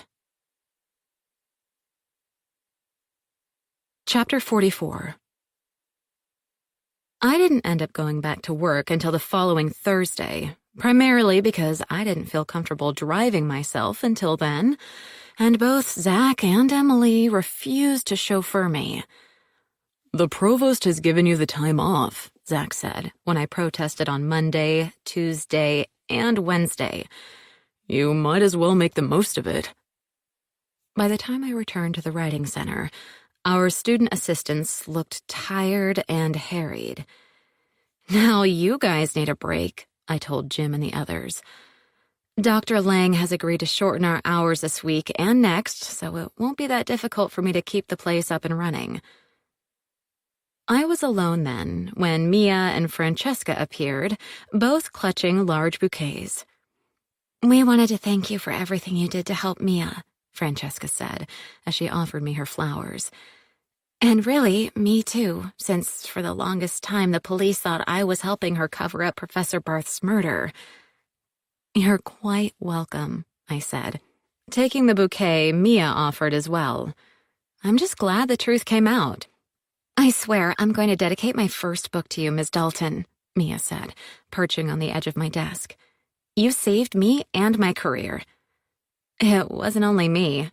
Ms. Kubiak and Ms. Rowley helped a lot as well. I know. I plan to thank them too. Mia swung her feet, creating a tattoo beat as her heels hit the front panel of the desk. I guess it was Ms. McHenry who threatened me when I came back up to the 6th floor and saw Professor Barth's body.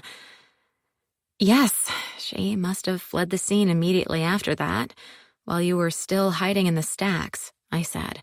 I wish I'd run after her immediately. I mean, right when I heard someone head down the stairs. Mia glanced over at me. If I could have identified her, maybe at least Professor Alexander would still be alive. I shook my head. Erin McHenry didn't push him off the balcony. She has an alibi for that incident. And as for you chasing after her, I'm glad you didn't. If Ms. McHenry realized you had the opportunity to recognize her, I have no doubt that she would have actually tried to kill you too. As it was, she left you alone because you were a good fall girl for her crime. Mia jumped down off the desk. Francesca was another one of my saviors, she said, throwing her arms around the dancer's slender waist. She helped me hide at first, even though that could have made her an accomplice. Francesca tossed her long black hair over her shoulder. No biggie. I knew you'd never hurt anyone, Mia. You won't even kill cockroaches in the dorm. I looked over both girls, glad to see the happiness that lit up their young faces. Well, look at it this way, Mia. You now have some very interesting experiences to use in your writing. And I plan to do that, Mia smiled. As a matter of fact, I want to talk to you about a new story idea, Miss Dalton. One about a young woman unjustly accused of a crime. You know where to find me, I told her, before thanking them again for the flowers and wishing them a great day. After Mia and Francesca left, I sat down at my desk to answer some emails. But my mind was elsewhere. I knew I was fixating on the puzzle of Gary Alexander's death, but I couldn't help myself. Helping uncover the truth behind Doug Barth's murder had given me a rush I'd only felt before when successfully completing the final draft of a novel. I tapped a pen against the legal pad lying on my desk. Now that Aaron had been eliminated from the suspect list, there were only 2 other people I suspected of shoving Gary off that balcony. No, I thought. Perhaps 3. I hated to include Hilda Lang in my suspect list, but the death had happened at her home, a structure she obviously knew how to move around in better than anyone else at the party. I didn't think Hilda would have planned to kill anyone, but she did have an embattled relationship with Gary Alexander. If they'd argued, and she'd simply shoved him in anger, drunk as he'd been, he could have easily lost his balance and tumbled over the railing. Of course, there was also Miranda Barth, who I'd seen engaged in a tense conversation with Gary earlier that evening. If Andrea was right, and Gary was trying to squeeze money out of Miranda through some form of blackmail, she certainly might have wished to silence him for good. Which brought my thoughts back to Andrea. The truth was, she could have been the one to argue with Gary on that balcony. It wouldn't have been out of character for their acrimonious relationship. And if what Aaron had shared with me was true, the provost was considering a plan to appoint Andrea as the next chair of the English department. I realized I was grinding my teeth and relaxed my jaw. I didn't want either Hilda or Andrea to be guilty. To be honest, I wasn't even that keen on Miranda being the culprit. She'd been caught up in a bad situation during her marriage to Doug. If Doug had lied to Gary about Miranda threatening him... Well, I hated to think that some misunderstanding on Gary's part had driven him to blackmail and Miranda to murder. Doodling on the legal pad, I was lost in thought for several minutes. It took 3 raps on my office door for me to look up and tell the visitor to come in. "Oh, hello," I said, recognizing the woman who stood in the doorway. "What brings you here, Miss Irving?" "I just wanted to thank you for your help in revealing Doug's murderer," she said. "There's a lot of that going around today," I said, before holding up my hands. "Sorry, that didn't make much sense. I'm still a little rattled, I guess, from everything that's happened recently." "Of course you are." Paige bobbed her head in acknowledgement when I gestured toward the guest chair.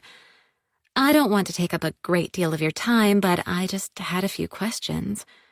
She pulled a tissue from her purse and dabbed at her carefully made-up eyes. "The police aren't sharing much, which I know is partially because I didn't have any official relationship with Doug, so I thought I'd talk to you." She met my gaze with a tentative smile. "Can you share more details, I mean?" "About what, exactly?" I asked, with a quick glance at my watch. It was almost 4 o'clock, which was when we were supposed to close down the center during the period of shortened hours. "Why Ms. McHenry killed Doug." Paige delicately blew her nose, then shoved the tissue back into her purse. I think it was because he opposed the provost's plans for change in the English department. But that seems so minor in the grand scheme of things. I mean, I thought there could be something more. I know Ms. McHenry once accused Doug of plagiarism and wondered if perhaps he'd stolen work from her or something.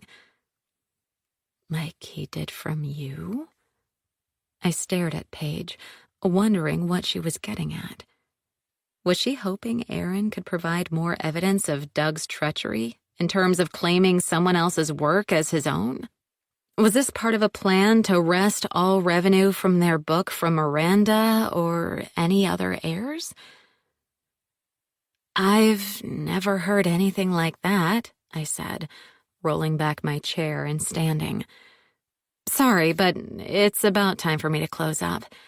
If you want to wait a minute, we can walk out together and talk a little more, but I do need to shut down the center. Of course, she said, rising gracefully to her feet. Why don't I wait for you out in the hallway so you can complete your tasks without my interference? She crossed to my office door. I do appreciate you taking the time to speak with me, she added as she left. I found a vase and filled it with water for the flowers, then collected my belongings, still wincing as I slipped my left arm into my coat sleeve. Locking my office, I checked the rest of the center, then headed out into the hall. Where are you going? I asked Paige as I double-checked the locks on the main doors. I'm parked in the library lot. If your car is there too, we can talk and walk. Sounds good, Paige said as she followed me into the elevator. But listen, why don't you let me buy you a drink? There's a nice bar near my office. You know where that is, she added with a bright smile. Yes, of course. I looked her up and down. I wasn't dying for a drink, and in fact, I didn't want one because I was just coming off of pain pills. But I thought I should take advantage of this opportunity. Perhaps Paige had some information that might shed more light on Miranda, Andrea, or Hilda and their actions at the provost's party. Although I didn't remember seeing her there, according to Christine, Paige had been at the party as the date of some business professor. All right, I'm game, I said. Paige flashed a brilliant smile. Or, as you mystery writers would say, the game's afoot. Chapter 45. Paige's smile faltered when I didn't respond to her little joke. Okay, if we're going to talk over drinks, why don't we each just head to our cars and meet up at your office? I said. Agreeing to this plan, Paige took off at a faster pace than I could manage, given my still aching hip and leg. By the time I parked and walked to the realty office, Paige was engaged in talking to a good-looking young man in a charcoal gray suit. I hung back, not wanting to interrupt their conversation. However, they were talking loud enough for me to clearly hear what they were saying, and I took advantage of the opportunity to eavesdrop. I'd just like to know where you went, the young man said, raking his hand through his short auburn hair. I know we drove separately and met up at the party, but then you went AWOL. I was worried about you. You needn't have been, Paige replied with a dismissive wave of her hand. You know it was a one-off date. You needed someone to accompany you, and I needed... She shook her head, dislodging a lock of her honey blonde hair from her sleek updo. Never mind. You wanted to be at that party, the young man said flatly. Whether it was me or someone else escorting you didn't seem to matter. Of course it mattered. Paige's practiced smile rang false, even from a distance. She reached out to caress the man's arm. I enjoyed my time with you.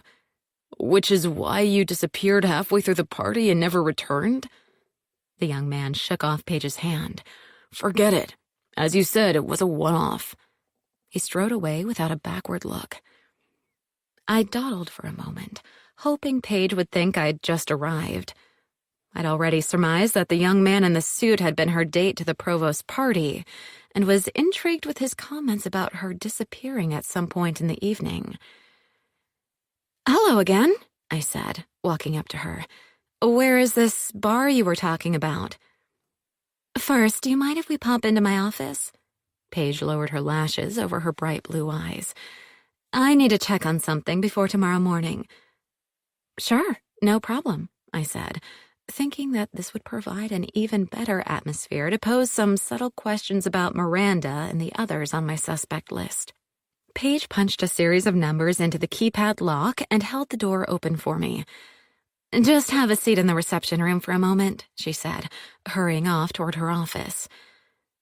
I sat in one of the reproduction Chippendale chairs, stretching out my left leg to ease the throbbing of my strained muscles.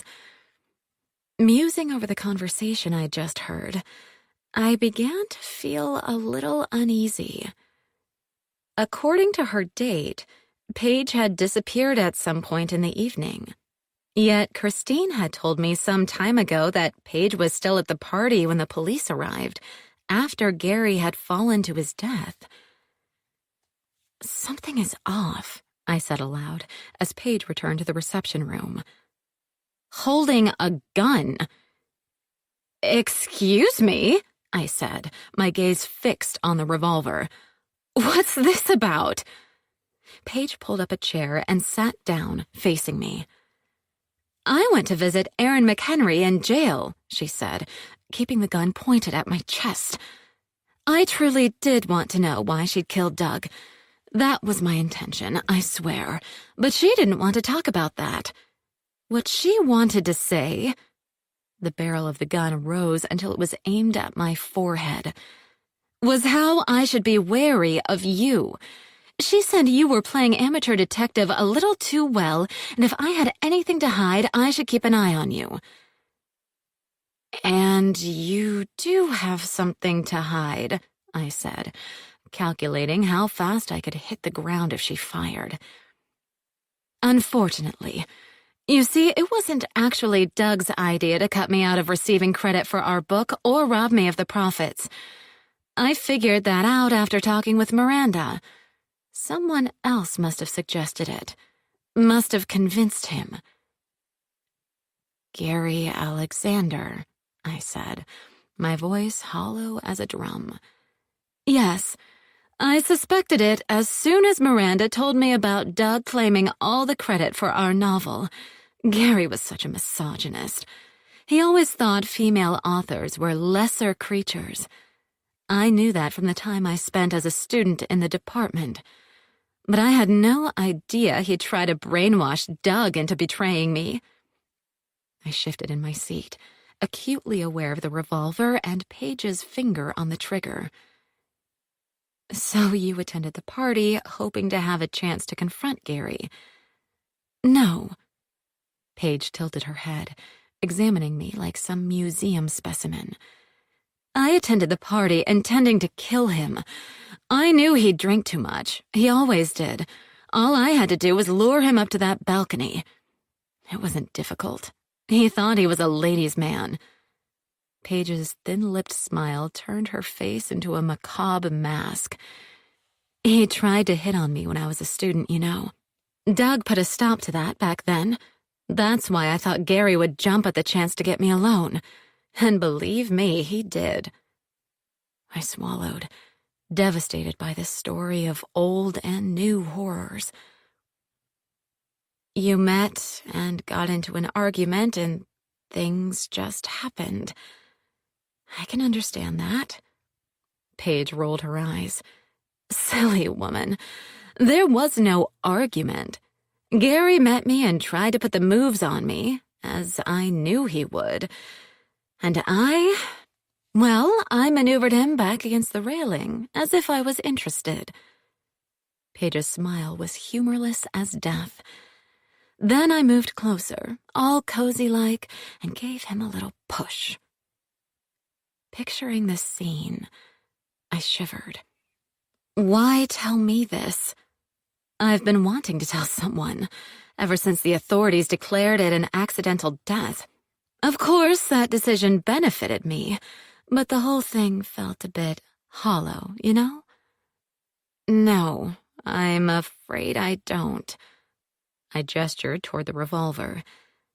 You could get away with Gary's death easily enough, but shooting me will be much harder to explain. I was all alone, working late when an intruder broke into my office. Paige shrugged. I own this gun legally, for protection.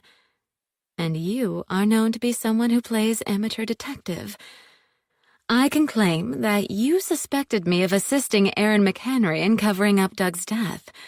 Of course, that will be easily disproved, and with Gary's death being ruled accidental, well... Paige placed her other hand on the gun grip to steady her aim. I think everyone will simply assume that your foolish tendency to stick your nose in where it didn't belong turned tragic. I wasn't in my best shape, but I definitely outweighed twiggy little Paige by a good number of pounds. If I could take her by surprise. I really don't have anything against you, Jen, but I have to think of my own interests, you know? Paige smiled again, placid as a plaster Madonna. Leaning over and clutching my stomach, as if I was going to be sick, I took a deep breath and dove forward, my body sliding across the polished wood floor head first. A gunshot cracked above my head. As I'd suspected, Paige hadn't been able to adjust her aim fast enough to hit me. I flung my arms out and grabbed the delicate legs of her chair. Ignoring the pain in my left arm, I lifted the legs and flipped Paige's chair over backward. Paige screamed as she hit the ground. The revolver flew from her hand, ending up halfway across the room. I didn't bother to go after the gun. I didn't even know how to use one anyway.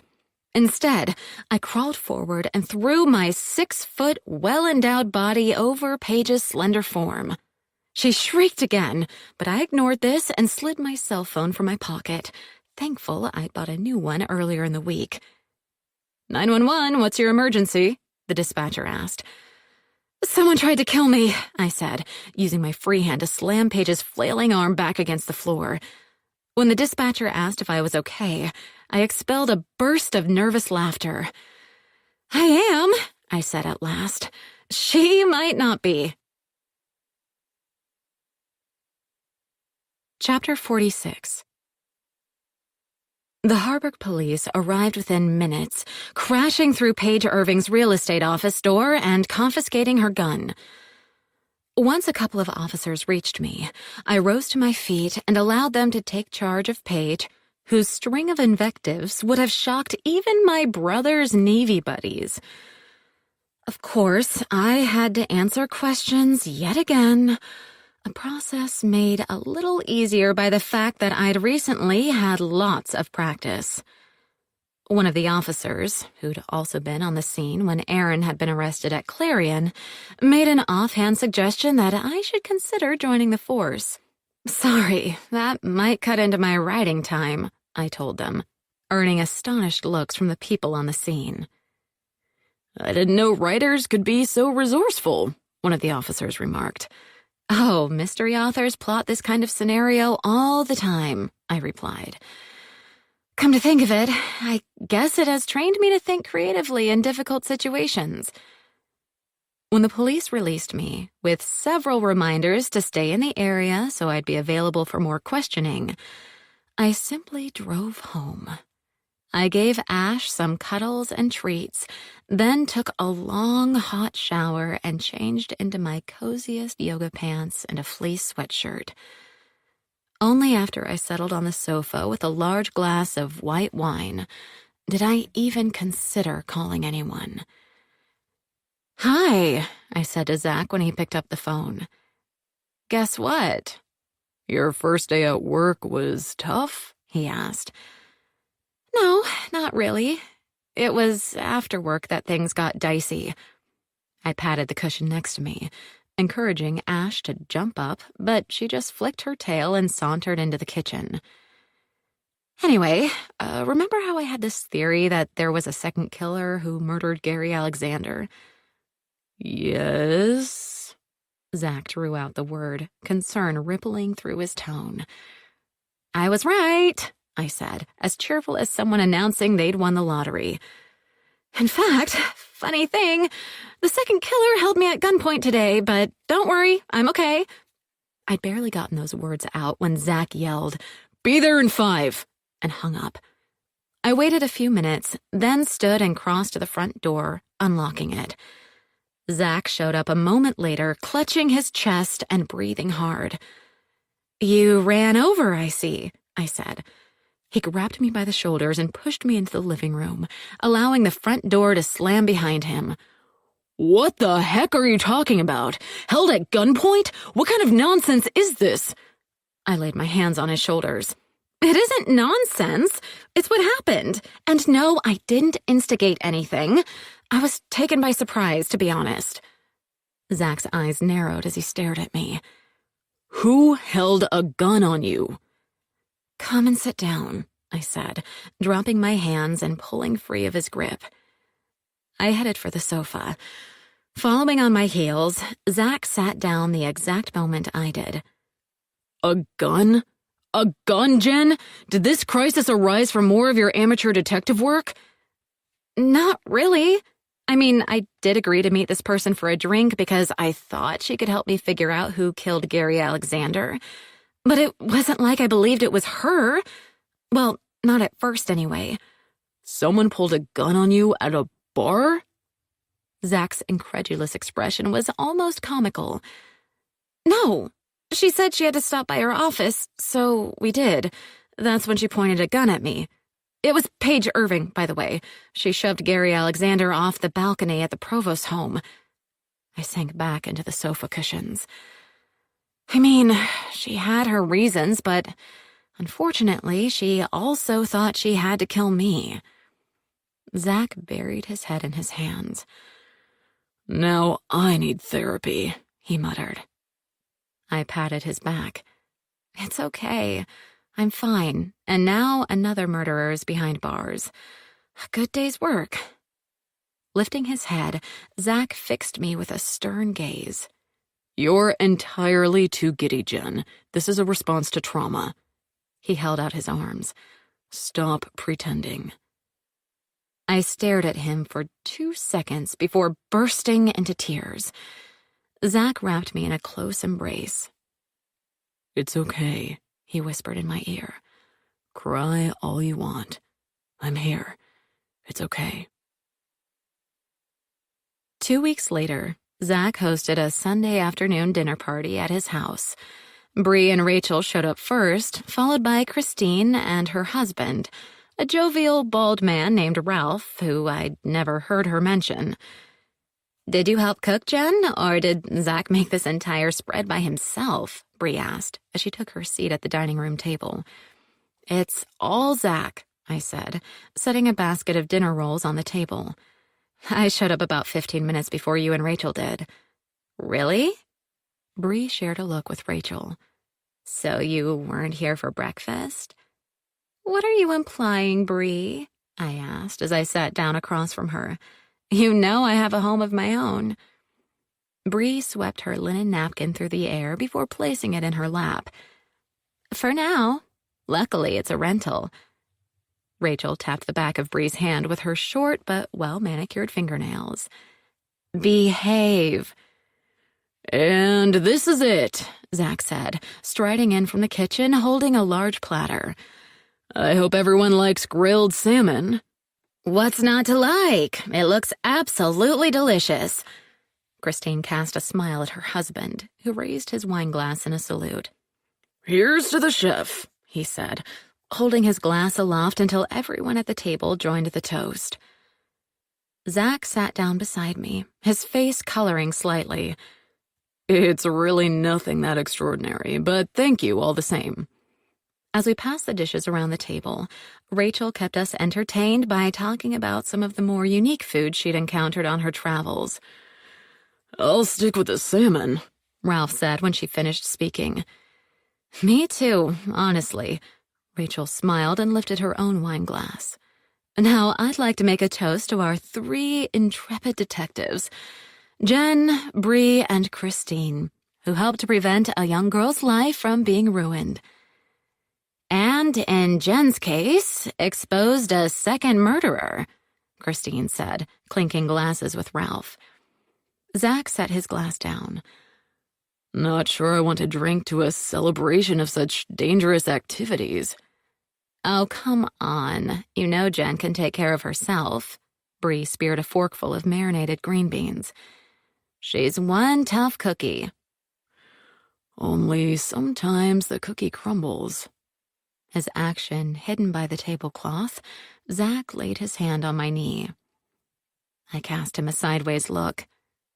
Always with the last word, I said, covering his hand with mine. Zach grinned. Well, that's what my profession is based on, you know. Words. I suppose that's right, Christine said, eyeing him with interest. All that talk therapy and stuff? That's part of it. Sometimes other methods are required. Zach squeezed my fingers before placing his hand back on the table. Anyway, I think I speak for Rachel and Ralph as well as myself when I say that perhaps Clarion's newest detective agency should be shut down. For the safety of its members, if nothing else. Hear, hear, Ralph said, ignoring the sharp look Christine cast him. Rachel dabbed at her lips with her napkin. Well, I know I can't control what Bree does, so I'll keep out of this. A wise woman, Bree said, nodding her head. The rest of the dinner party was a heady mixture of thought-provoking discussions on current literature and media, world events, and, courtesy of Ralph, gardening, interspersed with bouts of laughter. After everyone else had left, I joined Zach in the kitchen. You wash, I'll dry, I told him, plucking a kitchen towel off a hanging rack. I do have a dishwasher, he said. You can't put those pans in, though. There won't be enough room for one thing. Zach picked up a sponge. All right, I was just going to do the hand washing later, but if you insist on helping. I insist, I said firmly. While we did the dishes, I learned that Zach had a pretty decent singing voice, since he jumped into singing some pop songs I hadn't heard since high school. I wouldn't have pictured you as a boy band enthusiast, I told him while drying my hands. Zach set the sponge back in its holder. I wasn't. My sister was. Oh, right. Twins. I guess you guys were pretty close. I kept my gaze fixed on my hands as I folded the towel. We were, until things changed, but we're still connected in our own way. Zach took me into his arms. Now, how about we spend a little quality time on the sofa? Talking, or whatever. I pressed my hand against his chest. What makes me think you're more interested in the whatever? Well, think about it, Zach said, taking my hand and leading me into the living room. Talking is part of my job. Whatever isn't. And since this is the weekend... I laughed and sank down beside him on the sofa. Okay, you can cash in on that promise now. What? Zach slid his arm around me. You know, the taking advantage one, I said. Oh, that one. Zach leaned in and brushed a kiss over my lips. I'd almost forgotten about that. No, you hadn't, I said with a shake of my head. Zach grinned. No, I hadn't. This recording of Schooled in Murder was presented by Dreamscape Media, LLC. Narrated by Abigail Reno. Produced by Michael Jones. Text copyright 2025 by Victoria Gilbert. Sound recording copyright 2025 by Dreamscape Media, LLC. Thank you for listening. Please check dreamscapepublishing.com for Dreamscape's latest releases.